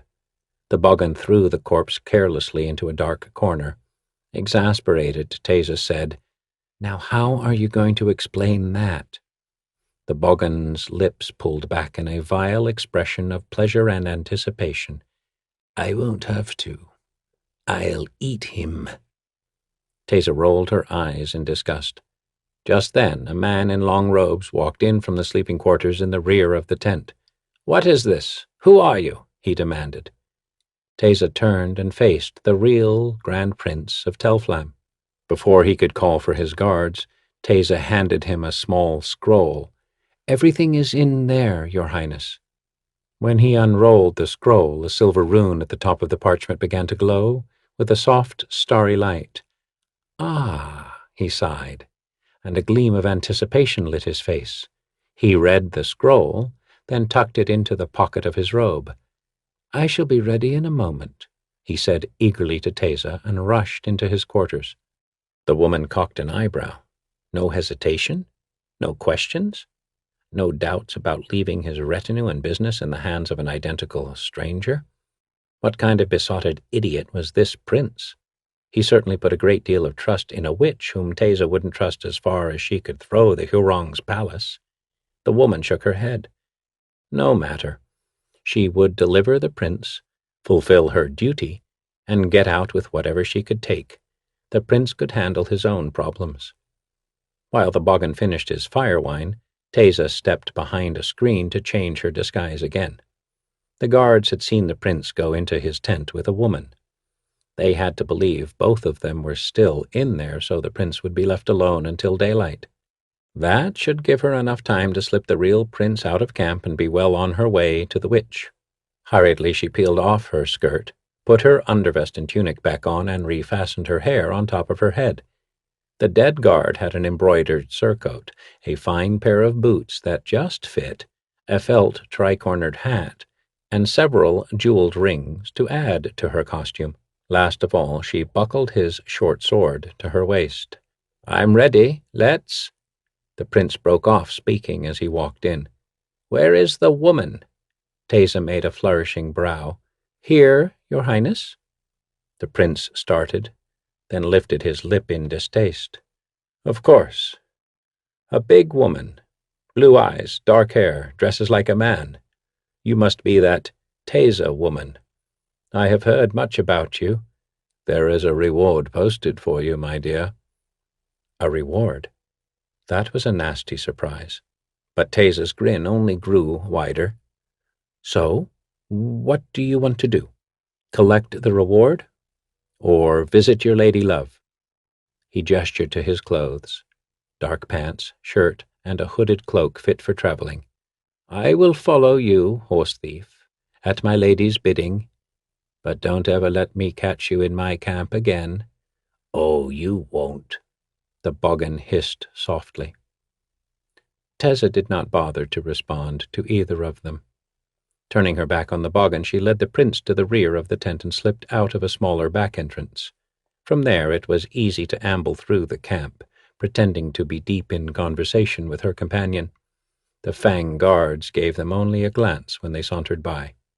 As soon as Teysa and her companion were out of sight of the guards, she turned south and took the prince by a roundabout path, back to the high ridge overlooking the camp.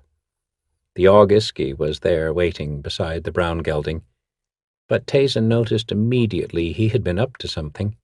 His coat was drenched, and his muzzle dripped with blood. She stifled a shudder, knowing that her blood might have stained his dark nose. To hide her discomfort, she wiped his nostrils clean with the guard's surcoat and tossed it into the bushes. "You could have cleaned off when you were finished," she said, patting his satin cheek. She felt for her bag and was reassured by the hard lump of the vial and its contents. With a quick grin, she hopped on the horse's back. Teysa and the prince rode rapidly through the night back to the high bluffs between the Lake of Tears and the Ashen Woods. Shortly after sunrise, they came to the faint trail leading up to the ledge overlooking the lake. Teysa slipped off the Augiski and tied the two horses in the shade of the copse of trees while the prince hurried lustily up the trail to find his love. She hesitated to follow. This was an excellent time to disappear before the witch thought of something else for her to do. Then her curiosity got the better of her. Teysa could not resist the temptation to witness the witch's meeting with the prince. Maybe she could find out if there was more to this tryst than love. She walked quietly up the rocky trail, between the stone walls, and out onto the ledge overlooking the lake. The witch, her back to Teysa, was standing perilously close to the edge of the drop-off. Prince Lyric held tightly in her arms. The prince had his hands on both sides of her face and was kissing her passionately. The gray mask dangled in the witch's left hand. Teysa caught a brief glimpse of an exquisitely beautiful face when all at once the witch broke the embrace. She stepped away from Lyric, raised her right hand, and pointed a finger directly at his chest. Lyric's expression of desire faltered. He moved toward the witch, but she laughed a hard, cold sound of ridicule that chilled Teysa and stopped the prince in dismay. An emerald-green ball of energy burst from the witch's finger. The power slammed into Lyric's stomach and sent him reeling backward. "No!" Teysa shouted before she could stop herself. The prince teetered on the edge and cried in terror, but it was too late. His feet slipped, and he fell over the cliff. His agonized wail echoed off the stone walls before the cry was suddenly cut off. Teysa stared open-mouthed at the black-robed figure standing so calmly on the brink of the rock. The morning was very still, no wind or cry of birds to hear. The heat was already wilting the last cool shadows of dawn, and the sun poured its light onto the cold, dark waters of the lake. The quiet around the cliff ledge intensified until it became almost palpable. 1,000 questions tumbled into Teysa's mind until she could no longer bear to be still. Did you love him at all? She demanded, angrily. The witch had already readjusted her mask.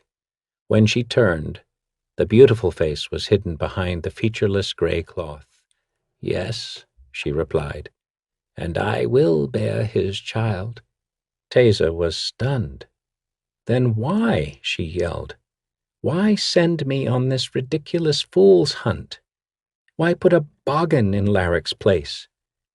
The witch regarded her, still as cold and motionless as the rock around her. Then she threw back her head and laughed a warm, rich sound of delight. Poor Teysa, I have played a terrible trick on you. First dragging you here on an Orgiski's back, then involving you in kidnapping and murder. I suppose I could give you an explanation. Teysa might have laughed, too, if she hadn't been chilled by the words kidnapping and murder. Thievery was one thing, but those crimes were punishable in Rashomon by several revolting kinds of death. Even if anyone believed her tale about a boggin playing a prince and a witch who threw royalty over cliffs, no one would consider her side of the story. She was only a common thief. Teysa swallowed hard and tried to listen. Prince Larrick was an idiot. A handsome, virile male who ruled a port city that controlled the Golden Way, one of the richest trade routes in Faerun, but an idiot nonetheless. She gestured to the lake waters where Larrick's body now floated. He and his father before him let Telflam's power and authority slip away into the hands of the merchant council and guilds, who spend their time dipping into each other's profits and squabbling with the cities of Thesk. As a result of their incompetence and the past invasion of the Twigan horde, the whole eastern coast of the Inner Sea is a shambles. The area needed someone to take a firm hand and bring city-states like Telflam back under control. Someone who could also be trusted to further the interests of Rashomon and the witches, Teysa observed caustically. Her eyes narrowed. This plan did not sound like the usual methods of the masked sisterhood. The witches had some morals and a sense of honor. This young witch behaved more like an unprincipled rogue. Naturally, the witch replied. The boggin is cunning, merciless, and under my complete control. Before long he will bring Telflam's merchants to heel, and Rashomon will expand its influence along the Golden Way and the Inner Sea. And I suppose you even had the Iron Lord invite Larrick to Imalar just so you had an excuse to get close to him. The witch nodded once more. The Hurong had no more respect for Prince Larrick than I did. Nice. Teysa paused. Where does that leave me? Free to go? Your help has been greatly appreciated. I'll bet, Teysa muttered to herself. She knew an obvious dismissal when she heard one, and she also knew there was little she could do about it. She had been used, abused, and tossed aside, and for her own safety, she could never tell anyone. If this witch was a renegade, she would not hesitate to hunt Teysa down and destroy her. Her hand on her small bag and the vial within, Teysa stalked away down the trail toward the copse of trees. The witch's laughter followed her out of sight. The witch took one last long look at the lake far below, at the body still bobbing in the water. She would have to have the Orgiski dispose of that. No use leaving obvious clues to murder. She whistled for the water horse. There was no response. She whistled again, louder and sharper, with irritation. The path remained empty. There was no sign of the beast. The witch finally picked up the hem of her robes and strode angrily down the trail to the copse of trees. Only one horse stood tied to a branch. The brown gelding the boggin had ridden to Larrick's camp. Something small glittered in the thin grass near the witch's foot. She bent over, picked it up, and stared in surprise at the empty crystal vial in her hand. A faint yet distinctive odor rose to her nostrils. Hippomane. Her eyes widened behind her mask. Then her voice broke into an amused chuckle. Teysa had stolen her augiski. Let her go, the witch said to herself, and she flung the vial away. The thief of Imilar had earned her reward. Laughter in the Flames by James Lauder. Ask any member of the Society of Stalwart Adventurers about his home, not the place where he hangs his helmet between expeditions, but the address at which he feels most relaxed, and his answer will always be the same: the library at the Society's headquarters in Suzail.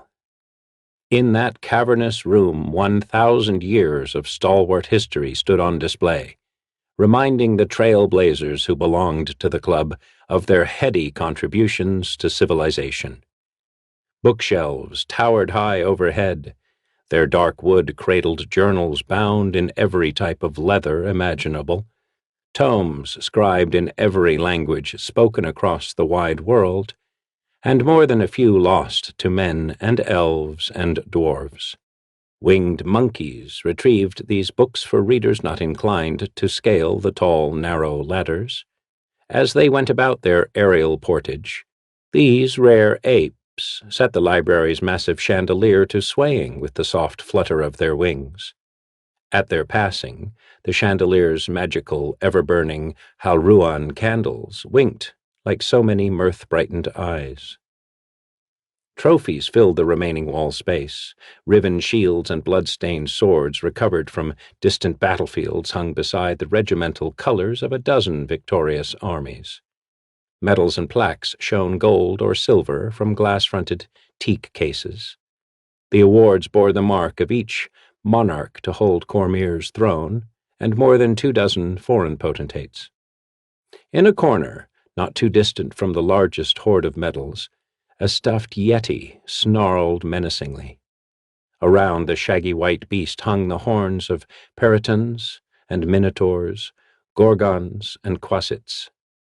The stalwart's most spectacular trophy, the head of an ancient red dragon, stared from its place of honor over the library's entrance. Even death could not dim the malevolence in the worm's eyes. What the dragon glared down upon was an ever-changing collection of men and women ardently pursuing relaxation. Barons and generals, explorers and high-born patrons of adventure made up the club's majority, but a few erudite souls could also be found in the library's confines. These avid scholars huddled over ancient histories in hopes of gleaning some bit of trivia that would lead them to whatever long-lost relic or magical blade served as their grail. Their solemn study habits sometimes darkened the club's air of cultured quiescence. Bookworts was the name Sir Hamnet Hawklin gave to such fellows, though he himself had authored many of the journals over which the eager young savants pored.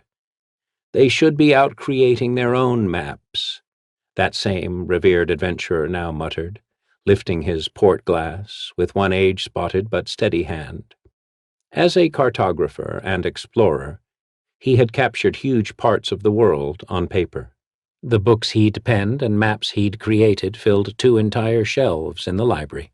That's the trouble with the snot-nosed blighters, Sir Hamnet continued. So much time spent looking through books for shortcuts when they should be plunging into the thick of it and finding their own way. The distinguished young soldier occupying the adjoining, overstuffed armchair sounded his agreement. Just so, said Captain Gareth Truesilver. The words balanced expertly between enthusiasm and cultured restraint. They're no more likely to discover something new than they are to catch a weasel asleep. Yes, Sir Hamnet muttered, wretched little beggars. The epithet was meant to rain shame upon both bookworts and weasels alike. Sir Hamnet had despised the latter ever since his expedition to the Hill of Lost Souls. The weasel that had brought about this undying hatred was a particularly huge and mean-spirited example of its kind.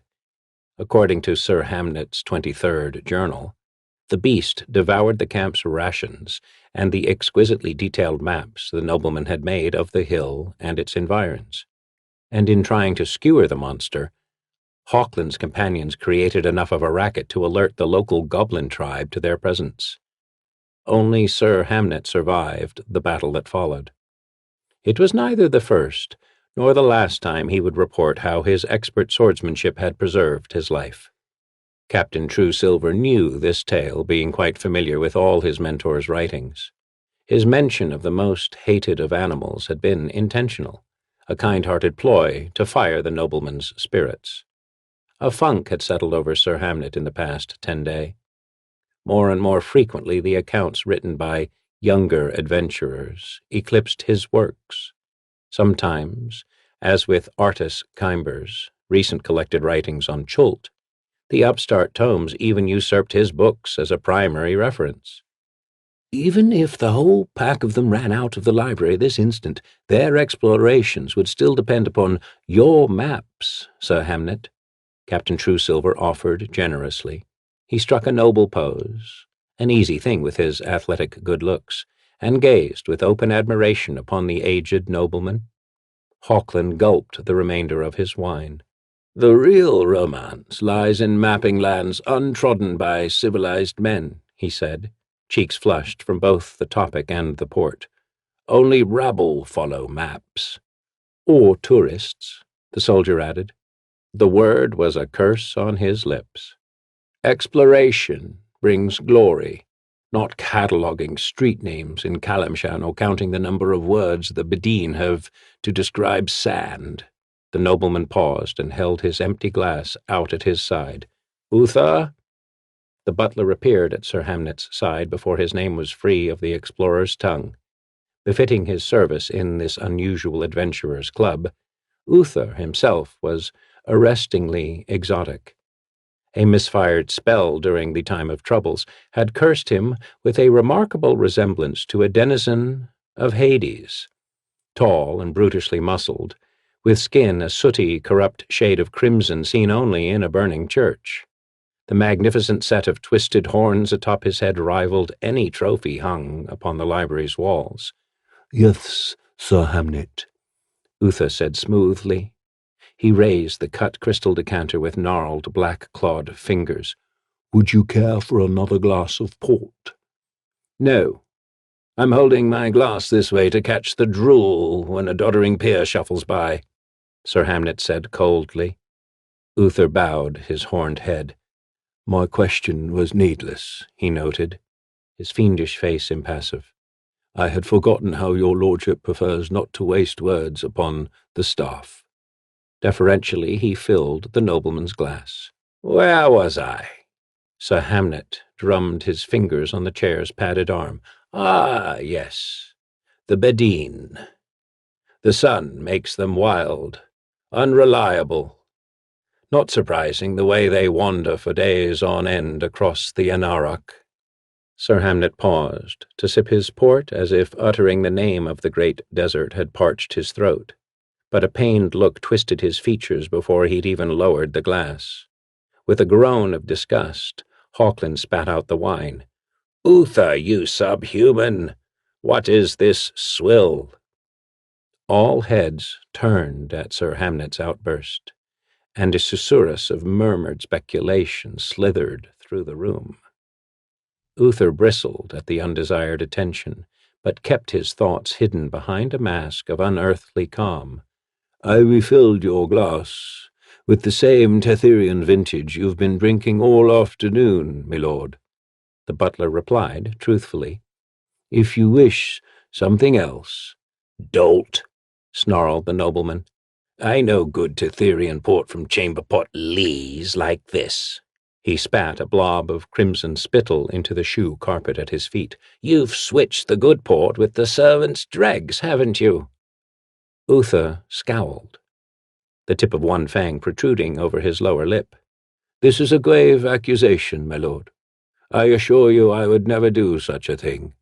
I value my position here too highly to even consider it. Sir Hamnet leapt from his chair and came face to chest with the monstrous butler. If I say you did it, you did. How dare you challenge my word? He grabbed for the rapier that hung at his hip during expeditions, but his fingers closed on empty air. "You're fortunate I left my blade at my quarters, you impertinent behemoth, or I'd have flayed a layer or two of leather from you. Just as a reminder." "I'll need no reminder, Sir Hamnet," Uther said, voice as dead as the stuffed yeti in the corner. "You've impressed your point quite forcefully on me. In fact, if you look around, I think you'll find that you've made it clear to everyone that I've overstepped my position." Sir Hamnet Hawkland surveyed the now silent library. He was not surprised to find more than one head nodding in support of him. With a swiftness not unlike that of the treacherous animals he so despised, the nobleman turned and triumphantly shattered his port glass in the fireplace.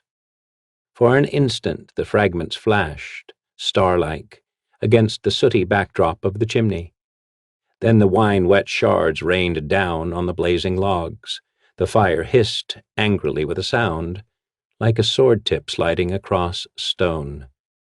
"I'll see to it you're out of this club and begging along the promenade by morning," Sir Hamnet announced. He met the butler's unblinking gaze and paused, silently daring Uther to reply. A tense, unpleasant hush settled over the library, broken only by the hissing fire. It was Gareth Truesilver who finally ended the confrontation. Some little part of him pitied Uther, but mostly he feared that prolonging the menial's degradation might cast Sir Hamnet as cruel. The captain took the nobleman by the arm and guided him back to his chair. "You've made your case against Uther so well that even the gods agree," Truesilver noted loudly. "When a fire hisses like that, it's supposed to be an echo of Lyra's laughter. Our Lady of Joy finds great mirth in a fool being exposed, and you've certainly revealed Uther as a fool. You'll find no debate about that here." The clubmen took their cue from the captain and voiced soft support for Sir Hamnet before going back to their drinks or their books or their chessboards. But the nobleman would not be placated so easily. He pulled away from Truesilver and said contentiously, "That story's wrong.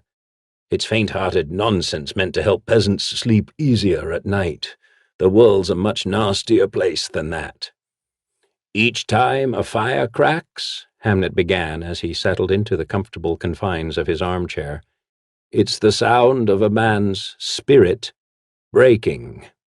The hiss is Cyric's amused and satisfied sigh as he drags a condemned soul down to Bone Castle in Hades. That's not in your journals," Captain Truesilver noted as he perched, casually, on the arm of his chair. "You should set it down on paper, perhaps as an addendum to your essay on known magical gates to the realm of the dead." "I never pen what I cannot prove," Sir Hamnet said grandly. "Though I have every reason to believe the tale's veracity, I would have to speak with Cyric himself to confirm it." Eyeing Truesilver frostily, the nobleman added, "That would be a suitable quest for you to undertake, Gareth. The Battle of the Golden Way was a long time ago. You can't live on past triumphs forever." From where he knelt, working the port stains out of the shoe carpet, Uther cleared his throat. "If I might have your permission to speak, my lord." Sir Hamnet looked down upon the butler, on hands and knees before him. The utter lack of defiance in his inhuman eyes gladdened the stalwart's heart. "Yes, go on."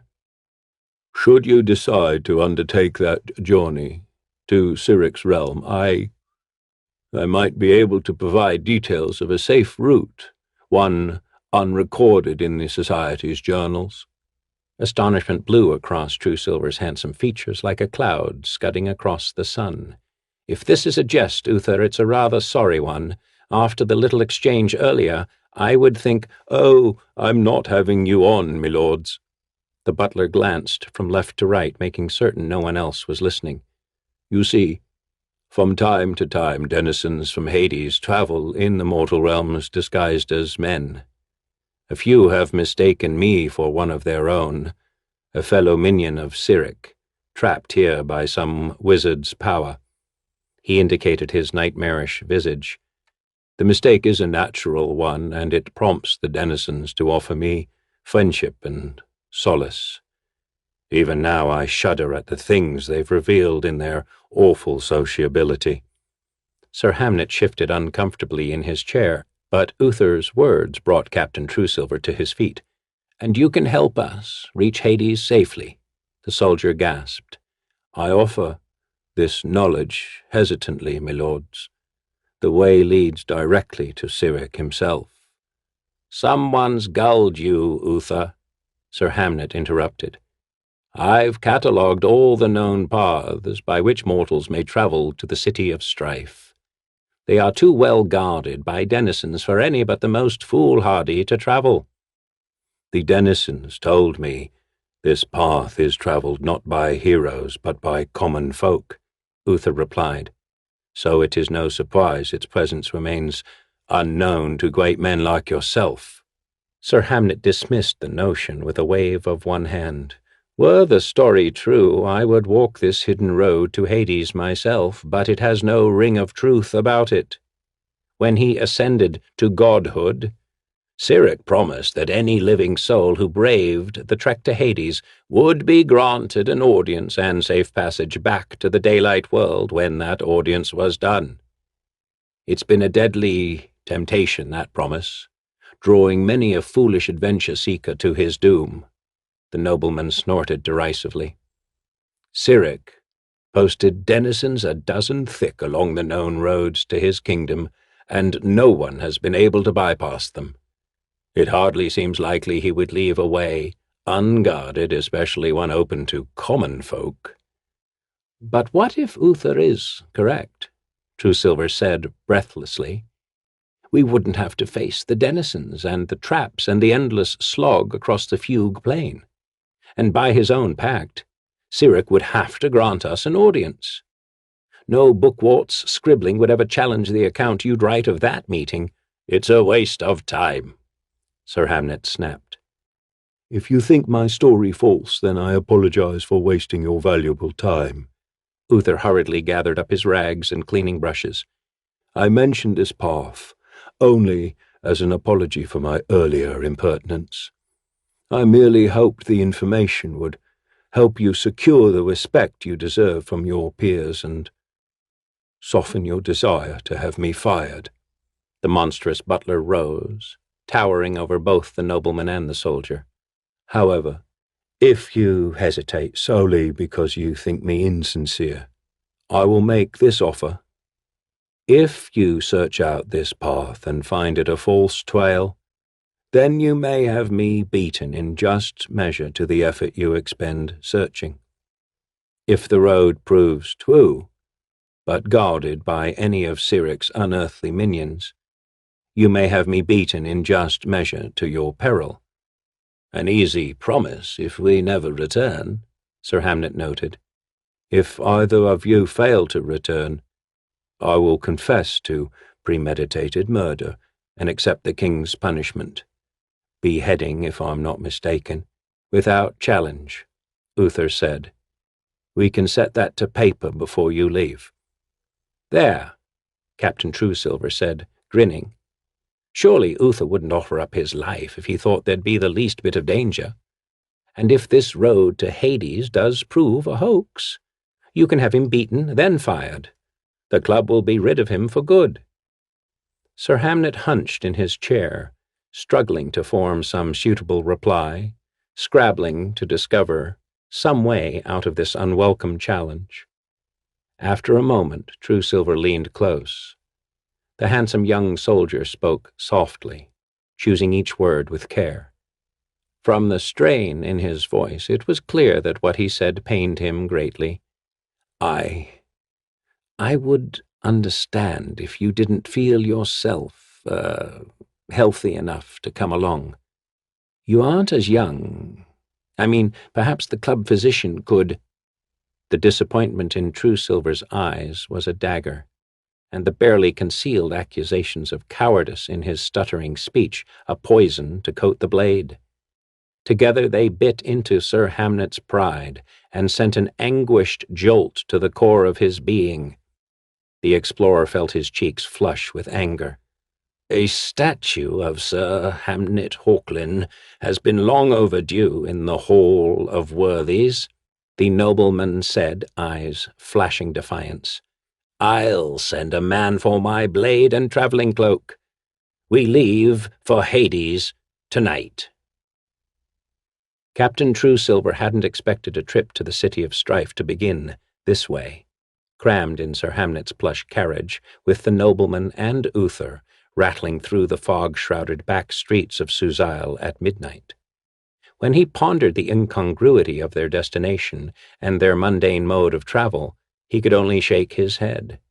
He'd witnessed some amazing things on the battlefields during the Tweegan campaign, and many of them had sprung unexpectedly from just such unlikely beginnings. "The tavern's name is the Shattered Mirror," Uther said from where he sat on the floor. Sir Hamnet had insisted the butler take that uncomfortable position to prevent his horns from shredding the carriage's padded ceiling. "The sign in front of it depicts a shattered mirror. You've gone over this twice, Uther." Sir Hamnet stifled a theatrical yawn. "It's not that complicated. We go into the tavern and ask to see the other side of the mirror." A scowl twisted the butler's leathery lips. "They may not be denizens guarding this place, but there are other perils. I just wish to ensure your safety." "Your own safety," the nobleman corrected. "I couldn't care less if he thinks blathering on will save his own head," Captain Truesilver noted as he turned his scabbarded blade over in his hands. "It's his motherly warnings about footpads and drunken brawls that I find annoying. I've chased off a thief or two in my day. You don't travel with an army on campaign without seeing the world's darker side, and Suzail's twice as civilized as the holes where we billeted during the Tweegan campaign." "What you'll find in the Shattered Mirror has nothing to do with civilization," Uther said ominously as the carriage rumbled to a halt. Taking a deep, steadying breath, the butler opened the door and slipped outside.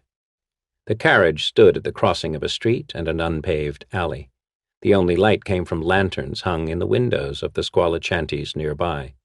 Silk scarves had been draped over them to color their light red. The crimson glow lent the swirling fog, thicker so close to the docks, a ghastly hue. It swirled in dense sheets, bodiless souls bleeding in the lantern light. From time to time a gull shrieking overhead gave those phantom forms a voice. Sir Hamnet stepped from the carriage as one of those mournful cries echoed through the night. "Dis-ease is the real danger here," he noted effetely, sniffing the fetid air. "Suzail has a sewer system. Don't those ruffians know how to use it?" Captain Truesilver chuckled. "The regiment's horses keep their stalls sweeter smelling. Perhaps they could lecture the locals on hygiene. You know, public service work." Uther laid one gnarled hand on the soldier's shoulder. "Please," he said softly. "When you first joined the society, you could see clearly enough to treat me as more than a menial, as a friend, even. Keep your eyes open tonight, and you'll see. My eyes are open enough to see you're overstepping your place again," Truesilver growled. He hated to be reminded of the generosity he'd shown the servants during his first months as a stalwart. He'd buried that part of his past, severed that part of himself, when he became Sir Hamnet's protégé. Truesilver brushed the butler's hand away, then straightened his cloak. "This alley leads to the mirror," he stated, icily. "Correct?" "Yes," Uther replied. He nodded to the driver and stepped back into the carriage. "I'm certain you'll have no trouble finding it." The stalwarts listened more than watched as the carriage vanished into the fog. The staccato clomp of the horses' hooves and the creak of tackle faded, then silenced altogether. The gulls had quieted, too, leaving the men to stand in the cemetery stillness that had settled over the crossroads. "Stay near the center of the alley as we walk," Truesilver cautioned quietly as they started down the narrow, stinking lane. "You watch the doorways. I'll watch the upper floors."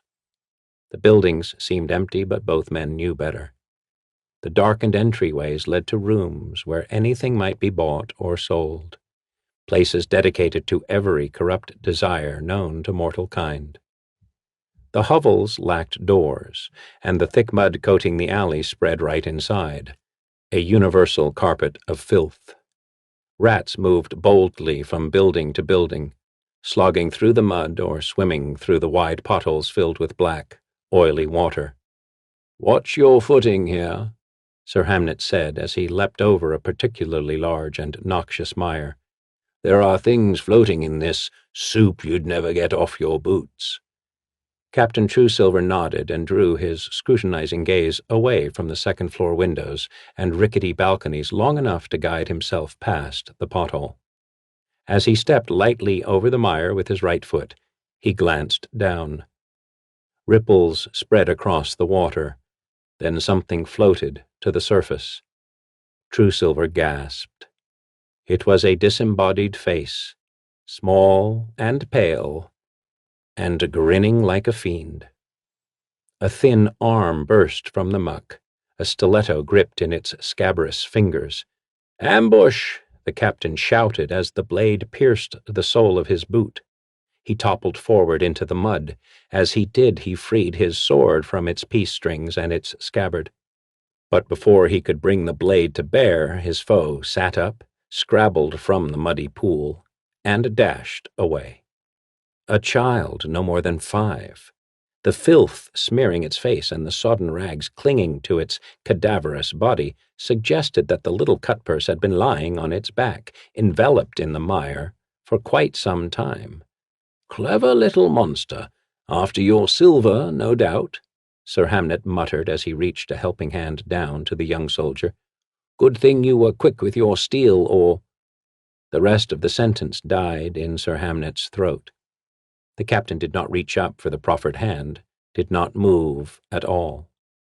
His handsome countenance was frozen in an expression of angry shock. He held his sword threateningly toward the now empty pothole. With his other hand he clutched at his injured foot. "Be a bright swell and step away from him now," someone said in a rattling whisper. The voice was unmistakably feminine. Sir Hamnet spun around to see a tall, gaunt shadow detach itself from a doorway and move into the alley. "You'll hang for this," the nobleman blustered, reaching for his sword. "I wouldn't draw your steel if I were you, me lord," the fog-cloaked silhouette hissed. The warning was followed by a groan of rotting wood from a second-story perch. There, another shadowy figure crouched. It flicked one wrist, and the unmistakable twang of a plucked bowstring hummed over the lane. Sir Hamnet stiffened, braced for the impact of the arrow. "Just a warning," noted the whispering woman. "before your blade cleared the leather you'd be sprouting feathers, if you know what I mean. Shouting will get you the same fate." She whistled twice, short and sharp, and a hulking figure wrapped from head to toe in black cloth lumbered out of a doorway. "Your mate's not dead. I don't do the out-and-out no more, but he will be if you don't let us lag him to a wizard friend of ours. I'm afraid my boy gave him a dose of trouble with that chief of his." "You mean your brats poisoned him?" A scowl darkened Sir Hamnet's features. "I see your game now. You want us to pay this mage to provide the antidote." "'Scuse me," the brute said politely. When Sir Hamnet remained stupidly still, the man straight-armed him. The brute didn't exert himself, but the shove sent the old man staggering back a half-dozen steps. "Sorry, gent. I've got to move him now, and we can't have you grabbing at the body. You might scratch some particular part the wizard wants real bad." Some part? The true horror of their situation finally burned itself into Sir Hamnet's consciousness. "Body snatchers," he gasped. "The polite term is resurrection men," the Whisperer corrected. And it's fortunate for you we're that and not more desperate sorts. See, we only need your mate. Nothing personal, but your withered old parts aren't worth a copper thumb to the wizard we work for. I don't know, the brute drawled to himself. I kinda like body snatchers. He twisted the sword from Captain Truesilver's fingers and heaved it onto a rooftop. Without even a grunt of effort, he lifted the soldier from the mud. Money, Sir Hamnet said. He fumbled with his purse. I have 25 gold loins and a few silver falcons. You can have it all if you leave us alone. The body snatchers laughed as one, a chorus of wheezing, guttural mirth. We'll get more than that for one of his legs, the whispering shadow said. But if you drop the purse at your feet, it'll buy you a dozen steps down the alley. A dozen steps? Sir Hamnet repeated numbly. You get a dozen steps before our friend with the bow tries to bury a cloth-yard shaft or two in your back, came the softly spoken reply. Your wrinkled arse might not be worth selling, but it'll make for suitable target practice. Wait till I'm out of the way, the brute said. But the warning proved unnecessary. Before the black-clad thug had jogged 3 steps toward safety, Sir Hamnet dropped his coin purse and ran. Mocking laughter, not arrows, followed the nobleman down the narrow lane, but his panic-ridden mind found horrors to keep his legs pumping anyway.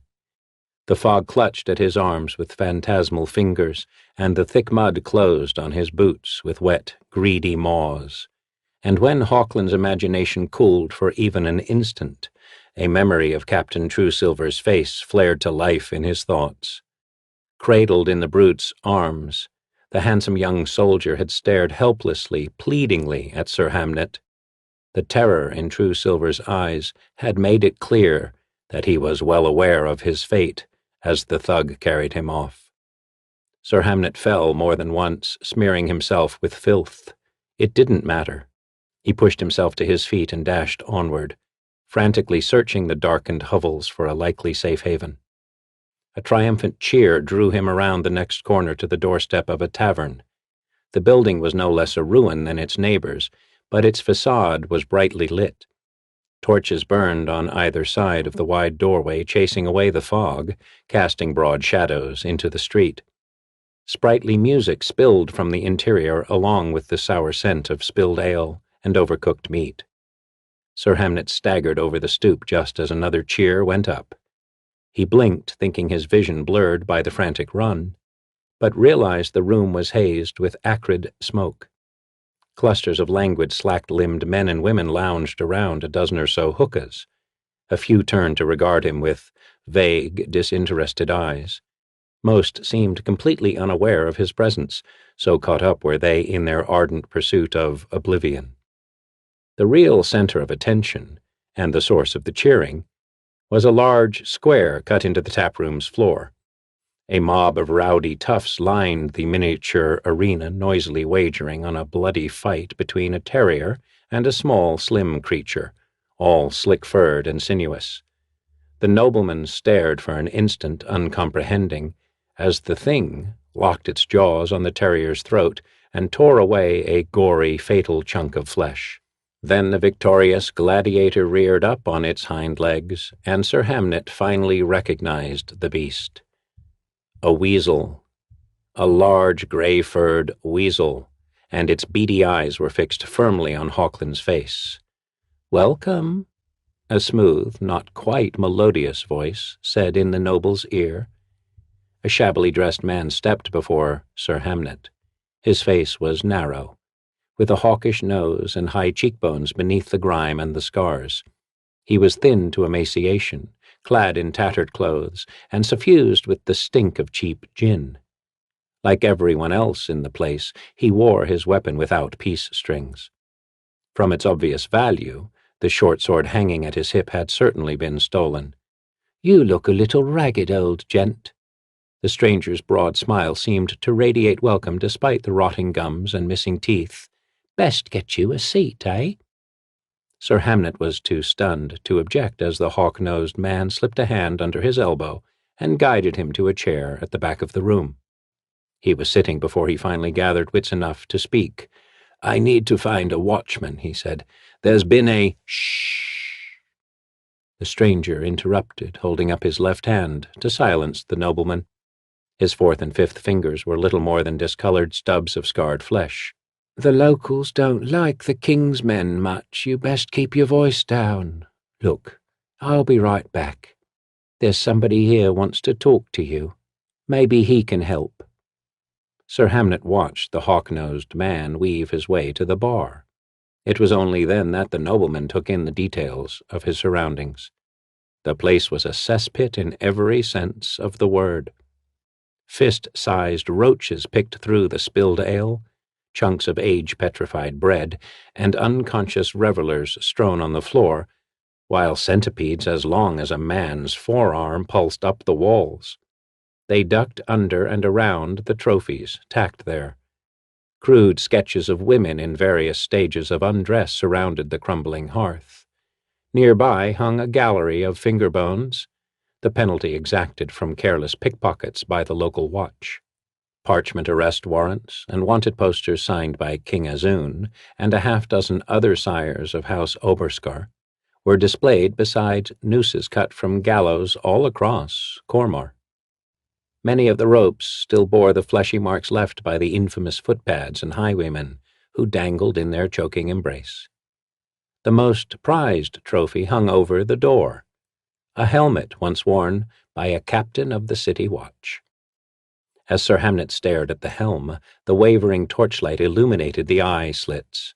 The captain's head was still housed within the rusted steel, its empty eye sockets staring down in defeat at the toughs crowding the taproom. The hawk-nosed man suddenly eclipsed the vile trophy. "I told you they don't like the city watch," he said as he placed a brimming mug before Sir Hamnet. With his right hand he presented the weasel from the arena. Blood darkened its muzzle, and bits of terrier fur still clung to its claws. "He's got a message for you." Sir Hamnet recoiled from the weasel and from the madman holding it, but his discomfort at the beast's proximity was nothing compared to the horror that gripped him when the animal opened its mouth and spoke. "You were the lone weasel at the Hill of Lost Souls," it rasped softly, so that only Sir Hamnet could hear. Heart thundering, blood roaring in his ears, Sir Hamnet exploded from his chair. The hawk-nosed man stepped aside as the aged explorer bolted past. "He usually prefers to chat with his own kind, so the message must have been important," he called to the retreating nobleman. "Say, old gent, does this mean you don't want to see the other side of the mirror?" Sir Hamnet had just crossed the threshold into the alley, but the shouted question stopped him cold, just as surely, as completely, as the poisoned dagger that had paralyzed Captain Truesilver. He forced himself to look up, as if following some unheard cue. The fog and shadows parted, allowing the torchlight to shine fully on the sign hanging overhead. The weather-beaten circle of wood was colored by wedges of silver paint, a crude attempt at depicting a broken window or a shattered mirror. "Yes, Sir Hamnet," the hawk-nosed man said. "The shattered mirror. You came here for an audience. Now you have it." The nobleman turned, slowly, knowing it would be futile to flee. He found the taproom and its patrons transformed. Bones and grinning skulls had replaced the wooden walls and offal-smeared floor. Instead of gin-soaked toughs, denizens and fiends filled the hall. They stood in silent array, the court of Hades in all its terrible splendor. Some gripped razor-edged halberds. Others had only their horns and fangs and claws for weapons, though they were surely enough to rend any man's soul from his flesh. And in the center of this ghastly host sat the hawk-nosed man. His myriad names flashed through Sir Hamnet's mind: the Lord of the Dead, the Dark Sun, Master of Strife, and Prince of Lies. Cyric. He was robbed in darkness, the kind that shrouds the hearts of liars and infidels. The weasel curled affectionately around his neck, a living collar to that shirt of shadow. Pages of other gods' holy books sold his boots, and the remains of false martyrs formed his throne. Free of grime, free of scars, Sirach's countenance glowed with hideous glee. Even as Sir Hamnet watched, fingers sprouted to replace the missing digits on his left hand. He flexed the restored hand and caressed the pommel of the rose-red short sword lying across his lap. "Well, old gent," Sirach prompted, "do you have something to ask?" Sir Hamnet cast his gaze down. "As a son of House Hawklin, and a member in good standing of the Society of Stalwart Adventurers, I claim the rights of safe conduct and—" "Has anyone here raised a talon against you? No. So you've obviously been granted safety." The death god sighed with impatience. "Aren't you going to return my courtesy?" Courtesy? I've dropped my facade. Are you going to do the same?" Sirach watched Sir Hamnet's face for some sign of recognition, but none came. There was only the typical pall of fear and awe. "Shall I let the weasel explain it to you again? I thought he summed it up nicely before, but maybe he should have another go." At Hawklin's stammering reply, Sirach pounded the arm of his throne. "The facade of the great hero, the great explorer," he shrieked in a voice like an orchestra of untuned violins. "You didn't lift a blade in defense of your companions at the Hill of Lost Souls. You ran as the first goblins entered the camp, just as you've run from every danger you've ever faced. As my sinuous friend said earlier, you were the only weasel on the hill that day." The Lord of the Dead closed his eyes and collected himself. "Now," he continued more calmly, "I don't brand you a coward. I'd label your actions—" He paused and looked up, as if the proper word floated just over his head. "Self-preservation," the weasel on his shoulder rasped. "Exactly," Sirach chimed. He stroked the beast's bloody muzzle affectionately before turning back to Sir Hamnet. "I applaud someone smart enough to preserve his own life, but I take exception to your imperfect guise of resolute honesty and stout-hearted courage. You haven't convinced yourself that you're a hero, not deep down. So don't insult me by hiding behind a flawed mask and expecting me not to notice it's cracked." "It's not a mask," Hawklin murmured dazedly. "My books, my maps. The stalwarts respect all that I've done." His voice grew stronger, his words more certain. "They know the truth." Sirach clapped slowly, facetiously. "Not embarrassingly bad, but I've seen you do better cheating your way out of a bar bill at the club." "Seen me do better? You've been watching me?" "No more than any other liar." Hawklin's bushy white brows knit over his dark eyes. "This was a trap. You charged that monster Uther with luring me here, tempting me to search this place out." An amused murmur rippled through the assembled court of Hades. "I hardly need to employ imitation fiends like Uther when I have the endless hosts of the underworld at my beck and call," the Lord of Strife replied blandly. "And I leave this pathway to Hades open, and let my minions circulate stories of its existence to see who wanders in. It breaks up the monotony of listening to the dead drone on about their tedious past lives, to the damned scream in agony. I just happened to recognize you when you crossed the threshold." Sirach studied the nobleman for a moment, then shook his head. "I hope I haven't overestimated you, old gent.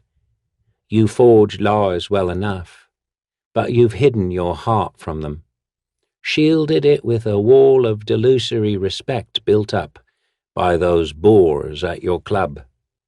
The weasel perked up and added, "But the problem with walls is, you never know which way they're going to fall when they finally crumble. Maybe out, maybe in."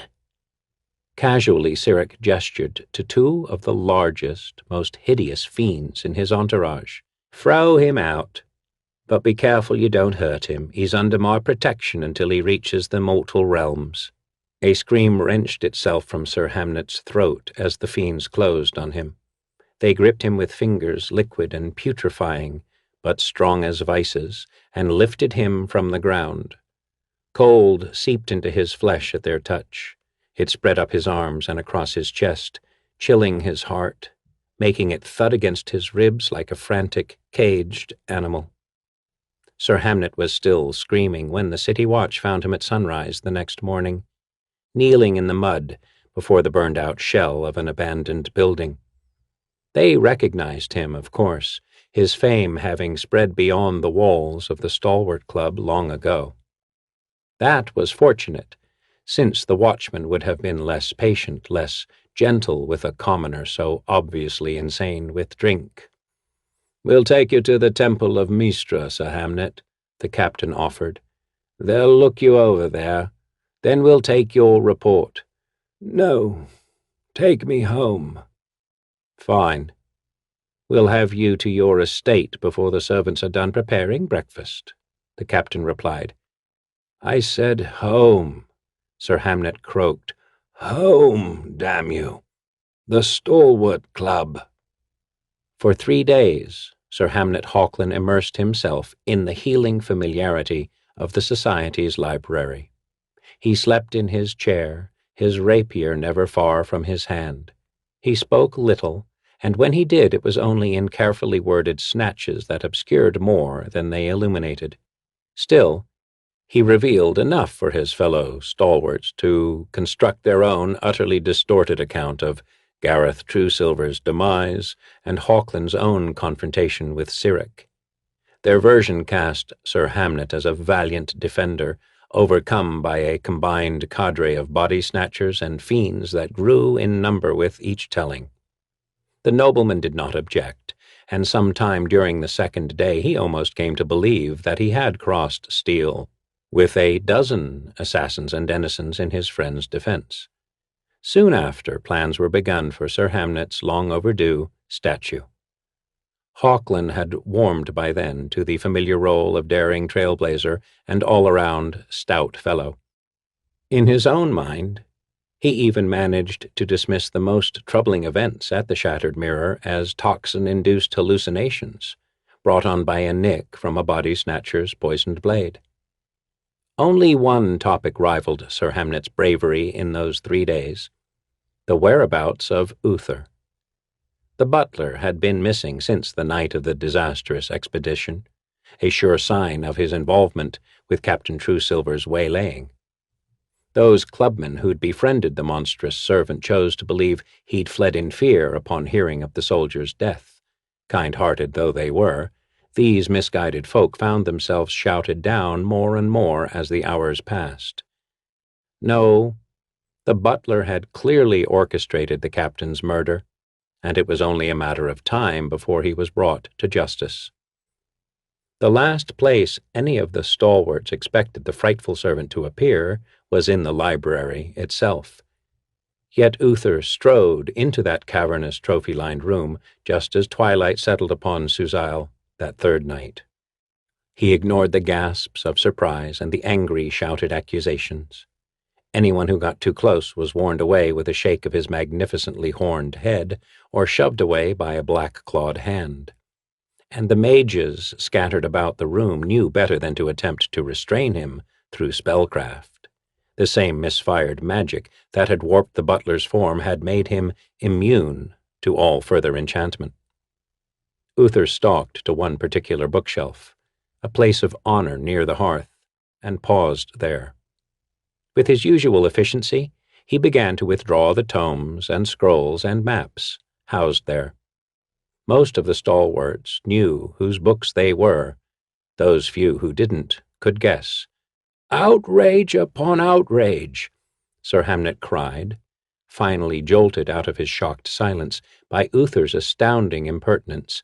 "Leave those volumes alone, you murderous brute!" "These books have been shelved incorrectly," Uther noted without looking up from his task. "The cases nearest the hearth are reserved for histories, Sir Hamnet. Your works are fiction." As he closed on the butler, the aged nobleman reached for his rapier and drew it with a flourish. "I'll run you through unless you put them back."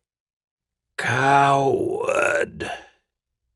The voice was labored, the word thick and ill-formed, but it was clear enough to draw everyone's attention to the figure framed by the library's massive doorway. Captain Truesilver glared balefully with the one eye left him and started into the room. The crutch braced under his right arm thudded like a coffin-maker's hammer with every other step. Without it, Gareth Truesilver couldn't have walked at all. His right leg was missing from the knee down. Nor was that the worst of his injuries. Angry red blotches patterned his arms where the skin had been flayed away. Incisions held closed with thick black stitches snaked across the back of his left hand. There, the body snatcher's patron had pilfered the muscles and sinews, leaving the hand nearly useless. Similar scars creased the captain's once handsome face. They traversed the angry purple bruises over his cheekbones, disappearing into both the gap that had once been his nose and the dark circle that had held his left eye. The butler turned, muscled arms cradling 2 shelves of displaced books. "You should rest, Captain. The city guard will be here soon to take your statement." Uther shifted his gaze for an instant to Sir Hamnet. "I have spent the past 3 days aiding the watch in their search for the captain. If you told the truth the morning the guards found you screaming like a madman, we might have rescued him days ago, before the butchers had time to cut him up." "Gareth," Sir Hamnet stammered, as if he hadn't heard the accusation. "We thought you lost." "Helm's fist, but I'm glad you're alive." "Liar," Truesilver managed in a slow, pained voice. From the way he mangled the word, it seemed likely a part of his tongue had gone to power some wizard's spell, too. Awkwardly, the captain hobbled to a stop in front of Uther. With his right hand, he lifted the largest book from atop the pile and pitched it into the fireplace. The flames danced along the spine. With a sharp pop, the tome flipped open, revealing a hand-colored map of the Hordlands. Fire hungrily devoured the page and set to work on the rest of the book. Truesilver tossed another volume into the fire, and another. Sir Hamnet raised a hand to stop him, but a low and rumbling growl from Uther warned him away. Helpless, he turned to the others in the library, his friends, his fellow explorers. But Sir Hamnet Hawkland found loathing in the faces of the stalwarts, and disgust, and anger. They stared at him with open contempt, silently cheering the destruction of his life's work. He tried to shrug off the contempt and shore up the barricades he built around his craven heart, but the walls were crumbling now. The Society's shared glories fled him, like deadfall leaves abandoning a winter oak. The myriad ceremonial blades and trophy shields hanging on the walls had been his to wield. The slaughtered monsters and conquered dragon had been his trophies, too, proof of valorous deeds beyond imagining. No longer. The stalwarts knew the truth, and each accusing eye reflected that truth back at the nobleman like a perfect mirror. Sir Hamnet Hawkland was a coward. The room began to spin, and the nobleman covered his face with trembling hands. He could block out the sights, but he couldn't deafen himself to the crackle and hiss of the fire as it destroyed his journals and turned his maps to ash. And in that instant, just before his heart was crushed by those toppled walls of borrowed honor, Sir Hamnet heard it, the low, sibilant laughter in the flames. He'd been right all along. It was the vicious chuckle of Cyric, the satisfied sigh of the Lord of Strife, as a man's spirit shattered, and his damned soul went shrieking down to Hades. Vision by Roger E. Moore. The summons brought me out of a meeting in an overcrowded den where the candles had eaten up the air. My clan head grumbled, but he released me and returned to bullying compensation from an opponent over an imagined slight of honor. Such wars of words, often punctuated by drawn knives and brief duels that left the cavern floors slick with blood, were far too frequent these days among my people. I was glad to go. I would have been happier for the freedom, but the warrior who called me out told me I was summoned by Skraelang, shaman of all our kind. My stomach grew tight at the thought of meeting the old goblin. I was no coward, but I was no fool. The warrior hurried off as I bound up my fears and set off myself through the long, narrow tunnels of the night below, our home under the dust walls. At 20 winters, I was a guard captain and assistant to my clan head, a young fist among the many hands of the goblins of the mountains. I had fought on the surface against human intruders on our lands since I was 12, and had been captured once, and held prisoner for a year until I had escaped. My captivity taught me to never let it happen again. I knew humans well and feared none of them, but Skraelang was not a human, and some said he was not a goblin either. The old shaman's door opened automatically when I reached it at the end of a black web-filled tunnel. Skraelang greeted me with a nod from his bed. He carelessly waved me to a chair at a table on which a lone candle flickered. I steeled myself and entered his den. I picked my way across the tiny litter-strewn room. My iron-shod boots crushed bits of bone, bread crusts, and other debris beneath them. Skraelang did not seem to care about the filth. The world meant less to him every day, it was said. How he could stand to live in such vile conditions was beyond me, but it was not my place, and not to my advantage, to say so. Who insults a mouthpiece of the gods? I sat and waited as the shaman took a small bottle and earthen cup from a box by his bed of rags. He carefully swung his feet off the ruined bed and got up, shuffling over to pull up a stool and take a seat by me. I stiffened and almost stood to salute, but he seemed not to care. His familiarity was astonishing. It was as if I were an old and trusted friend. Even more astonishing was Skraelang's appearance at close range in the candlelight. His robes stank of corruption, as if death were held back from him by the width of an eyelash. The skin was pulled tight over the bones of his face and hands. Open sores disfigured his arms and neck. Yet even with this, his pale yellow eyes were clear and steady. He gently poured another drink for himself, but did not take it right away. Instead, he sat back and regarded me with those cold, clear eyes. "You are bored, Captain Kyrgyz," he said. His voice was no more than a whisper. In the silence, it was like a shout. "Life here has no appeal for you. You long to be elsewhere." I almost denied it, but his eyes warned me off from lies. I nodded hesitantly. "You see all, your darkness," I said. I knew that with his magic, the old goblin probably did see all within the night below, even the hidden places of the heart and soul. The old one toyed with his cup. His spidery fingers trembled. "Has the security of our home begun to wear on you?" Do the petty ravings of the clan heads lull your blood to sleep rather than stir it with fire? Or do you have plans of your own for advancing your rank and position, and your boredom is merely feigned to cover your intentions? To be accused of treachery was not uncommon, but hearing it fall from the thin lips of our shaman was like hearing my death sentence pronounced. I am loyal, I pleaded much louder than I wanted. You wrong me, your darkness. I bit off my words. Skraeling wronged no one. He was the law, and there was no other. I sat frozen, half expecting that his response would be my execution. A swift death was better by far than a slow one, and I prayed for the former.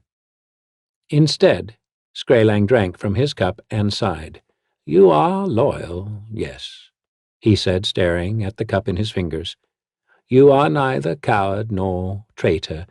You merely seem disenchanted, not impure in spirit. You do not carry yourself like a true goblin lately.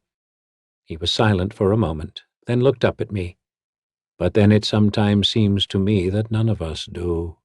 I could not have been more amazed than if he had informed me that he was actually a halfling.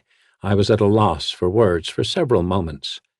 I do not understand, I finally said. We are all true goblins. We are not tainted like treacherous tongue. The words had no sooner left my mouth than I would have cut out my tongue to have them back. Skraeling flinched when he heard it, and his aged face became like steel. We are not tainted like a certain one among us, you say? The shaman's eyes were icy yellow orbs shining from the depths of his face. His fingers gripped his cup like a web grips prey. For one awful moment, his cup became me. Then, without warning, the old shaman's face softened and melted. He looked away as he set his cup on the table. Tainted, you are right.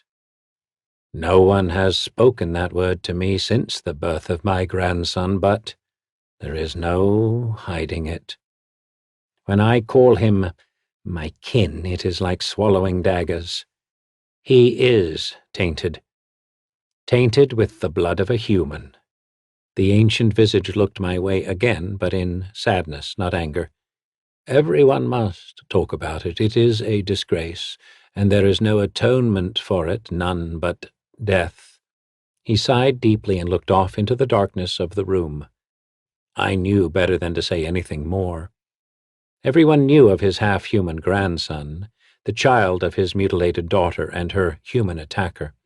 Both child and daughter had been hidden from all other eyes for over a decade, but we knew from rumor that they yet lived, and that we could not understand.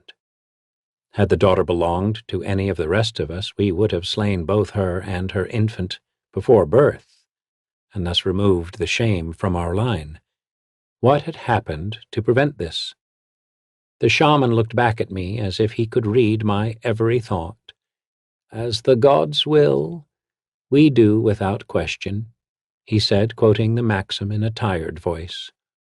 They spoke to me as I held a knife over my daughter's belly, eager to cleanse our honor, and their words turned my knife aside. It was their will that Szeth be raised among us, in my daughter's den, though they would not say why. I had the girl and her bastard walled up, as the gods did not forbid that. I feed them once a day, give them a candle or two for light, but keep the taint away from the rest of our people. It was the gods' will, and I obeyed them, as would any of us. He rubbed his face with a skeletal hand. I did my best to hide my surprise at this revelation. The gods' will. He said so, but still lived, so it must be true. The sharp, clear eyes turned away again, and the old one refilled his cup and stared into it for a long moment, chewing his lower lip in perplexity. The old shaman drank again and set the cup down. The ghost of a smile came to his withered lips, but there was no humor behind it. I am older than old for our people, he said softly. If I see another midwinter's day, I will be 46. I ache ceaselessly. I pray for death before I sleep, yet the gods want me to live a little longer. His cold eyes looked across the table at me. Can you guess why, Captain? Why what, your darkness? I asked after hesitating. I had lost the way of the conversation entirely, and I now considered every word I spoke so I might live the longer. Why the gods have kept me alive when I have strived so hard to die, he said patiently. I rot from within, yet awaken every evening and draw breath into my bleeding lungs. Can you guess why the gods still want me to live a little longer? No, your darkness. A lesser person would have offered an opinion, a worthless way to risk one's soul. The shaman's lips pulled back as if he would laugh. This last day the god spoke to me again, he said, as if the other topic were now forgotten. They came to me in a dream. It was time, they said, to free my grandson and send him out from the caverns with a force of true goblins at his command. The old shaman drew in a deep breath through his nose, staring at me. I've seen fit to end your disenchantment, Captain Kyrgyz. I've already given orders for 3 sergeants to assemble their squads for a foray this evening. You will go with them, led by my grandson. Draw rations and equipment for a mission far from our night below, among the lands of humans. I believed for a moment that I had gone deaf, so incredible was the news. Goblin warriors led by a half-human bastard? What is our mission, your darkness?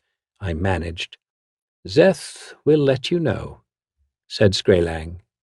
Obey his every word as you would mine. It is as the gods command.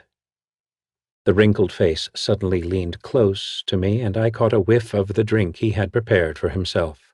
It was ale, mixed with a pain deadener made from the blossoms of the corpse lily. I knew its scent from the battlefields, where warriors chewed such blossoms to subdue their pain. Sometimes, if badly wounded, the warriors chewed too much and fell into a sleep from which they never awoke. We left them for the dogs to eat. The gods have ordained that Zeth must go out, said the shaman steadily. I shuddered at the smell of his breath. They ordered nothing more. For my part, when he is gone, I am finally free to clear the taint from my family. I will cleanse my line with my daughter's blood.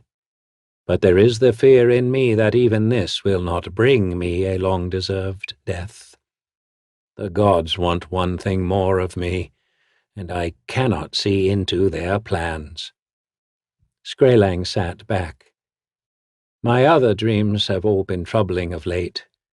The gods are unhappy, I fear, with the way the lives of our people have fallen into quarrels and tedium. You are bored, Captain Kyrgyz, because you sense it, too. We have not gone out as we did in the old days to remind the surface world that we exist. We've gotten old in our heads, old and petty, and we hide in our caverns and complain about the dark. We are not the children of our fathers, not fit to be their lowest slaves. The old shaman's gaze fell, and his face grew slack. I believe the gods are especially unhappy with me, their servant, for allowing such deterioration to come about.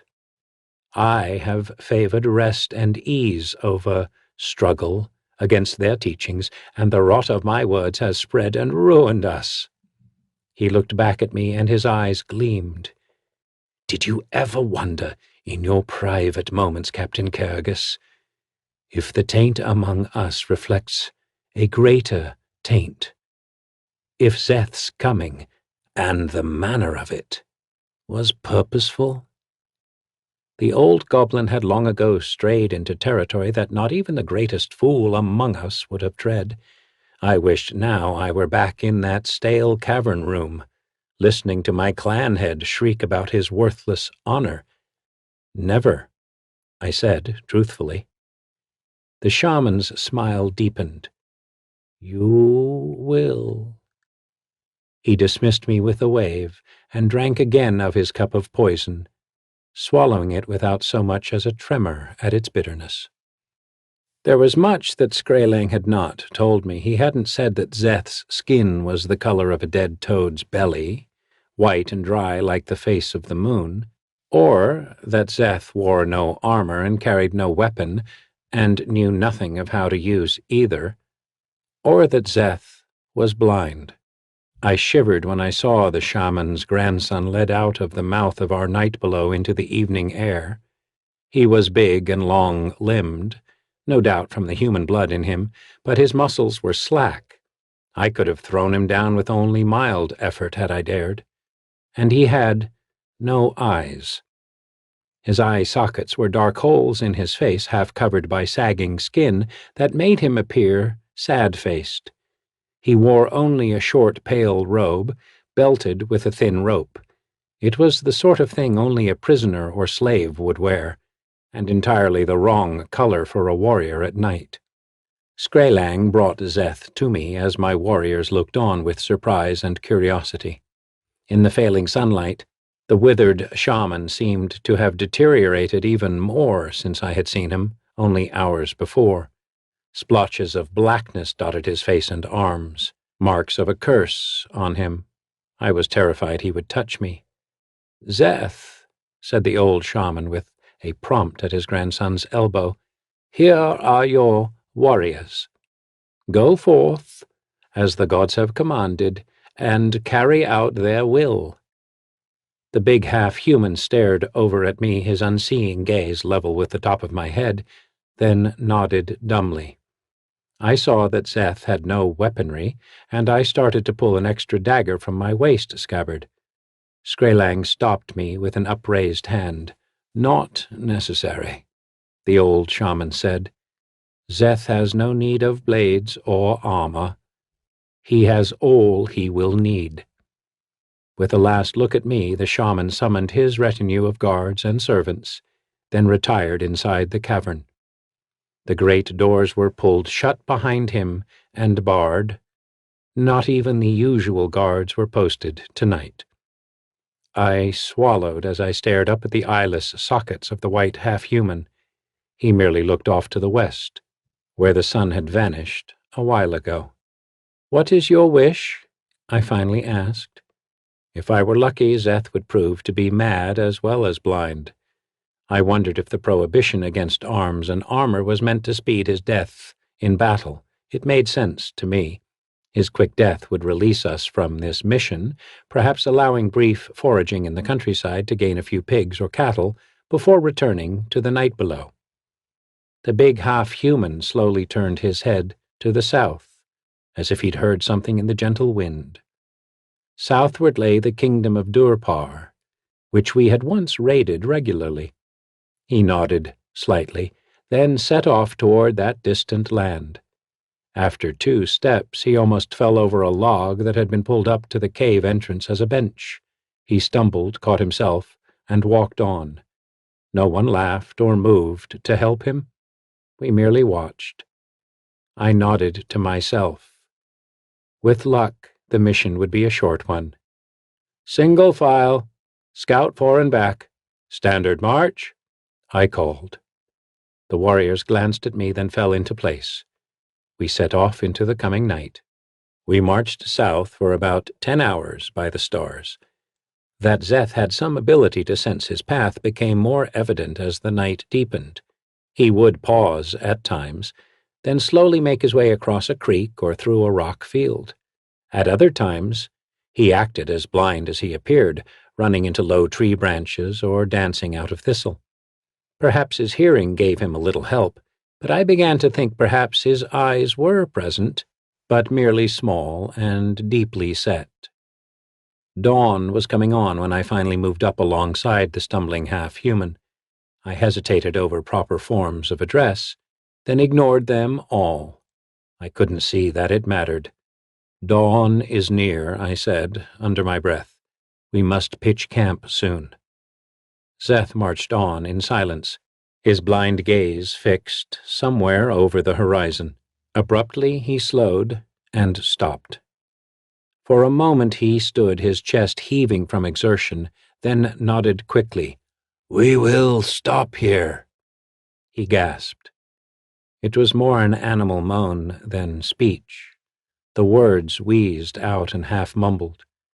Was Szeth feeble-minded as well?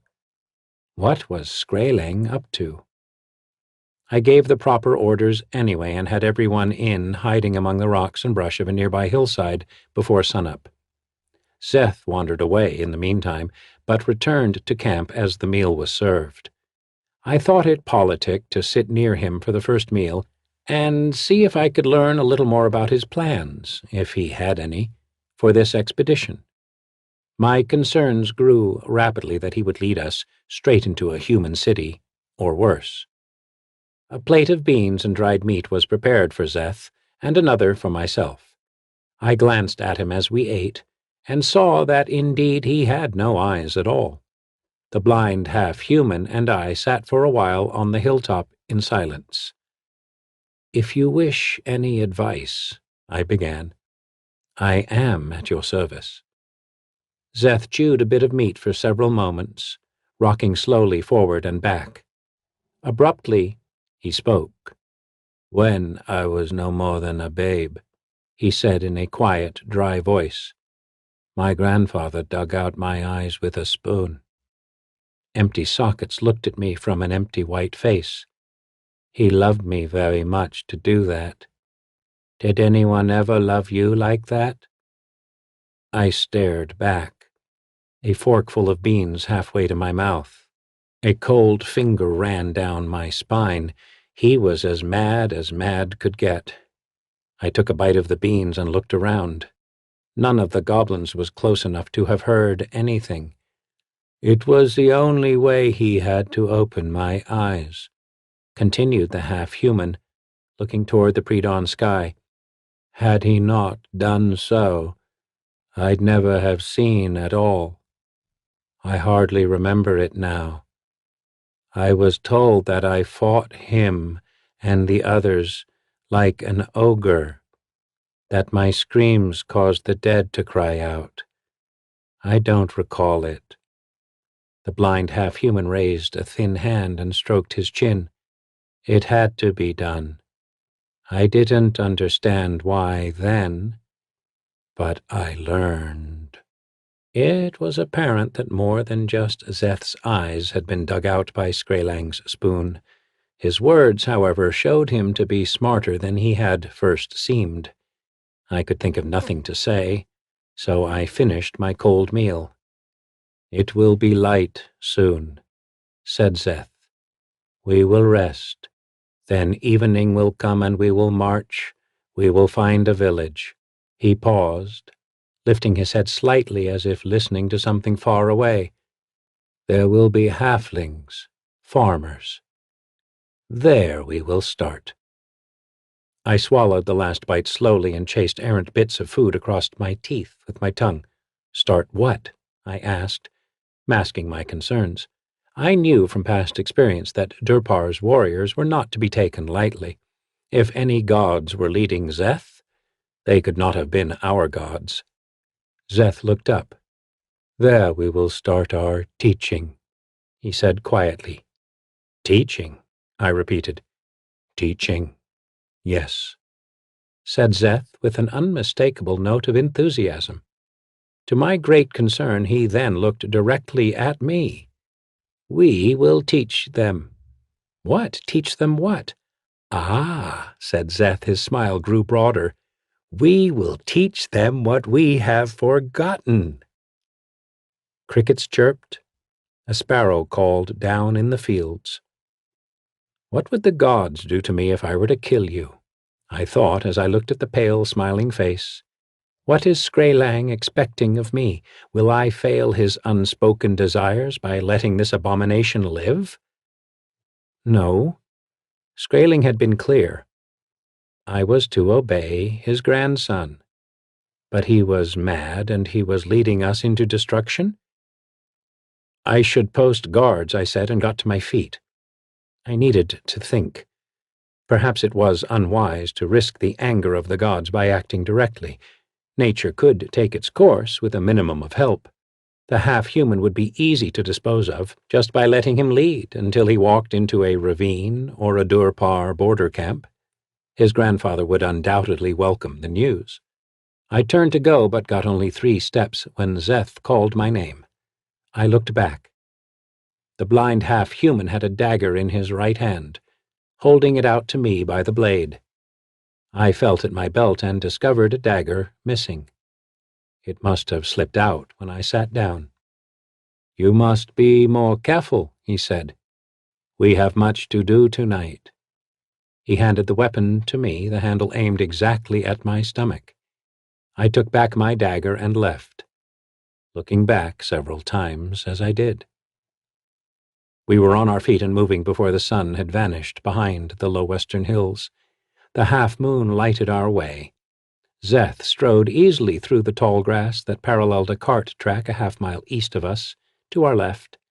I posted a forward scout, and 2 scouts to the left and right. Yet another scout trailed Szeth by a dozen paces, and the rest of us followed after. As before, the big half-human avoided most obstacles in his path, winding his way around them with unusual care. If he stumbled, he caught his balance gracelessly but quickly. I wondered whether the gods had made Szeth insane, and his eyes simply invisible, or if it was all an elaborate trick, something Skraeling thought up to test me. I thought of Szeth's staring at me that morning, and a tightness grew in my stomach.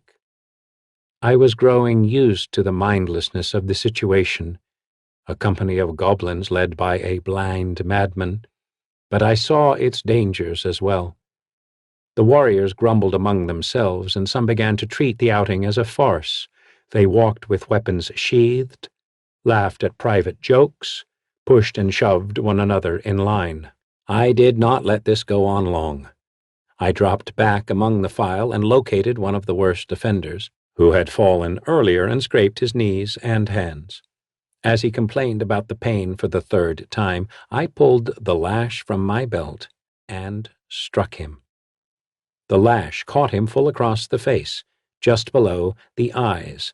Before he could cry out, the lash came back and snapped across his back like a brand of fire. His cry was cut off by his intake of breath at the 2nd hit, and he fell to his knees, hands covering his face. The column behind him stopped, but at a gesture from me continued on around him. I waited with the warrior as the column filed past. After a few moments he regained his feet and picked up his weapon. I watched as he stumbled on to catch up with the column. I followed, ensuring that the message had gotten through. It had. Silence was kept thereafter, and weapons were held at the ready. We marched on for only 3 hours when Szeth abruptly slowed his pace, head turned to one side, and stopped. The scout behind him looked back at me questioningly. I came forward. "There they are," said Szeth, pointing ahead. "We must begin our teaching." I looked ahead and noticed a faint light. We were about 2 miles from a small community that sat astride the cart path to our left. I detected no sign of any military activity, but that meant little. Enemy warriors could be concealed anywhere and had time to prepare a bloody welcome. "We are safe," said Szeth, carelessly. He was smiling again and wasn't breathing as heavily as the night before. "They don't know we're here." "How would you know?" I asked under my breath. I gave a hand signal for the troops to stay low and keep silent. Before I could do more, Szeth turned to me and grabbed my shoulder, pulling me close to him. I was too surprised to resist. His breath was visible in the cool night air. "Gather the villagers together. They will not resist. I wish to begin teaching before the night has passed." Our people should gather around and learn wisdom, too. He released me and sat on the ground with a thump, not moving from that spot. I stared at him, then looked across the dark field. Gather the villagers up for Szeth to teach them. His grandfather had ordered me to obey the Mad One as if he were one of the gods. Perhaps the gods would spare me for my obedience if any disaster fell, but I no longer believed it. I obeyed, but felt I was as mad as Szeth to do it. I left the scout with Szeth while I went back and collected the rest of the troops. Moments later we moved on to the sleeping village. The attack was over almost as soon as it had begun. Many of the halflings were in their beds when we set fire to their barns. As they rushed out, half-dressed and clutching blankets and buckets, they were shot by our archers. Many were clubbed down and herded together on the road as others of us torched the houses. Some fought back with farm implements, pitchforks, shovels, hammers. Those we killed. The dogs were more trouble than the villagers. We forced the survivors, about 36 males, females, and children, to strip and stand naked in the night wind. Warriors surrounded them and amused themselves by prodding bare skin with their spears, laughing and betting as to which of the little people would jump highest. Around us, orange flames roared through the halflings' homes and farms. I sent a runner for Szeth, but he was already on his way to the burning village with the scout at his side. As I watched him approach, I wondered what purpose there was in this miserable raid besides this nonsense about teaching. I had always fought armed humans before, guardsmen on caravans, or armored militia at fortified farmhouses on the borderlands. Assaulting such poorly armed and trained halflings was wasteful of our powers. I bit my lip with frustration and tasted blood. Szeth put out his hands toward a burning cottage as he passed it, his smile clearly visible. He warmed himself thus, then slowed and picked his way with care toward the warriors surrounding the crouching prisoners. The huddled halflings' eyes were like those of caged rabbits. Szeth looked them over, and I believed then that he had to have sight of some kind. Was it magic, then, that let him see? I would not allow myself to think that the gods had anything to do with it. It must be Skrelang's doing, though I could not imagine how or why. Satisfied, Szeth walked to the top of a low mound, then turned to face the troops. There was silence across the area, except for the crackling of dying flames. "In the beginning of all things," said Szeth, his voice growing stronger, "there was war between the gods and the rebellious earth, and the world was struck down and slain. Darkness covered its face, winds and sea lashed its corpse. Nothing grew on its naked rock or stirred beneath the cold moon. As the world lay dead, maggots were born from the blood shed by the gods in the battle, and the maggots burrowed into the flesh of the world and feasted upon it, celebrating the victory of the gods. Then came forces of light, and there arose a sun over the land. The light burned the eyes of the maggots and made them cry out. The old gods heard them and were moved to rage. One of the old gods put forth his hand and said, 'A debt is owed our children as well as to us, and now our children shall claim it.' He changed the maggots into goblins, and he gave them a commandment that the goblins would always remember the days of darkness when the old gods were victors, when nothing grew on the world, when there was night, eternal and deep. And the goblins would remember always to claim the debt owed them and their gods by the forces of light. Szeth swept a hand toward the flaming cottages beyond the gathering.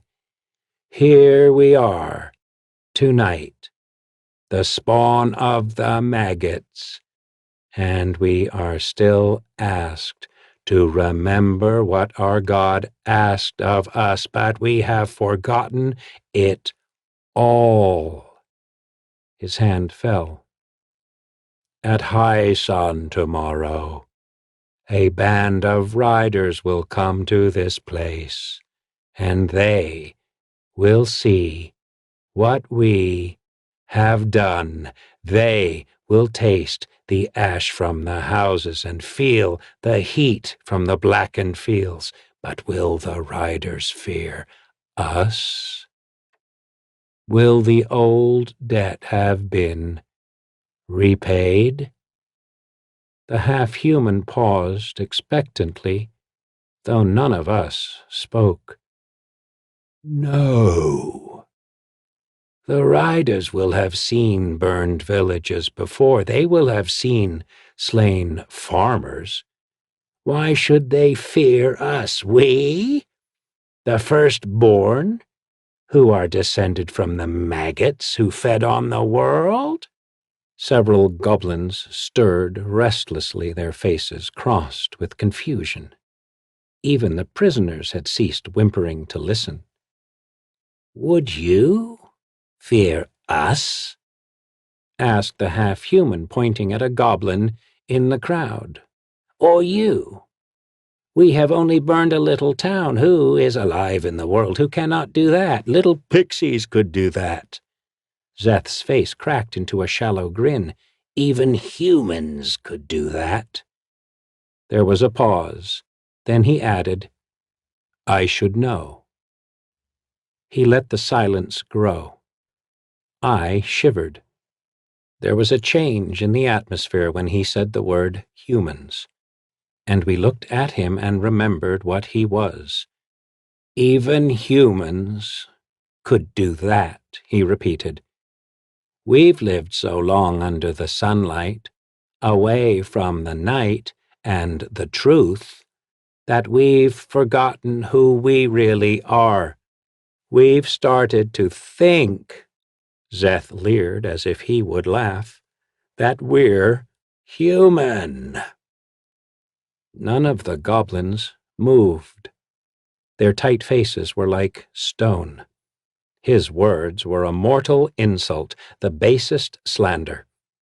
Yet they rolled off Szeth's lips as if they were a shabby truth at which the knowing world snickered. Only the warrior's knowledge that Skrailang was his grandfather kept Szeth from a speedy death. Szeth's thin fingers reached into the air. Are we human now? He called out. Can we do only things that humans do? Do we remember anything at all that our gods taught us?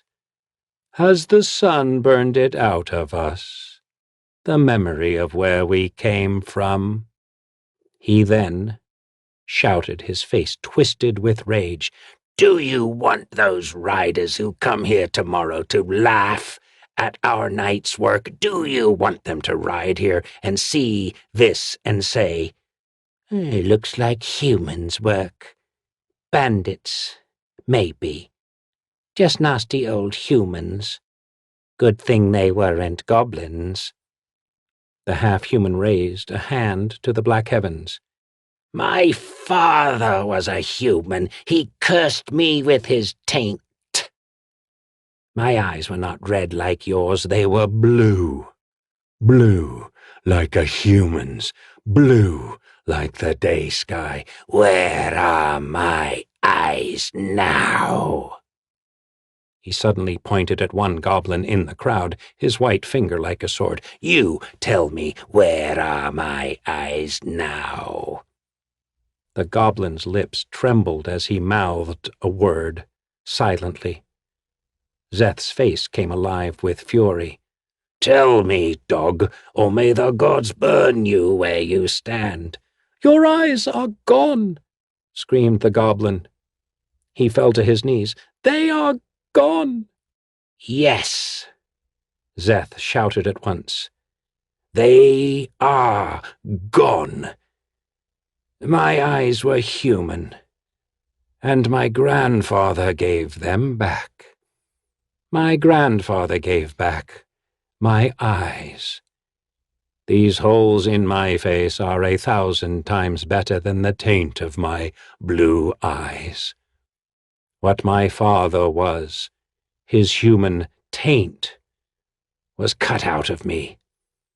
I am more goblin now than you are, because my soul is free, my soul is clean, yet yours writhed with the taint of humanity. The proof is among you. There, the farmers you have taken prisoner. You've treated them as humans would treat prisoners. They beg you for mercy, mistaking you for humans. How far have we fallen for them to think we, the children of maggots in the flesh of the dead earth, are capable of mercy?" The silence was absolute, save for the crackling of fire. Szeth trembled all over as if in the last stages of a fever. His face turned up, looking over the heads of us all. "I feel their eyes upon us.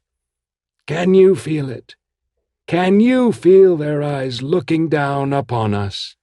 In another moment they will turn away, and we will be lost. Our people will be lost. Our night below will be lost.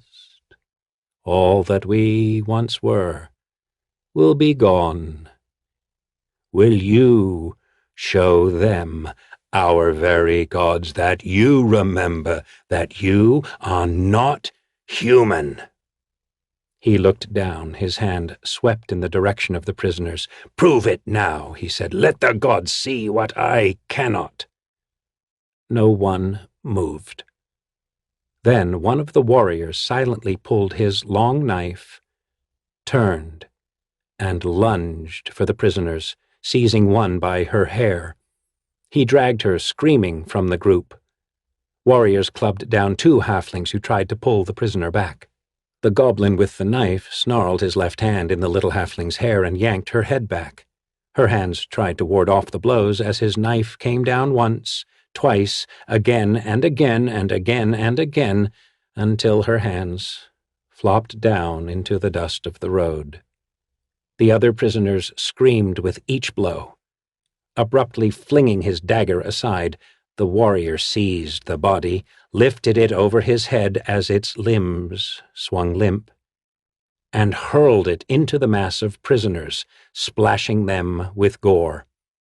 The halflings screamed anew, but it was a sound I had never heard before from the throat of any being. It was mindless with terror, a sound like that made by animals in a slaughtering pen.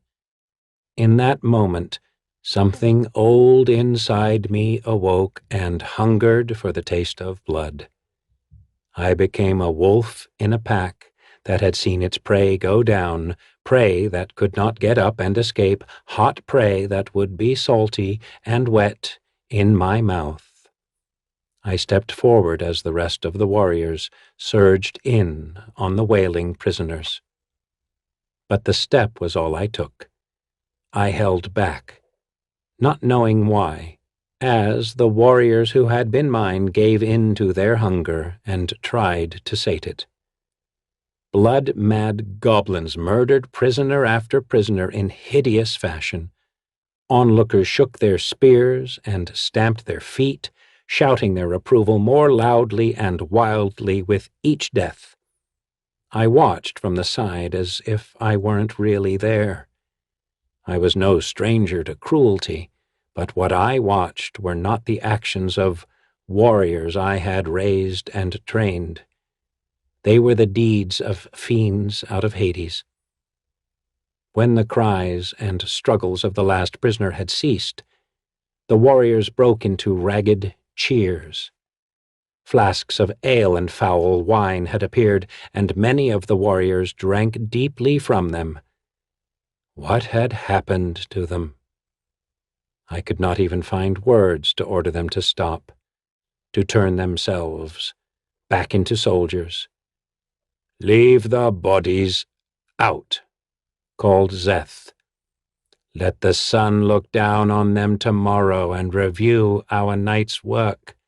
Let the world see what the children of maggots do to have a debt repaid. Our work has only begun." He swayed, then turned, and headed off again to the south, away from the smoldering village. The goblins followed him easily, the warriors who had once been mine. Not one looked back at me as they went. When they were almost out of sight, I recovered sufficiently to make my own feet work. I followed their quick pace, my mind cold with shock. We half ran in this manner for several hours, until the air smelled of fresh grass without the touch of smoke and the tang of blood. The warriors chattered as they went, heedless of the need for quiet in enemy territory, as they passed their wineskins back and forth. I, who was once feared and respected by them all, could have been invisible. Dawn was almost upon us when Szeth slowed to a stop. As the warriors drew up to him, Szeth collapsed on the ground to rest. I looked down at the puffing half-breed. "Captain Kyrgyz," gasped Szeth, though I had made no sound as I had come up. "You do not understand, do you?" "No," I said, not even thinking of lying. "It is your will." "It is my will, you say. But I am empty," Szeth returned, still out of breath. "I am the cup that holds the drink, but not the drink itself. I am the mouth, but not the word." "I don't understand this," I said. "I don't understand any of this. We are warriors. We don't—" I broke off, trying to frame my thoughts. "We fight warriors, not worthless farmers. This is cowardice to kill the dregs and the helpless. We fight those who can fight back. It's the way to win wars." Szeth finally caught his breath and sighed as he lay back on the grass, resting on his elbows. He let his head fall back, staring up into the endless night. "Captain," he said softly, "you are more blind than I am."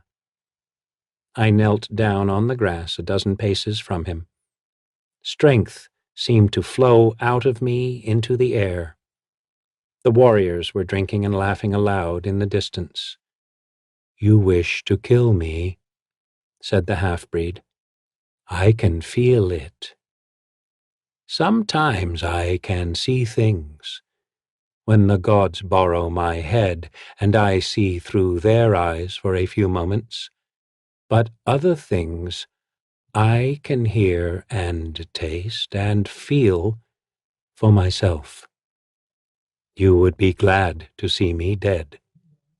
Szeth cocked his head in my direction without looking directly at me. "It was the insult, you see, that drove me to this."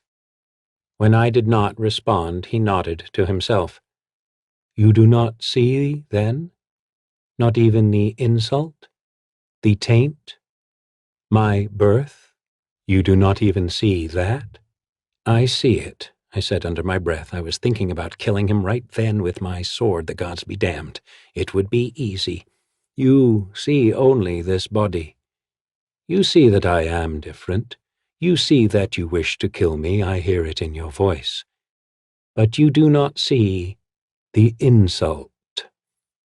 You cannot learn what I am teaching." Szeth turned his head away in the direction of the warriors. In a few moments he got to his feet and walked away. After a while I got up too. Goblins milled around the field, aimless and tired. I guessed from the sky that dawn was only 3 hours away. We had to be off to make camp. Someone would find the massacred village, and the word would be out. I looked back and saw in the moonlight that our trail would not be difficult for vengeful parties to follow. We had to move, or else die here. I found Zeth sitting on the ground, talking to himself in a low voice. He paused and turned his head as I came closer, my boots crunching sticks beneath them. "We must get out of here," I said flatly. "We have no time to delay." Zeth turned away again. He was still talking to himself, or to someone I couldn't see.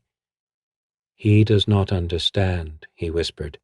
"He cannot see where they are weak. It is the same place we are weak." He was motionless for a time, then got unsteadily to his feet. "Lead us on," said the blind half-breed. "South. We must hurry to our next teaching." The following night, about 12 miles south of the halfling village, we attacked an isolated farm. 2 of our number were wounded but stayed on their feet. We left the farm a few hours later, after Zeth spoke again about the maggots we came from and the gods who watched us.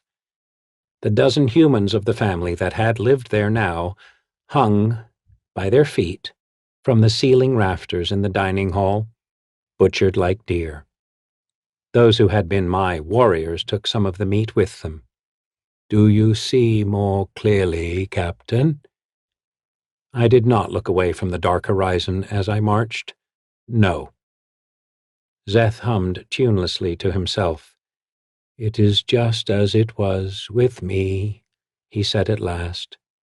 They would ask, "Do you see more clearly now?" And I would cry and say, "No, give them back to me." But that was not possible. They had thrown them out. Already. They were given back.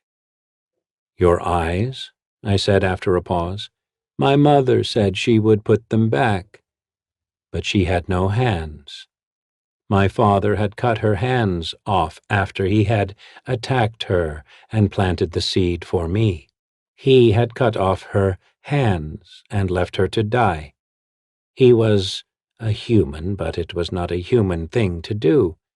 He was a hunter," she said. "A hunter who had chosen her as his prey. She went out for water, and he caught her. He tried to be a goblin. Surely now you see it." I licked my lips. I had lost my warriors and did not care what happened to me any more. "No." Seth sighed heavily. "The insult," he said slowly, as to a child.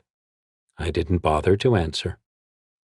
The next day, a scout shot a rider from his horse as the latter passed our camp at full gallop.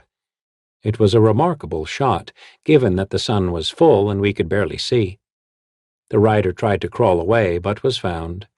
Seth did not even need to make a speech. The goblins knew what to do. The rider was a human soldier from Durpar. Our doings had been discovered. Someone had sent for help against us. "We can't go farther south," I told Zeth. "The danger is great. We've got to head back, or at least go west, where they won't look for us right away." "You do not understand," said Zeth. We went south. We caught a farmer on a hay wagon, then 2 field hands, 1 human and 1 halfling. We surrounded a cottage on the edge of a woodlot, but there was only an old woman inside. "We are cowards," I said, looking at the old woman's body as it swung in the breeze. I did not say it loudly, as goblins were all around. I no longer felt like one of them. They had betrayed me. Death was better than this. "We are goblins," said Zeth. He stood with his back to the tree from which the old woman hung. He looked high into the branches. "We have been like humans for too long. We did not understand what the gods wanted of us. We forgot their lessons. We forgot the maggots.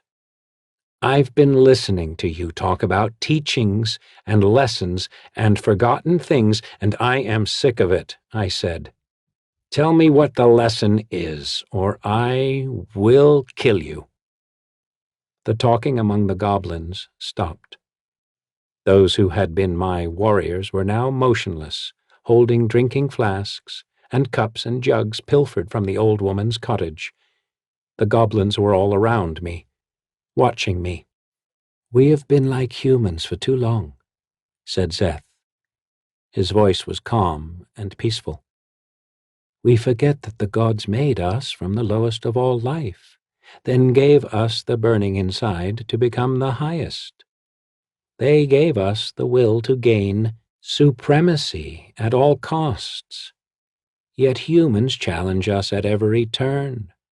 Humans think they are better than we in every way. All know this. Goblins, orcs, giants, elves, dragons, all know this is true. Humans believe only in humans. None of the rest of the world matters to them. Soon we all come to believe that, and we lose the vision the gods gave us to see our way up. We lose our will, and then we are gone. Zeth pushed away from the tree and walked slowly over to the hanging corpse. He put out his hand and touched the body, causing it to slowly spin. It was only when my grandfather put out my eyes that I began to see for the first time, he said. The gods gave me the vision. Humans do not understand us and call us evil. They think we do terrible things just because we want to, because we are selfish. They call it evil what we do, and I will call it evil too, because the humans hate it so. Zeth looked directly at me. We do evil then, but we do this for the gods. Humans do not see that our evil is like love, in that it is greater than the self. Our evil reaches out to embrace the world and slay it as the gods did so that it will be ours. Our evil is as warm and red as love, and it enters the world in the same way love enters the heart, through the least defended places. The half-breed spread his arms, palms up. You did not understand what I meant by the insult, he said. This body is tainted. I am forbidden by the gods to carry a weapon or wear armor to protect the taint. A cold grin formed at the edges of Zeth's mouth. My father wanted to prove something when he attacked my mother and cut off her hands. He wanted to prove that he was stronger than a goblin. Perhaps he wanted to show that he was more evil than a goblin, too. He certainly knew how we feel about humans and what we call the taint, the touch of humanity, of goodness and weakness. We might wallow in it, but we hate the word, and my father rubbed it in our faces. How could a human be stronger than a people descended from the worms that crawled in the wounds of the earth? How could he be more evil? Humans say they are so much better than we, and my father's deed was as if humans had also claimed to be so much worse, as if we were nothing. It was an insult to us all. The gods saw it and were angry, and I was born to repay the insult to our people. We are now teaching humans how it feels to be weak. What do the strong fear more than weakness? What is more terrible to a warrior who prides himself on his might than to know it means nothing?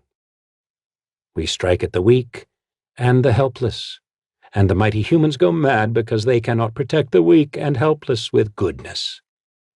The gods and our people are avenged. The old debt is repaid." Zeth suddenly whirled on his heel and slapped the swinging corpse of the old woman. It spun around and around in the moonlight. He looked back at me. His face shone like the moon. "Now do you understand, Captain? Do you see now?" I looked at the corpse as it swung, the old woman's dress ruffled by the gentle night breeze. And I saw. Zeth knew it. He felt his way back to the tree. The god who had let him see had now left. "Let us head south," he said. "Our teaching is not yet done." 3 days later the humans caught us. "How many are there now?" Zeth asked. He did not shield his face from the sunlight, as the rest of us were forced to do on that flat hilltop. Whatever god or gods had been using him were now gone. It didn't matter. The teaching had gone well. "About 100, I replied. There looked to be more, but it was hard to tell in all the light. Many of the humans were mounted, so more troops could have been hidden in the dust behind them. Their battle flags were raised. The colors of Durpar flew. We dug in as well as we could. We could not outrun them on the open fields where the humans had sighted us. The hilltop was no defense, but it gave us the altitude we needed against the tall folk and their mounted riders.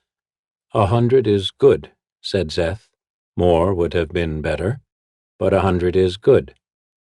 One of our human prisoners screamed at the soldiers marching toward us. I could not understand what she was saying. A goblin slapped her across the face, then began to beat her. "Stop it," Zeth said, mildly. He didn't turn around. "Let her scream. It is better that way.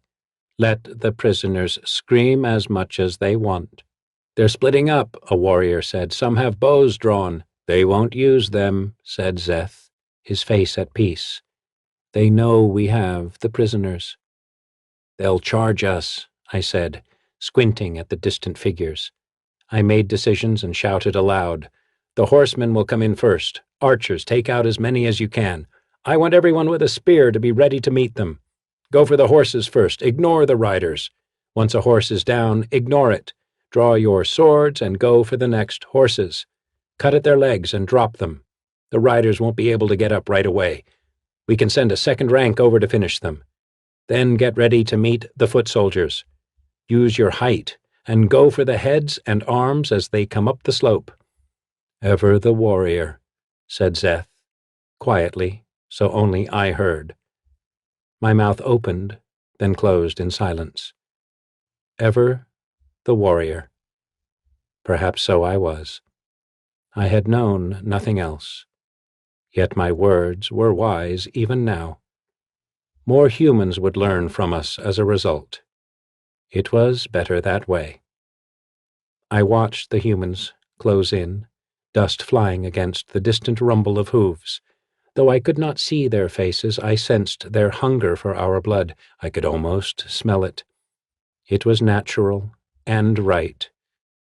"It is a good day," I finally said. It wasn't what I had meant to say, but it was true. I was at ease at last, at peace with all. It would be a good fight on a good day. I looked at the oncoming riders, their pennants flying, and a strange sensation passed through me. It was the purest feeling that had ever touched me. I blinked, forgetting myself, and my breathing stopped. "You feel it," said Zeth, softly. "It is good, yes?" My lips formed the word yes, but gave no sound. I slowly smiled at the humans coming for us, smiled as a child would do. "Welcome," I said without sound, full of that feeling. "Welcome to our final teaching.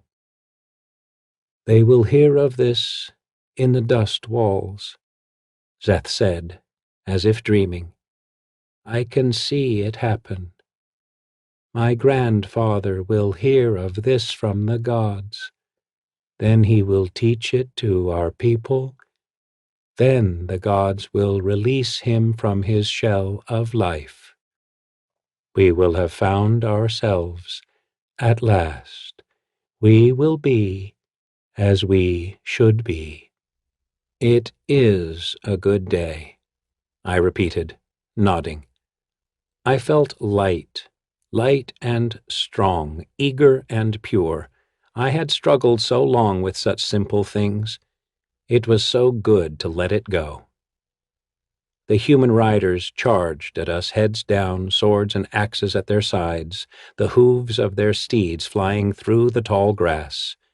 The world grew brighter, sharper, clearer, but I did not look away.